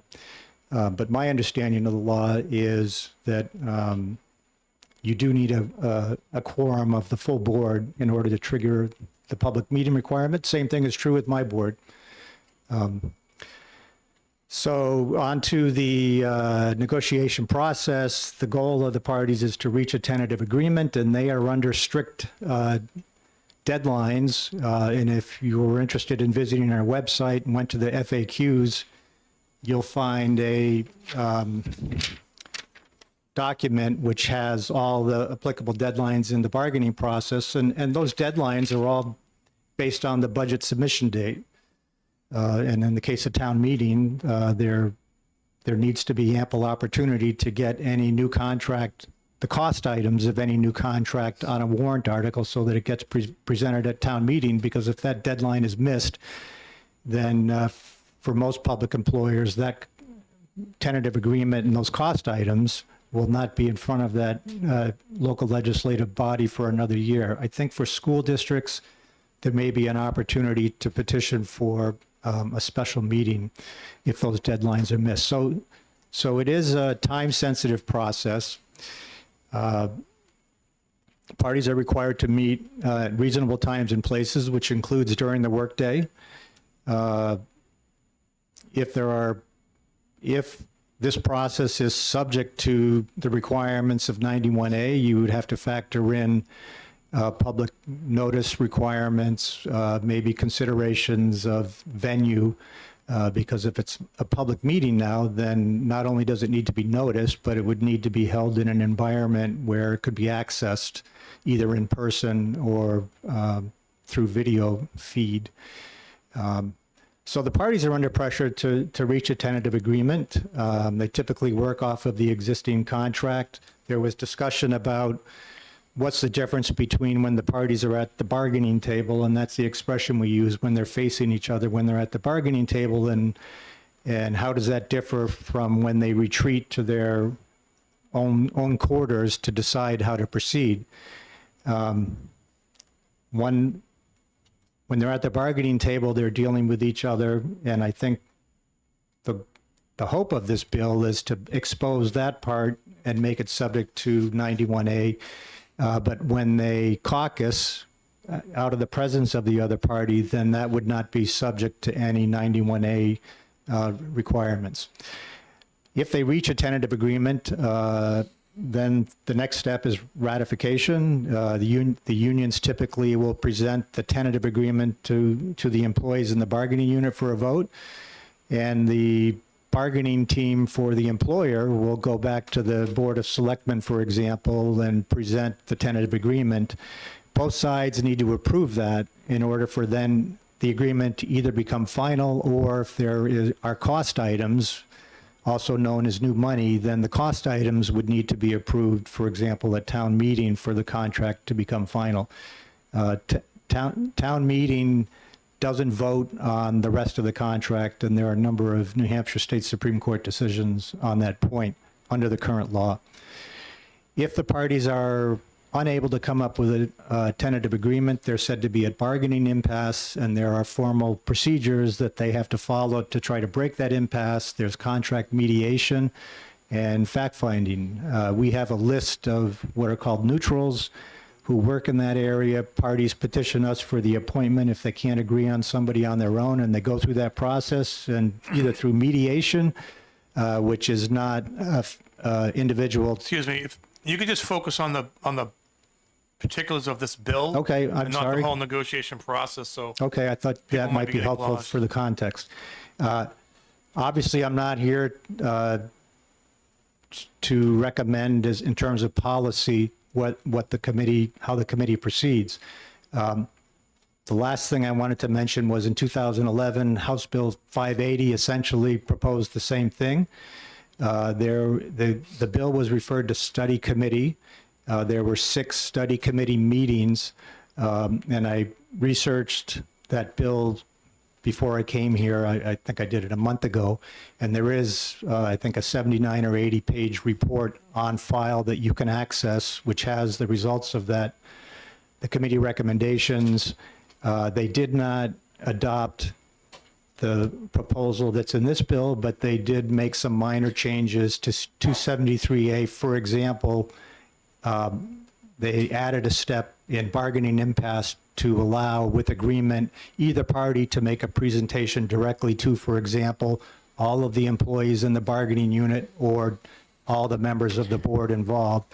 And the objective of that was to try to take action that might help the parties get contracts done. Because I think there was a sense back then that if there was more information available, it might enhance the potential to reach an agreement. I'll stop there. any questions? Seeing none, thank you. Thank you. Brian Hawkins.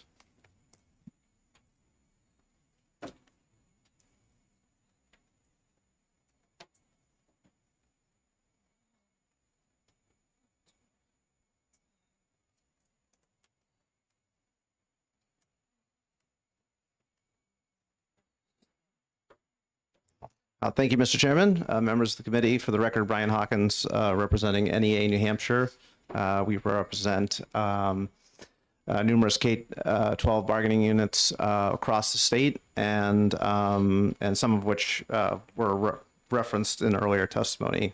We're here in opposition to the bill. Our concern here, and this has come up before the legislature before, as Director Ingersoll mentioned, it's been, I think, voted down at least a couple of times in the last decade. We're worried that this will slow the process down as far as the negotiating process. As was mentioned earlier, the parties are under some very strict timelines to get something to put before their respective voting bodies, whether it's the school board and the union membership or whichever public body that is. Especially when you're talking about cost items, because those obviously have to go before the voters. And so the voters do see those, as you know, they're going to be seeing a number of them in just a few weeks here in March. So it's hard enough, I think, especially with some of the workforce challenges that we have today, to schedule and make the time to even get the process going and to have a schedule. And I mean that not only for the employees, but for the employer as well. And so this adds another layer to that. The other thing that I want to mention, as I said before, these anything that has to do with a cost item do have to go before the voters, which they can vote down. And as far as having an open meeting, our position is that should be a decision made by the two parties when they're establishing the ground rules of going in. And so for those reasons, we oppose the bill, and happy to take any questions. Any questions? Representative Manos? Thank you, Mr. Chair, and thank you for taking my question. So the parties, aside from the statute and the proposed changes, the parties could agree to do their bargaining in public? Yes, there's nothing stopping them from doing that if they wanted to.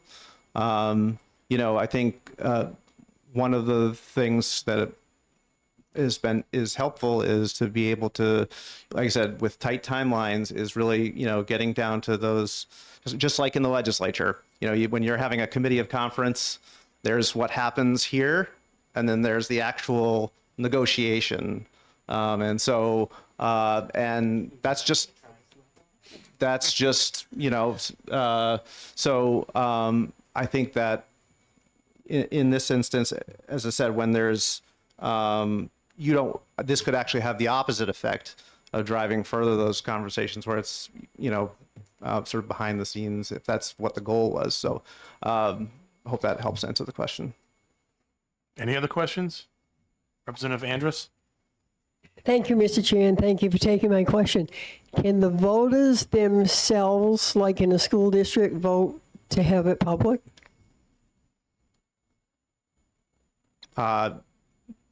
Not to my knowledge, but I'll be honest, there's probably somebody else who could better answer whether there's some law that indicates whether they can or not. So I don't want to give you information that's not accurate. Okay, thank you. Yeah. Representative Alexander? Thank you, Mr. Chair. Thank you for taking my question. I think Representative Andrews asks a great question. Would NEA New Hampshire support a bill enabling towns to adopt the open negotiation process through a town warrant? Through a town warrant? Town warrant article. Yeah. I think this goes to sort of the role of the way the new 273A is set up. So you have the negotiation sessions, and then it is the cost items that go before the voters, as Director Ingersoll said before. So it's the responsibility of the parties to have that negotiations and bring before their respective bodies an agreement. So if you are now saying that the legislative body is going to sort of impact that process, I don't think that is the right approach. In it sort of mixes the two processes together, and I'm not sure that would be helpful. Again, I'm coming here to say, as a policy matter for the legislature, I think you want to have these agreements before voters. As I said, there is huge workforce challenges, not only in education, but in law enforcement, in firefighting. And so having those negotiation sessions produce an agreement that's going to allow your community to not only recruit, but retain current employees. I think that ought to be the goal. And of course, as I said, that goes before the voters ultimately every March. Yes, I guess I'm asking if this was amended to allow towns to put or voters to put a petition warrant article to mandate that their negotiations are done in public, so it's a local option. I guess I'm wondering, would you still be opposed to it? Because the local voters are the ones that have the say at the end of the day. So Yeah, I think we would still be opposed to it because, again, the product that is the purview of the legislative body goes before those voters. They get that on whether it's the warrant or the traditional town meeting or in the city council form of government. They get that product, and that ultimately is what is voted on. So I think that's the right balance. Representative Page. Thank you, Mr. Chair, and thanks for taking my question. Piggybacking off of Representative Anderson, the theme here about legislative involvement in this, and this may surprise some of my colleagues, but I think I'm going to strike a conservative tone here, and for limited government. And I wonder if this scenario is possible if a candidate running for school board made it their platform that they wanted to be open and transparent with negotiations. Would that remove the legislature from any of this business and allow the voters directly to decide about that issue and how contract negotiations take place in their town or wherever? Do you follow my question? I'm sorry, Representative, I'm not sure I do. So taking out the legislative idea of giving a opt-in or whatever, wouldn't a more direct route to get the voter sentiment be a candidate for running for school board to pledge that their motivating force is to open up contract negotiations, and then the voters could have that decision? I think that could be a more direct route, or even a more direct route would be, that is something that they want their negotiating team to explore when they are establishing the ground rules. So, Any other questions? Seeing none, thank you. thank you. Sarah Burke Cohen.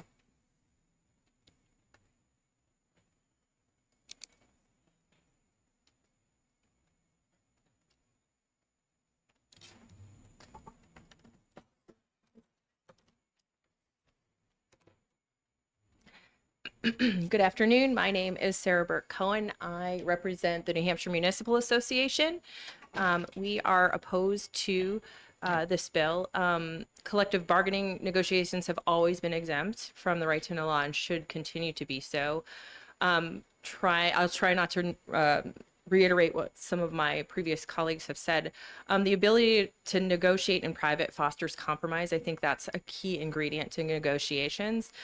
Requiring public bodies and unions representatives to hold negotiating sessions in public likely could lead to grandstanding and hardening of positions on both sides, which would increase the amount of time and to take to get to an agreement, delaying the agreement, and it would increase the amount of cost to municipalities for those negotiating sessions. I think the other thing to consider is drawing a sharp distinction between strategy and negotiations can be difficult in the public meeting process. If you're in a public meeting, it would be sort of being in compliance with 91A and making sure you are popping from public meeting back to a non-public session and back into public meeting could make record keeping near impossible.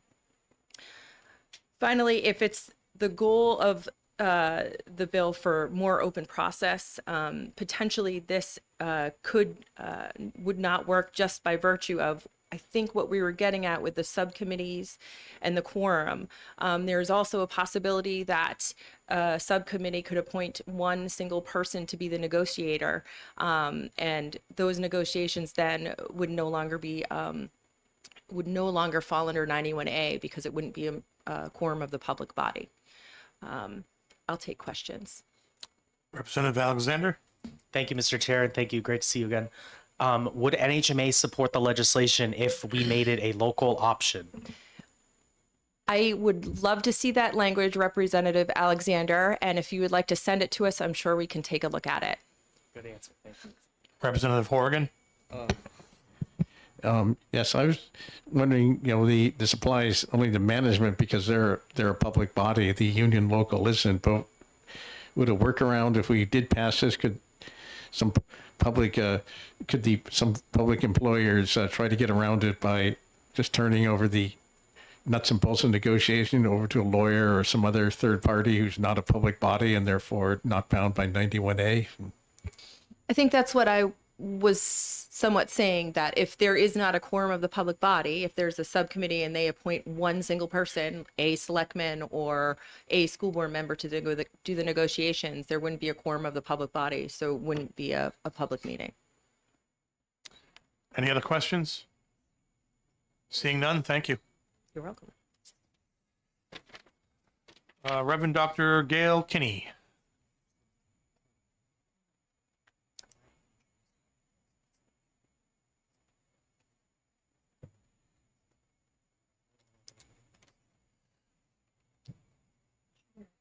Oh, button. Yeah. Thank you. Thank you. Good afternoon. For the record, again, my name is Gail Kinney. I'm a resident of Canaan, New Hampshire. I wanted to speak just for a minute or two on this bill because I have been on both sides, both as an employee or sitting at the table, both as an employer and as an employee over the times I've been alive. And I just urge you to think about any negotiation that you have been involved in, a negotiation for a contract or something, which is a give and take process where people on both sides are offering their desires, and then you come to compromise, and then you ultimately come to an agreement. And if there is a policy that when you're involved in sensitive contract negotiations, which require give and take, that anybody, whether they have a financial interest or that anybody who wants to can sit in on those negotiations, whether they have a direct connection or not, will that foster positive, productive negotiations, or will it not? In this particular case, with public bodies that are working with and trying to deal with making decisions, employment decisions are around wages, benefits, and conditions of employment for their employees, and likewise for the employees doing the same thing. You want to get to a contract resolution that can then be presented to the municipality or the public entity, school district, et cetera, as efficiently as possible, as effectively as possible, and as positively as possible. And the way to do that is for the parties to be able to come together to really do that kind of give and take without there being a large audience, which trust me, everybody who is involved in the negotiations, if they have a larger audience of people who have a variety of different interests or no interests, you're aware of what you're saying to that public audience. And for public employers or elected school board members, elected select board people, you are well aware that the things that you're saying may have an impact on your ability to be reelected. That is just reality. And that is not the best way to reach positive, productive negotiations to get to a contract that's fair for everybody. And so this particular proposal, again, has been studied before and has been recognized as maybe not being in the best interest of all sides.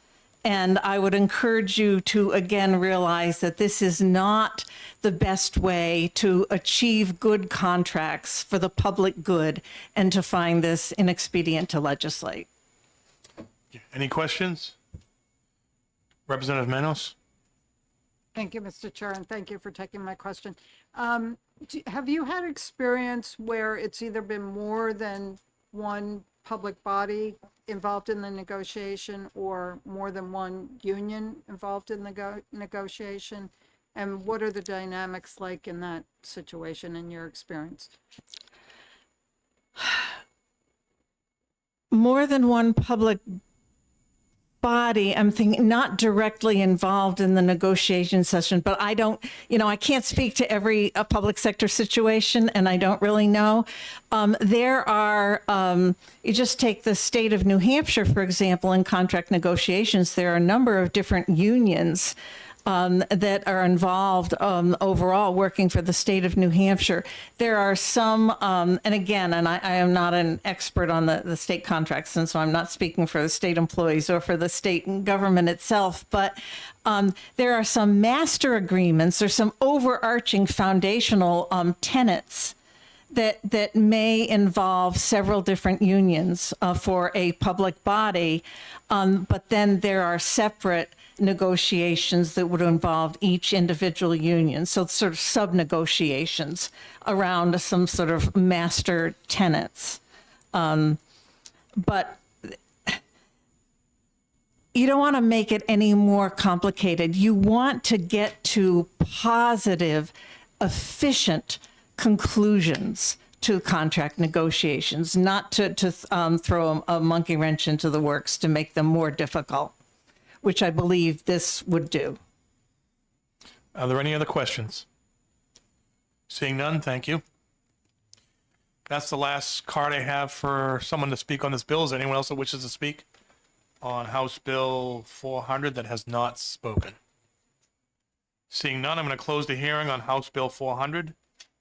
And we are at that time, so we can open up the hearing on House Bill 601 FN, and I recognize the prime sponsor, Representative Reed. Thank you, Mr. Chair. Thank you, honorable members of the Judiciary Committee. HB 601, first of all, has a faulty analysis. It says that the bill does two things: creates a private cause of action against companies that misstate the impacts of their business on the environment, and then criminal penalties for that. It does not create new criminal penalties. It does create, essentially, in effect, two different private rights of action: one for misstating the impacts of your business on the environment, which falls under the Consumer Protection Act, deceptive practices, which is probably broadly interpreted to include that anyway, but it creates a new private right of action against fossil fuel companies for their proportion of damages in a climate disaster. So those are the two things that the bill does, not what it says. So it will be a surprise to no one here that in general I support regulation of businesses when it comes to their impacts on the environment. However, traditionally, historically, conventionally, the arguments go thusly. While people may be on the left side of things like myself say we should regulate businesses before they do damage, typically what we've heard in response from the more conservative philosophy is no, let the free market play out, and if there are damages done, let it all kind of come out in the wash in the courts. So if a company is hurting the environment, hurting people, doing bad things, you can sue them and get damages, and then eventually that will become a deterrent for bad actors because they will be paying so much in the damages that they will stop doing that. And that's kind of the theory of how the free market is supposed to work under kind of unfettered free market philosophy. So knowing that perhaps my idea of regulating businesses may not be incredibly popular at the moment, if the solution is to allow this to play out in the courts, then let's allow it to play out in the courts. Let's allow people to sue for the damages that are done by companies who damage us. So Now, private rights of action, as will come as no surprise to any of you, there are thousands upon thousands of examples, many in this state, but across the country, of new private rights of action being created. Most recently, when it comes to the tech industry and privacy concerns and all of that. But this is something that we do regularly in order to allow consumers, in particular consumers, but other people, to protect themselves. So I want to get to the two pieces. The first piece is what I call the greenwashing piece. And this is the idea that under the Consumer Protection Act, we have deceptive practices claims. Typically, these, while the government can enforce these, typically what happens is it goes to a civil suit, usually by a business against another business for claiming that they are doing something good, and therefore, by comparison, the business filing the claim is saying they are being harmed because this other business is claiming that they're better than they actually are. So very frequently, this is how this is actually enforced, is through actual civil suits. This is expanding that to say, and a particular deceptive practice is known as greenwashing, and here's the definition of greenwashing.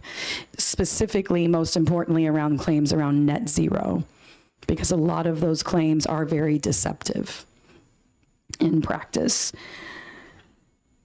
So that is just basically clarifying the deceptive practices in the Consumer Protection Act. It is not creating any new criminal penalties that are not already in the Consumer Protection Act.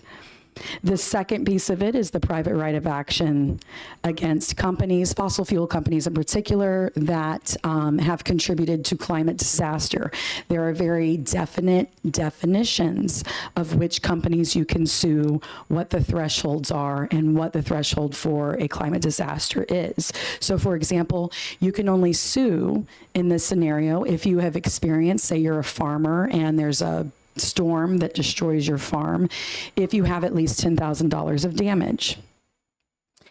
You can only sue a company that has output at least 1 billion metric tons of carbon since 1965. For the record, there is no New Hampshire-based company that meets that threshold. There are plenty of companies that operate in New Hampshire, not based in New Hampshire, that meet that threshold. But no New Hampshire company would fall under this.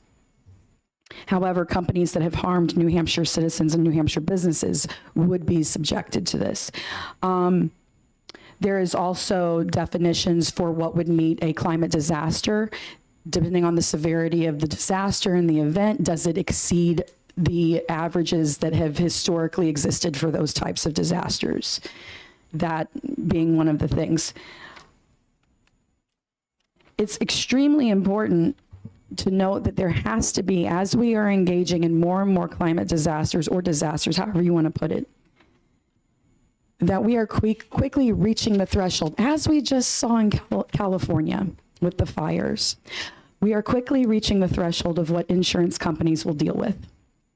They will bail as it gets worse and worse. And so we need to allow people to have, especially these people in particular, experiencing over $10,000 of damage, to have a way to recoup those costs here in this state. Also, what the plaintiff would be suing for would be proportional to that company's contribution to overall carbon emissions as fossil fuel companies. So that's kind of the overview, the 30,000 foot view. And I guess I'll kind of stop there because this is a fairly dense and big bill and a huge kind of scope, a kind of lofty goal. But I'm happy to engage with committee members either on the details or on the philosophy. Representative Tur. Yeah, thanks, and thanks for taking the question. Is this based on anything that any other state has done, or does this exist in any other state in the country in a similar form? Thank you very much. Yes, many states have put forward both elements, though not together. I'm doing private right of action on both greenwashing and on climate disaster. I kind of put them together, kind of to get the conversation started on this. But both have been put forward by multiple states, at least a half dozen.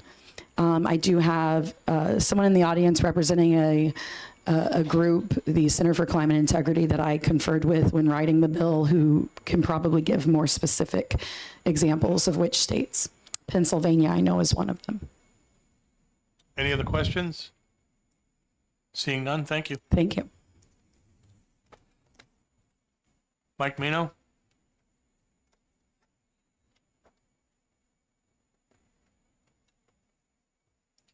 Thank you, Mr. Chairman and members of the committee.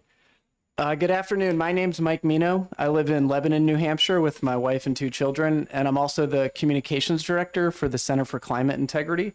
We're a nonprofit that empowers communities and officials with tools and research to hold major oil and gas corporations accountable for deceiving the public about how their products fuel climate change.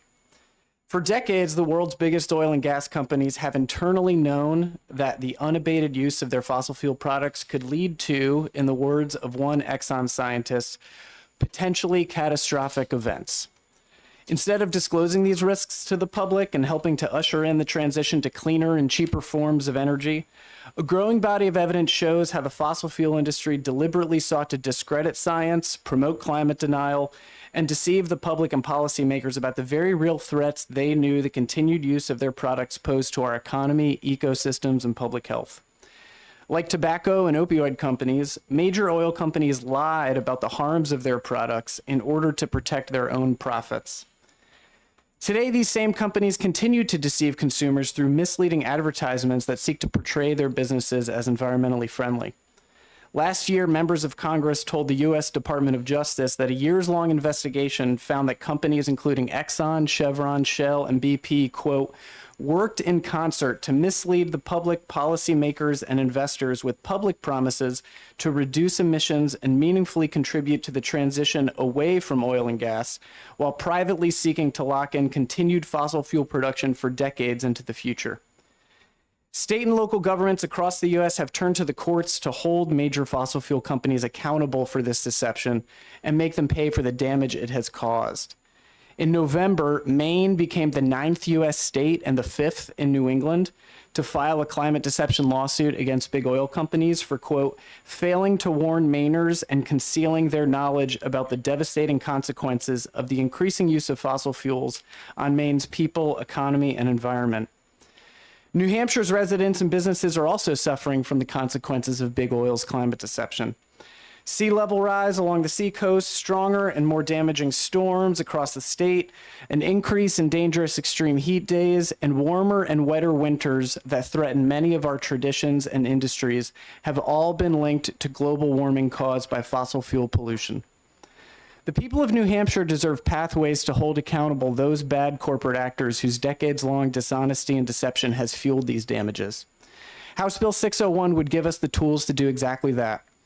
This important legislation would help define and deter some of the most common forms of misleading environmental claims, commonly known as greenwashing. It would help consumers make informed purchasing decisions and establish consequences for companies that knowingly deceive New Hampshire residents about their impact on the environment. And it would create a pathway for residents, business owners, and others who have suffered monetary damages as a result of climate disasters fueled by corporate deception to recover their losses in court. At the end of the day, this bill is about fairness. Companies cannot lie to consumers about their harmful products, and those that have suffered losses as a result of corporate misconduct should have an avenue to seek justice through the courts. I urge the committee to support House Bill 601. Thank you. Any questions? Seeing none, thank you. That's the last card I had for that bill. Does anyone else wish to speak on it? Seeing none, I'm going to close the public hearing on House Bill 601. And we have some time before the next one. There were some questions about what order we're in. I guess there's been some revised schedules put out, but this is the order that is on the website as well, so they're in proper order. Yeah. Right. This one that was put up. The last piece of videos went on. I don't know if something got fixed up there. It was a mistake. She's clarifying. You got rid of those.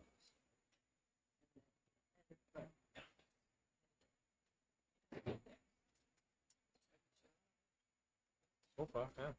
It's a big one coming up, right? Anonymous, you win the lottery. If I won a lottery, and it was anonymous, you would know that you would be shown. So you would know I won. Why be anonymous? Yes.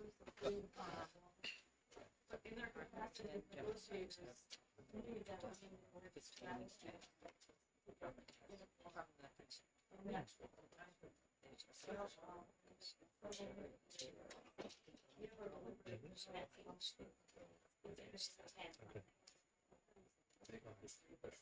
That's interesting. It's interesting.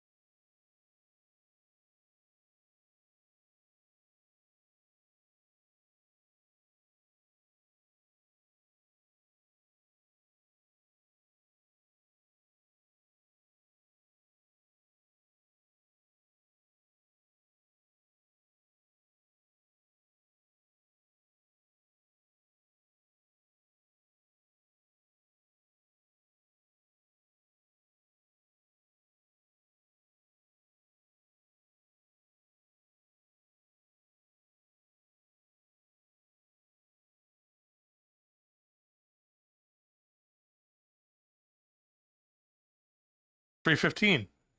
So I'm going to open up the hearing on House Bill 485 and recognize Representative Ron Dunn to introduce the bill. Thank you, Mr. Chair. Good afternoon, Mr. Chair, committee members, and guests. I'm Representative Ron Dunn from Londonderry. I'm here today to sponsor a bill that will allow individuals to remain anonymous when winning the lottery if they meet the following criteria. The winner must be a victim of domestic violence. The winner has to be active restraining order against another person. Or the commissioner of the lottery has determined that it would be in the best interest of the winner to remain anonymous. This bill would allow the commissioner to know who won the lottery, but would not require him to release the name of the winner publicly. The winner of the lottery would also not be required to put money into a trust to remain anonymous. In current law, this is the only way for a winner to remain anonymous. I met with the lottery commissioner, Charlie McIntyre, when drafting this bill to get the language right. One of his main concerns was that he would not know who the winner was. This bill fixes that. By amending 91A, the current and future lottery commissioners will be allowed to use their best judgment to allow a lottery winner to remain anonymous if they feel it necessary for the well-being and safety of the individual. This is a simple change to existing law that will protect those who win the lottery and fear for their safety or well-being if they were to come forward to claim a prize. Thank you for your time today. I'd be happy to take any questions. Any questions? Representative Perez? Thank you. Thanks for taking my question. This doesn't take away for other people to be able to remain anonymous by putting it in a trust. Is that correct? Thank you for the question. It does not. Follow up? Follow up? Why not a bill that everyone can remain anonymous? Thank you for the question. I did that last term, Representative Perez, and it was determined by the lottery that they felt like everybody remaining anonymous prevented them from advertising and from them basically being transparent that everybody wins the lottery. So when I met with the commissioner, he felt like this was a good resolution to my concerns and to his. Any other questions? Representative Tura? Just one, is there any examples in the past of where this kind of thing has presented a problem? Thank you for the question.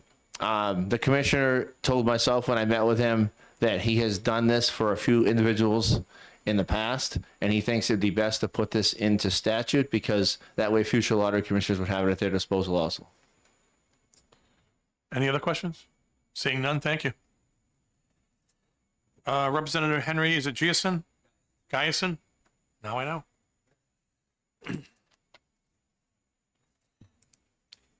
Thank you, Mr. Chair, honorable representatives. For record, Representative Henry Giason, Hillsborough 29th District.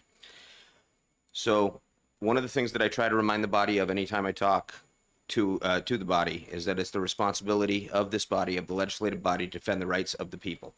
And that includes the right to privacy.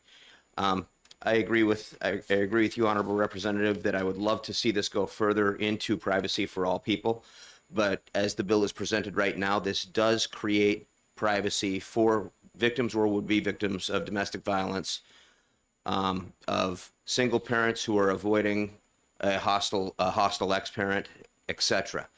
And so it's very important that we are taking into account the safety of our citizens and prudently announcing publicly that somebody who may have been at risk now is the inheritor of a lot of money, or the recipient rather, didn't inherit it, they received it, does create its own risk, including for people who are not victims. So I think that this is a good start, but I would like to see it expanded on in the future, and I fully support this bill as it stands now. Any questions? Seeing none, thank you. Is there anyone else that wishes to speak on this bill that hasn't turned in a pink card? You don't have to fill out a pink card, sir, but you can do that when you're done. Sure. If you want to testify first and then fill that out and turn it in. You just state your name for the record. Sure. Sean Faber, Londonderry. Turn the mic on. Push the button. Push it. There's a button on the front. Oh, sorry. There you go. Yep. Okay. Sean Faber, Londonderry. I'm speaking in favor of this bill. There's been past cases. I've seen one in Australia where a non-custodial parent had actually kidnapped their child because someone had won the lottery. This is something that 18 other states have. We have a constitutional right to privacy in this state. I think that we should have it codified into law in this instance. It's a safety hazard. You can get any kind of domestic violence case where someone just shows up at the door. They suddenly know where the person lives if they've been trying to keep to themselves.